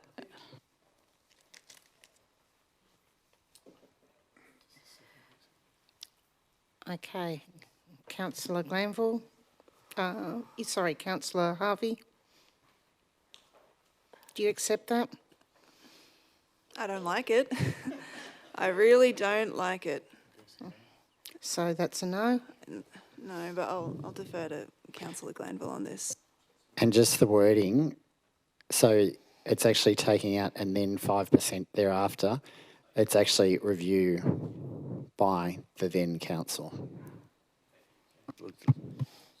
No, I think in that case it's a no, but in the spirit of compromise, what I will amend to would be lodged up to 36 months from the proposal being gazetted, and then 5% to address the concern raised by Councillor De Luca that developers would not have enough time. I can say that they would have enough time working in this industry, how long it takes to put out forward a DA, but 36 months is more than plenty time. And then there's clarity that it ratchets up after that. The thought of a camel being designed by committee is what is crossing my mind at the moment. But anyway, Councillor Grattan? Just a question through you, Mayor. So, and maybe it's clarification for Councillor Glanville and Harvey. The 5% is only on the French's Forest land, and you're not proposing any different amount on the LMR or other residential land, is that correct? That's correct. And to reflect that French's Forest was originally 10%, but in the LMR, the uplift is lower, so I would recognise that the ability to increase it to 10% in the capitalist economy that we exist in is probably not realistic.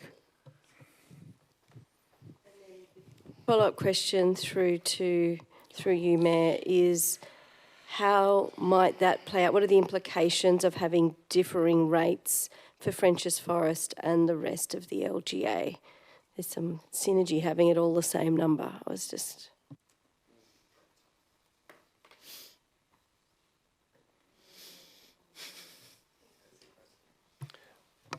I think, through you, Mayor, I think that's an observation. That would be the fact. You would have different rates applying, and you'd have two different rates applying up in French's Forest, to the areas outside the precinct and the LMR area, which is just outside that. So you'd have two different rates applying to that area. Hang on, can I get some councillors to turn their lights off? So I know this is late, but I'm just trying to understand the implication. Time is of the essence now, councillors. So we've Really. got difference for this French's Forest area, they can go much higher because of the planning controls, is that correct? And there's a lower level in the surrounding areas where the 3% and 2% would apply. Through you, Mayor, the LMR goes beyond the precinct boundaries for French's Forest. So within the areas which are higher within the French's Forest precinct, you would have 3 and the 5%. Within the LMR area, you would just have 3%.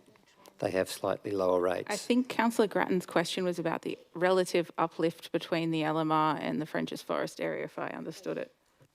I'm just trying to look at where there's 5% and 3%, and do they overlap, and is there then confusion of there's two rates applying in the same street, etc.?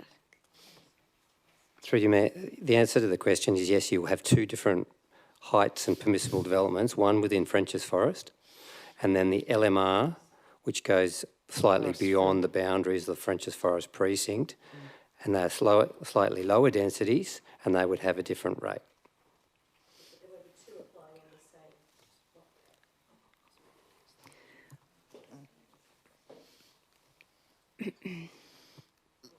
Madam Mayor, can I ask you that you call for a speaker against? Yes, I just had someone in my ear. Okay, Councillor Bingham. I'm not going to be supporting this amendment. I'm supporting the original motion. Having done so, we've had 2 for and 2 against. I move that the motion be put. I second that.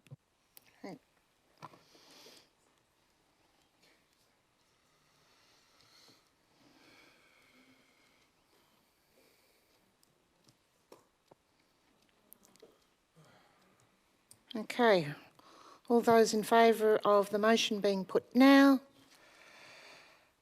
Councillor Bingham, Councillor Williams, Councillor Hackman, Councillor Beaujard, Councillor Glanville, Councillor Harvey, Councillor Grattan, Councillor Giltnan, DeLuca, Councillor Singh, Councillor Dillon, Councillor Causey and myself.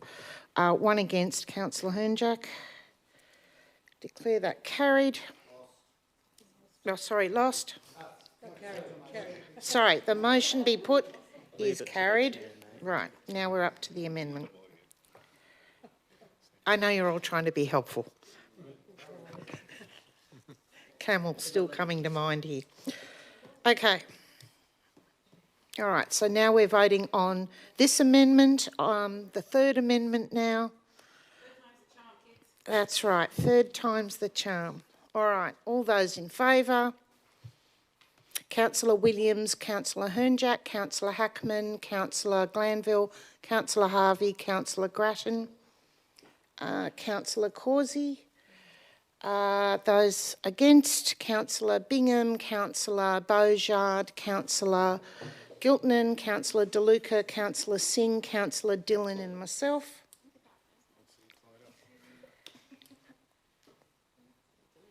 Oh, of course it's equal, isn't it? All right, well, you know where I'm going to go. I'm going to vote against this.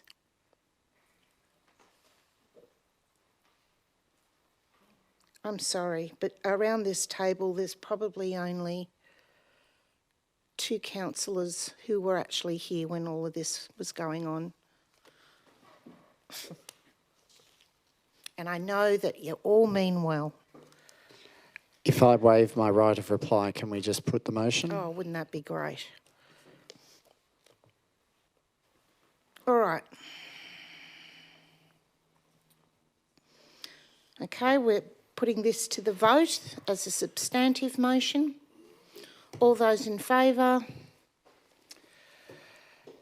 Councillor Bingham, Councillor Williams. It's unanimous except for Councillor Causey.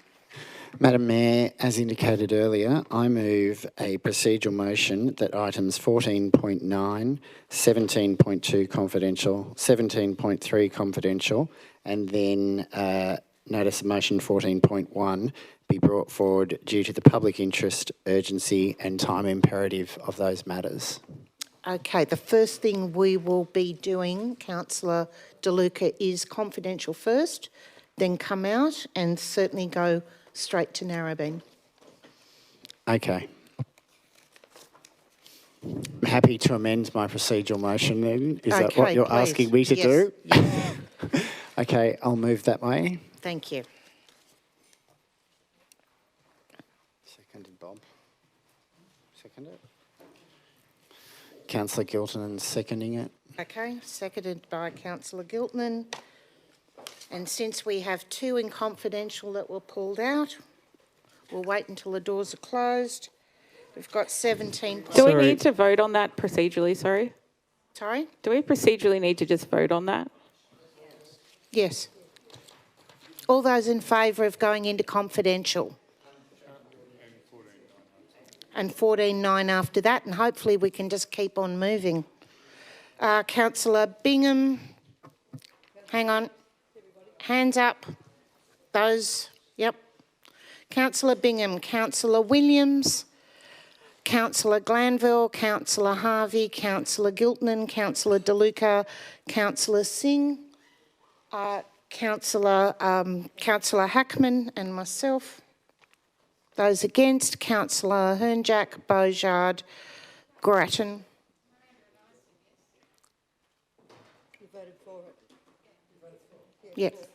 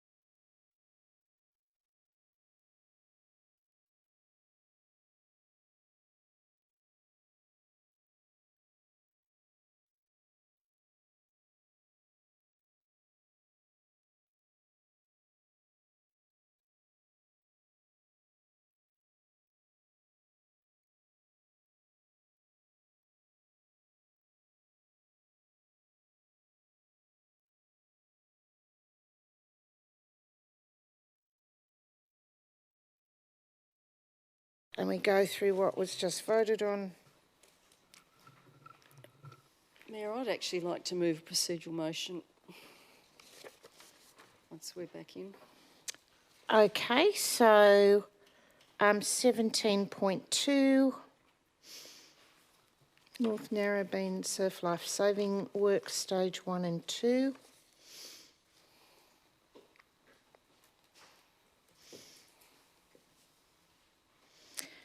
And 17.3, response of the notice of motions for the MEC as it was referred to earlier today.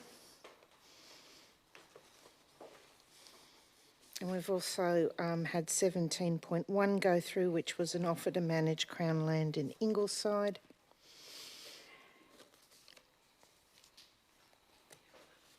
Okay. Procedural motion to extend the meeting. Yep. Councillor De Luca and Councillor Causey. I'd also like to move All another right, just procedural hang on a motion. second, Okay. one at a time. So this is to extend the meeting. All those in favour? Is there anyone against it? No, everyone's for. Even Councillor Grattan is normally. Oh, okay, Councillor Grattan's usually against. But it's definitely carried. Okay, so I'd like to move a procedural motion to bring item 14.9 forward and then 14.1 immediately afterwards.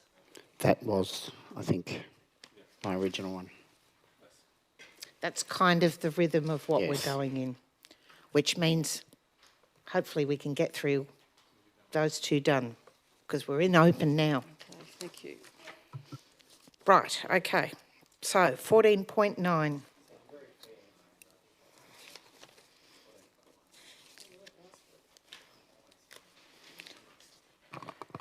Okay, we hopefully, who had this pulled out? So it's definitely Councillor De Luca. Thanks, Madam Mayor. I've actually updated the motion and sent it to governance just to acknowledge the staff that council notes so it goes A, 1, 2, 3, and then B, that council notes a comprehensive objection to the application has been lodged by council's planning and place division, and that this objection be made available on council's website and posted to social media.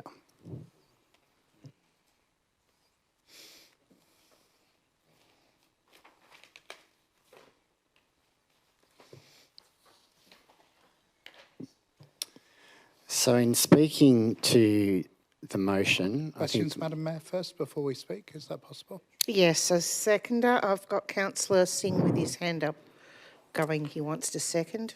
No, that's fine. He can second. Yep. Thanks, Madam Mayor. Questions, Madam Mayor, before Councillor De Luca Yep. kicks off? Questions? Could I ask through you, Madam Mayor, to any councillors, have any councillors actually reached out to the proponent of this development and got their side of the story? I'm not sure whether they were the proponent at the time, but you may recall at the meeting that you attended at Narrabeen Beach Surf Lifesaving Club, people from that facility did actually approach me and outline what was going to happen and the proposal. Okay, so just... Excellent. Thank you, Madam Mayor. Can I ask then, through you to staff, is it common that we put objections to applications for state on our website and post to our social media pages? No. Thank you, Madam Mayor. No, that's not the typical process. Mr. Phillips, can I just point out that the actual objection to the Lizard Rock proposal was put on council's website and social media. Was it?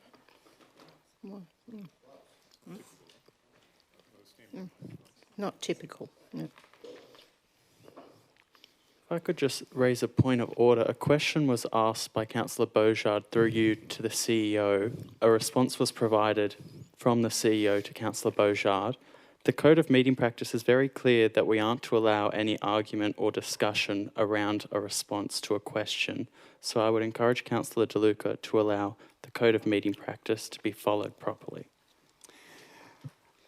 In response to that, as you would know, it would be an act of disorder to allow incorrect information. So I was assisting the CEO, the General Manager, in answering that. You are welcome to do that if you've been invited to do so by the Chair. And Councillor Hines and Councillor Bingham confirmed that's the case. Thank you. So could I just get a ruling on that original point of order, please, ma'am? So would the CEO like to put a bit of clarification in there, please? Thank you, Madam Mayor. If I understand the question, whether that is normally the process for council to place objections and or submissions on council's websites for development applications, my answer was that is not typically the process. To provide further clarity, it is not without precedent, it is not typical.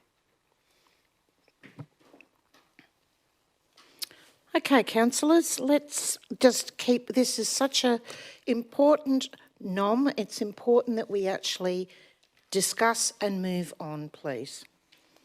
Thanks, Councillor- Madam Mayor.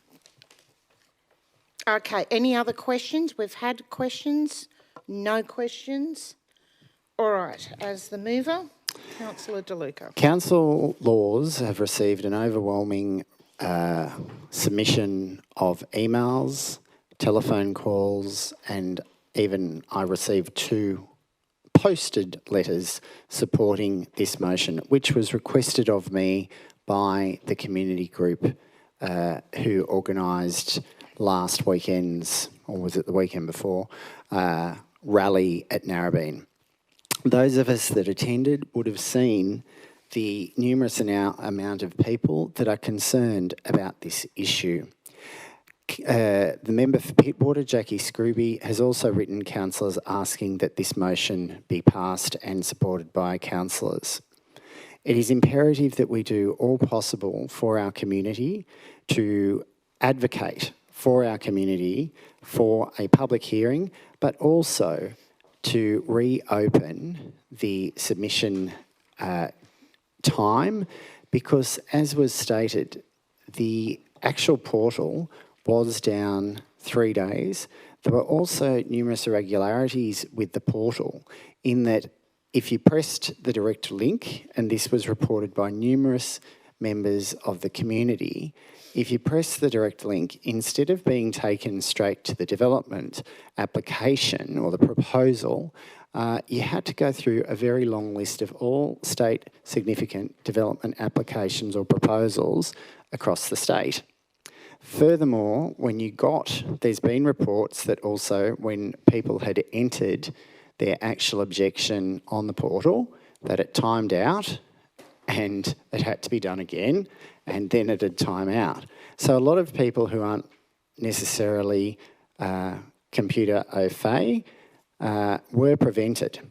Another issue that concerned me was because of the very quick turnaround time, which included weekends, for the submissions, a lot of residents were unable to seek professional advice from either planning experts or lawyers. So then a lot of informed actual submissions could not be made due to the shortness of time. Residents have emphasised, and we heard Belinda Garros speak tonight, at the importance that this motion be passed. Some feel that it's a fait accompli, but I think we need to do all possible to ensure that this is prosecuted to the full possible stages. And I also thank Mr Farrington, Mr McDonald for their support in writing and helping the residents, and also with this motion. Okay, Councillor Singh, do you have anything you want to add? Just, Madam Mayor, first of all, I live across the road. I don't have anything against the development. I do have against the height and the parking issues. So recently, this morning, they put a big sign out for display and try to visit inside.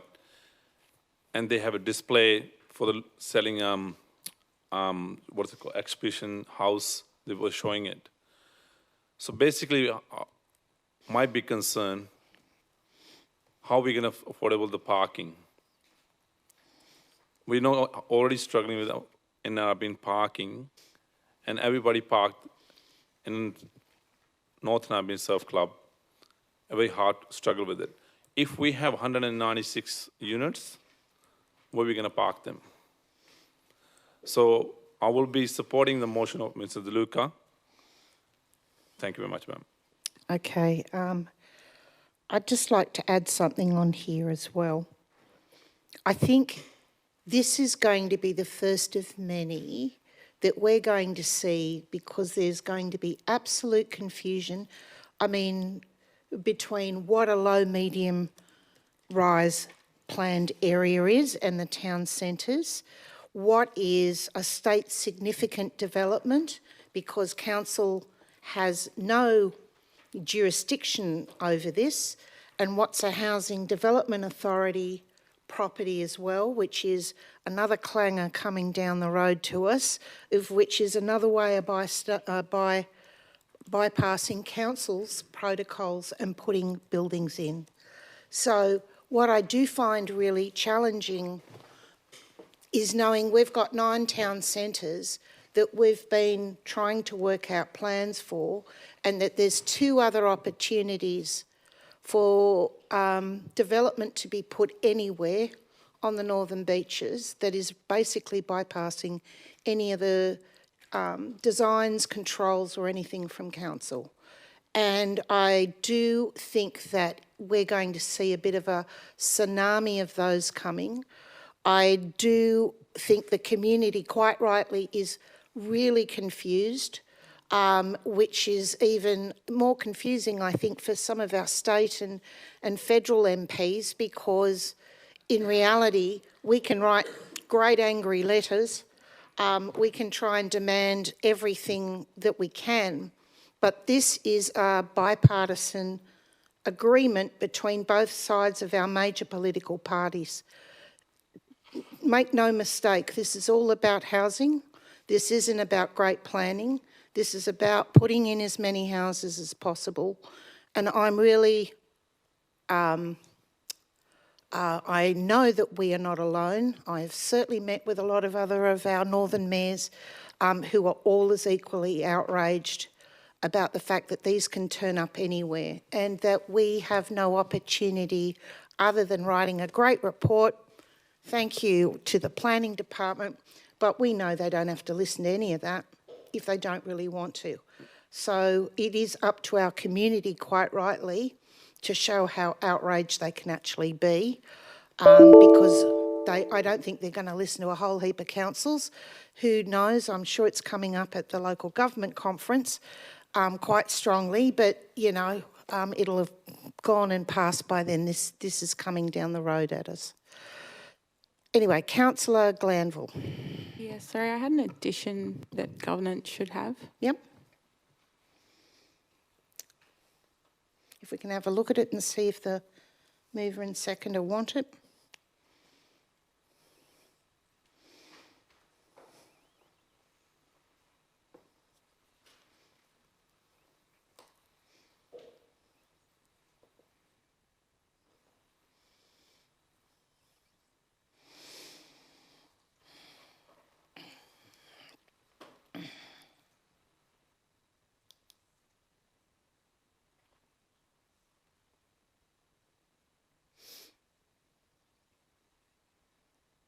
Do you want to speak to it? Sure.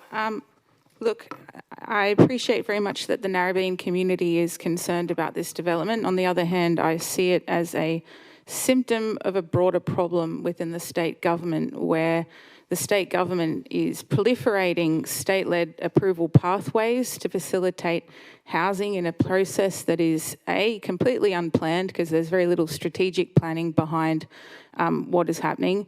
And secondly, and probably more concerningly, there is a concerted effort by the state government to bypass councils and the community to work together on planning outcomes, because as we've spent a lot of time discussing about proposals like French's Forest, normal planning proposals happen in consultation with the community and should ideally be done with an element of co-design where the outcomes of planning proposals reflect community discussion about what their shared goals for their community are and some discussion of the trade-offs.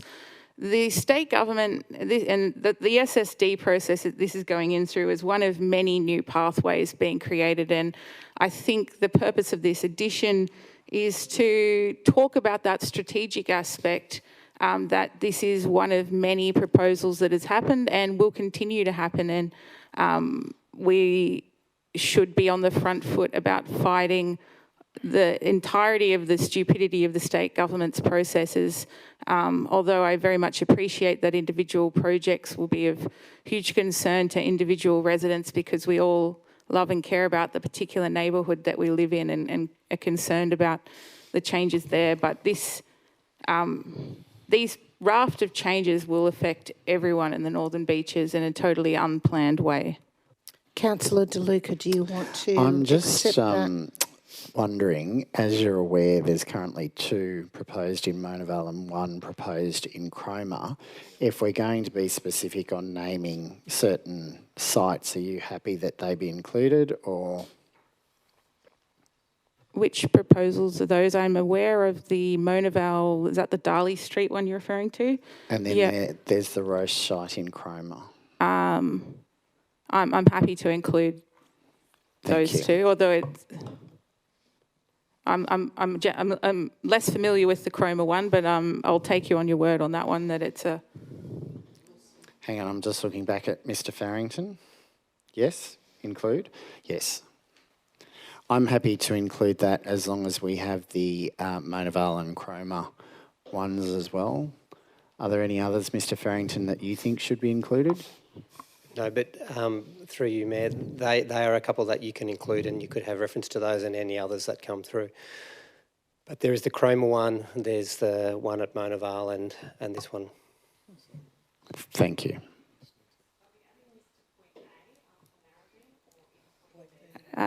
No, I think the discussion is about 1B, including further proposals in the list that is in commas of particular proposals.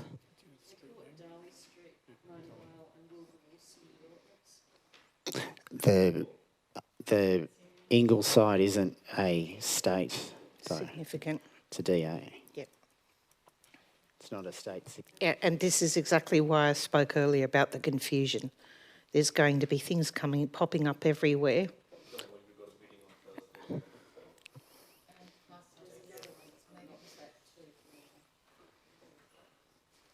I'm happy with that.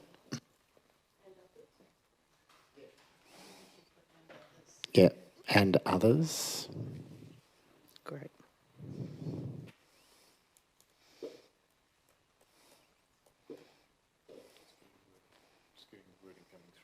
If that's accepted by the mover, then I think it just becomes the motion then, yeah. Yep.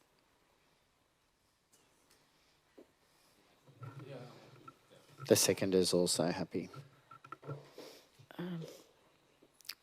So if that becomes the motion... It's 11:09 and working together. I'd also like to propose another amendment, or it could be an addition. No. It's All very right. straightforward. Okay. It's an addition? It's be an adding addition. some words, or is it a totally different, a new point?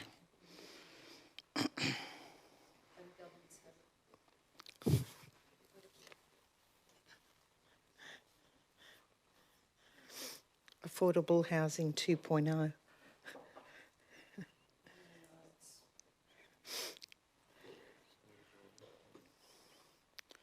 All right, so So is your point 1, which is now point 4, is that your addition? No. Okay, sorry.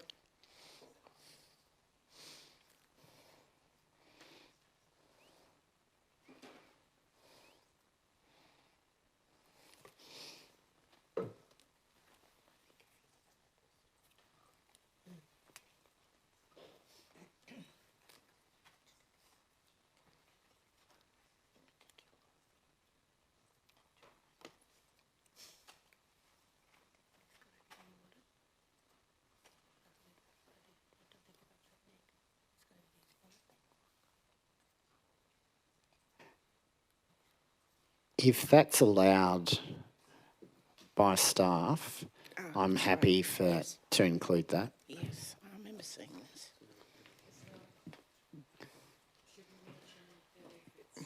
Hang on.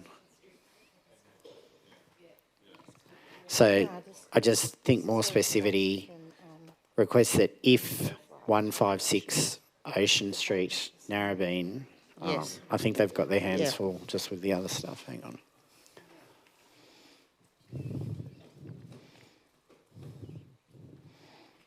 Yeah, since we've added all the extra projects in there now, and number 5 doesn't refer to which project, it could be the sand from anywhere. But I suppose the one thing to always be cautious about is, as we know, virtually anything that you dig up on the northern beaches has got asbestos in it, the land of asbestos. So I think that's why it said that be removed, cleaned, and cleaned. I suppose an insertion of the sentence adding "if feasible" somewhere might assist in addressing that. Yeah, particular because it's concern. not our site to tell somebody what to do. I but think we're- she's requesting that as a condition of consent, aren't you? Okay. Hang on. So what about if we say that request as a condition of consent on 156 Ocean Street. As a of condition of consent consent. of if 156 Ocean Street, Narrabeen is approved in any form,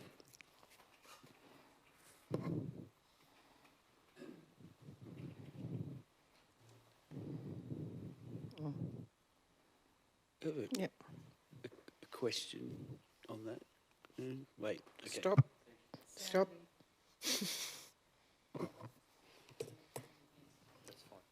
Okay, that's good. We're happy with that.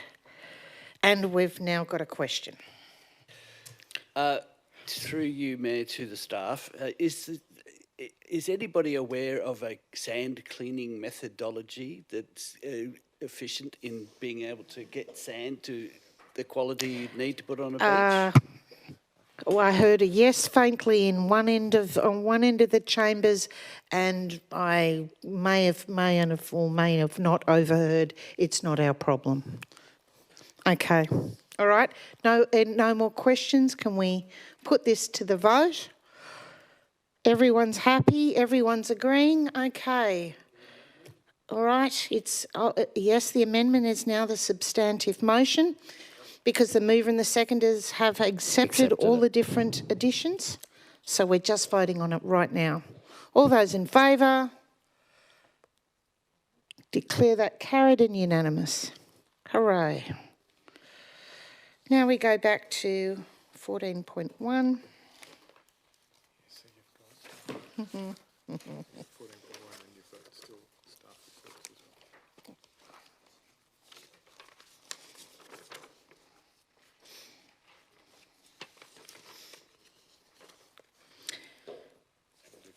We're going to do 14.1 and then go back to the staff reports.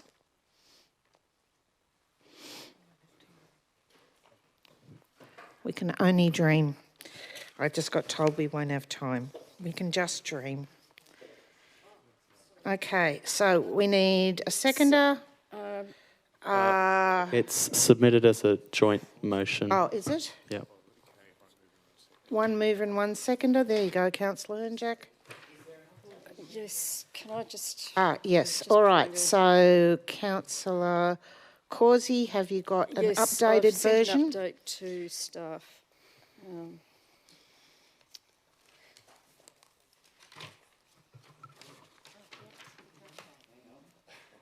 Oh my goodness. Would you just like to, one of the two of you like to say briefly what's changed? So, yes, it might help explain what's the update. You're not speaking into the microphone, and maybe just give us a chance to read it. I think we don't need an explanation. Let us just read it. Okay. Can I foreshadow, based on what I'm hearing, can I foreshadow the original motion as an alternative if this one is lost? Yeah. Okay. Will you've you just be said it. updating though that, seeing that that the legislation's actually been passed in? We can come to that bridge when we pass it. Okay.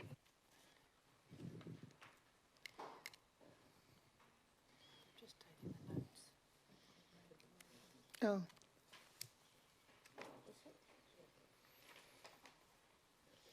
So from what my Deputy Mayor is saying is that it's really just the notes put into the motion, is that right? Apart from point 3, which updates the what's happened in Parliament. Okay, so the notes are now part of the motion. Thank you for that clarity there. Makes it easier. You second it? Yeah, so I can't see the top of it. Yeah.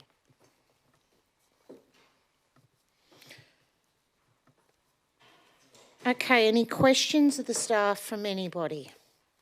No. I do. Oh, sorry. Oh, you do? All Yeah. right.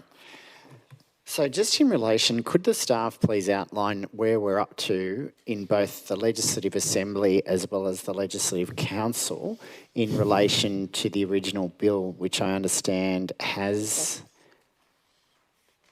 passed, and what associated regulations are being proposed to facilitate this?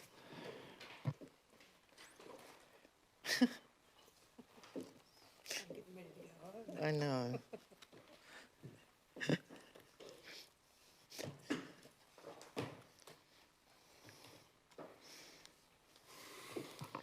Through you, Mayor, if I hear the question correctly, I think it was what the status is of the bill.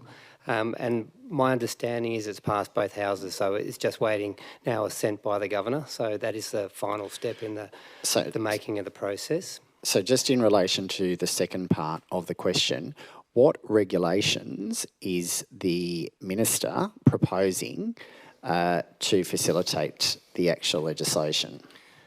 Through you, Mayor, and that's a good question that councils across the state are asking. What is the supporting legislation to support the bill, which is going to change the Act? So that we understand there's going to need to be changes to either the regulations or state policies, because there's changes in relation to community participation plan, the changes in terms of the approval pathway for complying development and specifying what that will be. So how that's implemented, we're not sure, but we've said the government has said that the councils and the community will be consulted in the preparation of that supporting legislation, whether it's changes to the Environmental Planning Assessment Regulation or in relation to SEPs or policies that accompany that. But that's a long answer to your question, which is that it's unknown at this stage.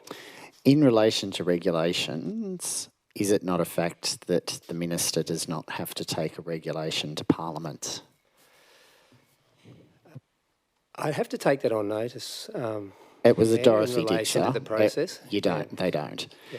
So I believe that's the case, but I'd want to confirm that. So therefore, would it be prudent that we include in the motion that any regulation to be introduced, although I note your advice that there have been promises, but we've had promises before, would it be prudent that we actually contemplate making some sort of request regarding the regulation, and that we extend this to writing to all members of the Legislative Council, because they are the only house that can actually move a disallowance motion and stop a regulation, would it be prudent that we include that in this? Through you, Mayor, if council has a doubt that the government will provide the consultation that it's indicated it will, it would be prudent to include that. So is the mover of the motion and the seconder of the motion happy to include that in the motion? Thank you. Okay, any other?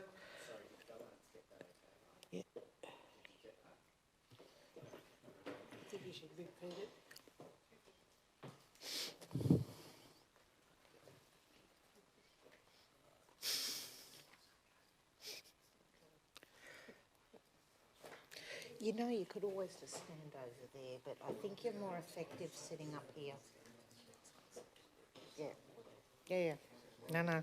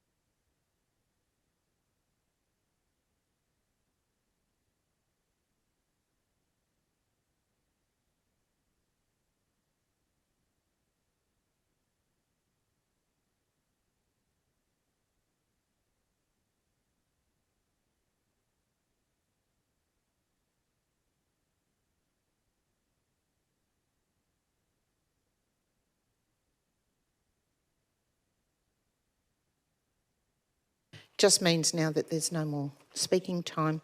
So for those playing along at home, we're just trying to make sure that the words are correct on what we're about to vote on. Mayor, I just want to clarify with that if we've begun discussion on a motion, we can continue that discussion even after 11:30, as long as we don't move on to a new one after. So we will still have speaking time if councillors allowed. Well, I don't know. In my mind, there'll be no speaking time. It'll just be voting.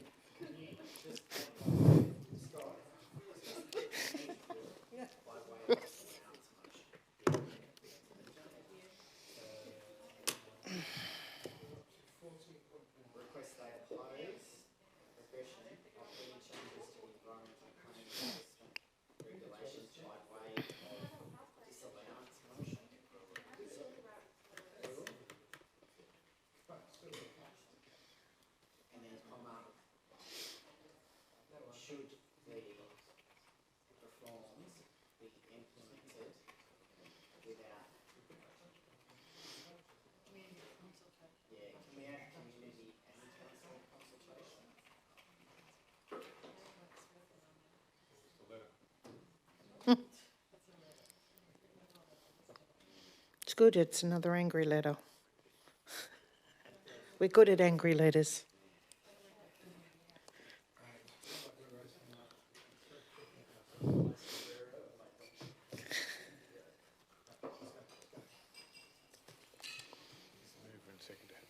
Okay, is the mover and the seconder happy with this?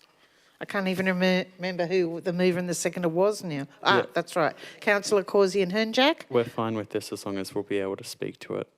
Yes, Thank don't you. worry, I was teasing you. I know you were giving It's too me late for that. Mary. dark looks, but there we go.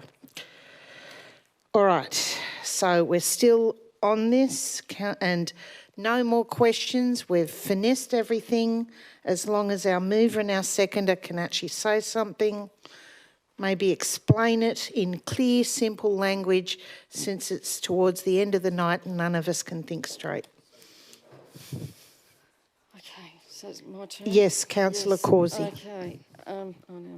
Okay. All right, so the New South Wales Government is selling its latest planning reforms, and I use the term loosely, as a housing supply measure. But what these sweeping changes to the Environmental Planning and Assessment Act actually do is centralise planning, which will be a boon for major developers rather than the mums and dads wanting to do an extension. The Premier told the Herald last month that local government is an act of Parliament, and that's a quote, and that the government has domain over council decisions, and I quote, and they can be a pain. Yeah, they can, but we've been rolling over the top of them now for the last 2 years, and now we're about to formalise it with the bill. This attitude and the bill itself, also supported by the Liberals, Nationals and Libertarians, show complete contempt for the community and its right to decide the shape of our local area, not to mention the expertise and work of council planners. The only MPs to vote against it in Parliament were our local MPs, Jackie Scrooby and Michael Regan, and the Greens. The changes legislate for two bodies, and a lot of us probably know all about it by now, but the Development Coordination Authority, taking over all assessments currently carried out by other government agencies, such as Environment and Water. This sounds like a new government department, but in fact it is simply the New South Wales Planning Secretary, one person on their own. Meanwhile, the Housing Development Authority will, in the government's words, lead a new streamlined state significant development pathway with a concurrent rezoning process, i.e. removing council oversight. It will comprise the Planning Secretary and 2 members appointed by the Minister, with no requirements for specific skills or experience. These 2 bodies concentrating planning powers in the hands of so few will raise the risk of corruption, warned against by ICAC.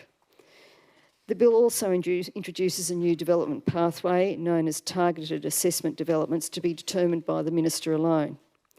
At local level, councils will be required to assess variations to complying developments within 10 days, after which it will be considered a deemed approval. Bad luck if staff have holidays and someone's off sick. And we can scrap the community participation plan we're currently revising because the government's going to impose one on us.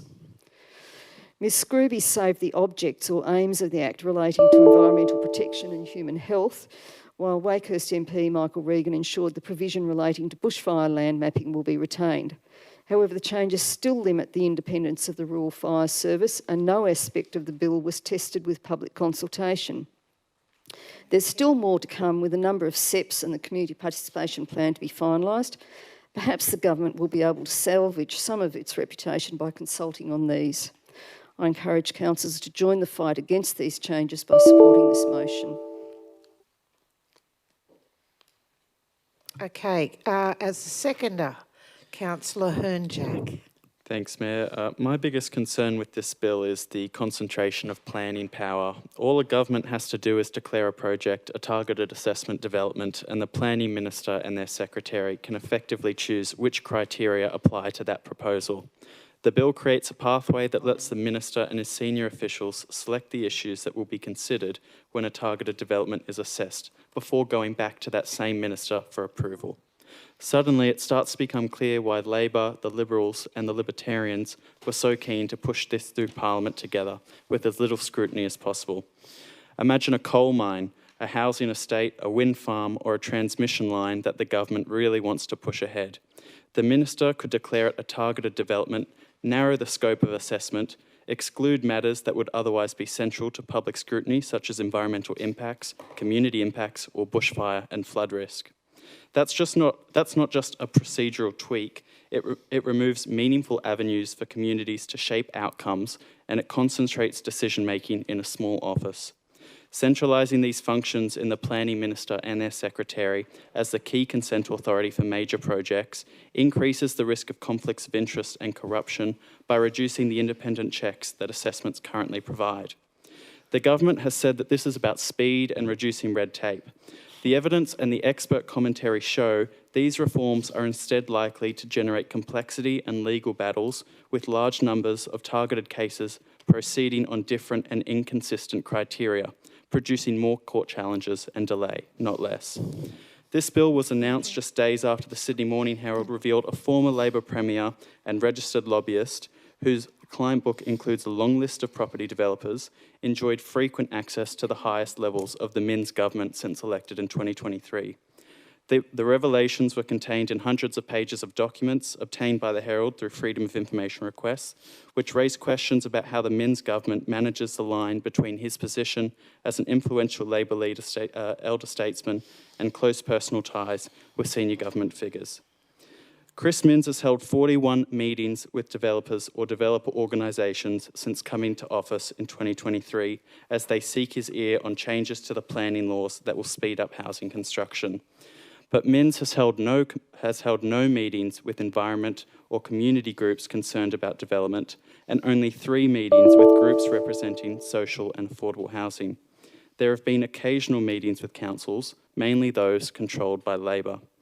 If this council values community voice, environmental protection, and transparent decision-making, we must insist that any change to assessment powers preserves genuine consideration of environmental risks, community impacts, and keeps robust, independent oversight in place. Thanks.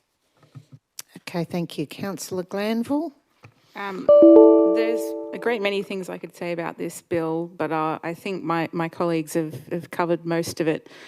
It feels a little like we're going back to the future in the bad old days of Part 3A, where the minister could wave a wand, and we saw how that led to huge corruption risks. It led to huge developments that were ill-considered. And so the stated premise of these amendments are around the good aims of improving housing affordability, but in my view, the implementation of it will only entrench the existing inequalities of who is housed and benefits from the capital growth of development.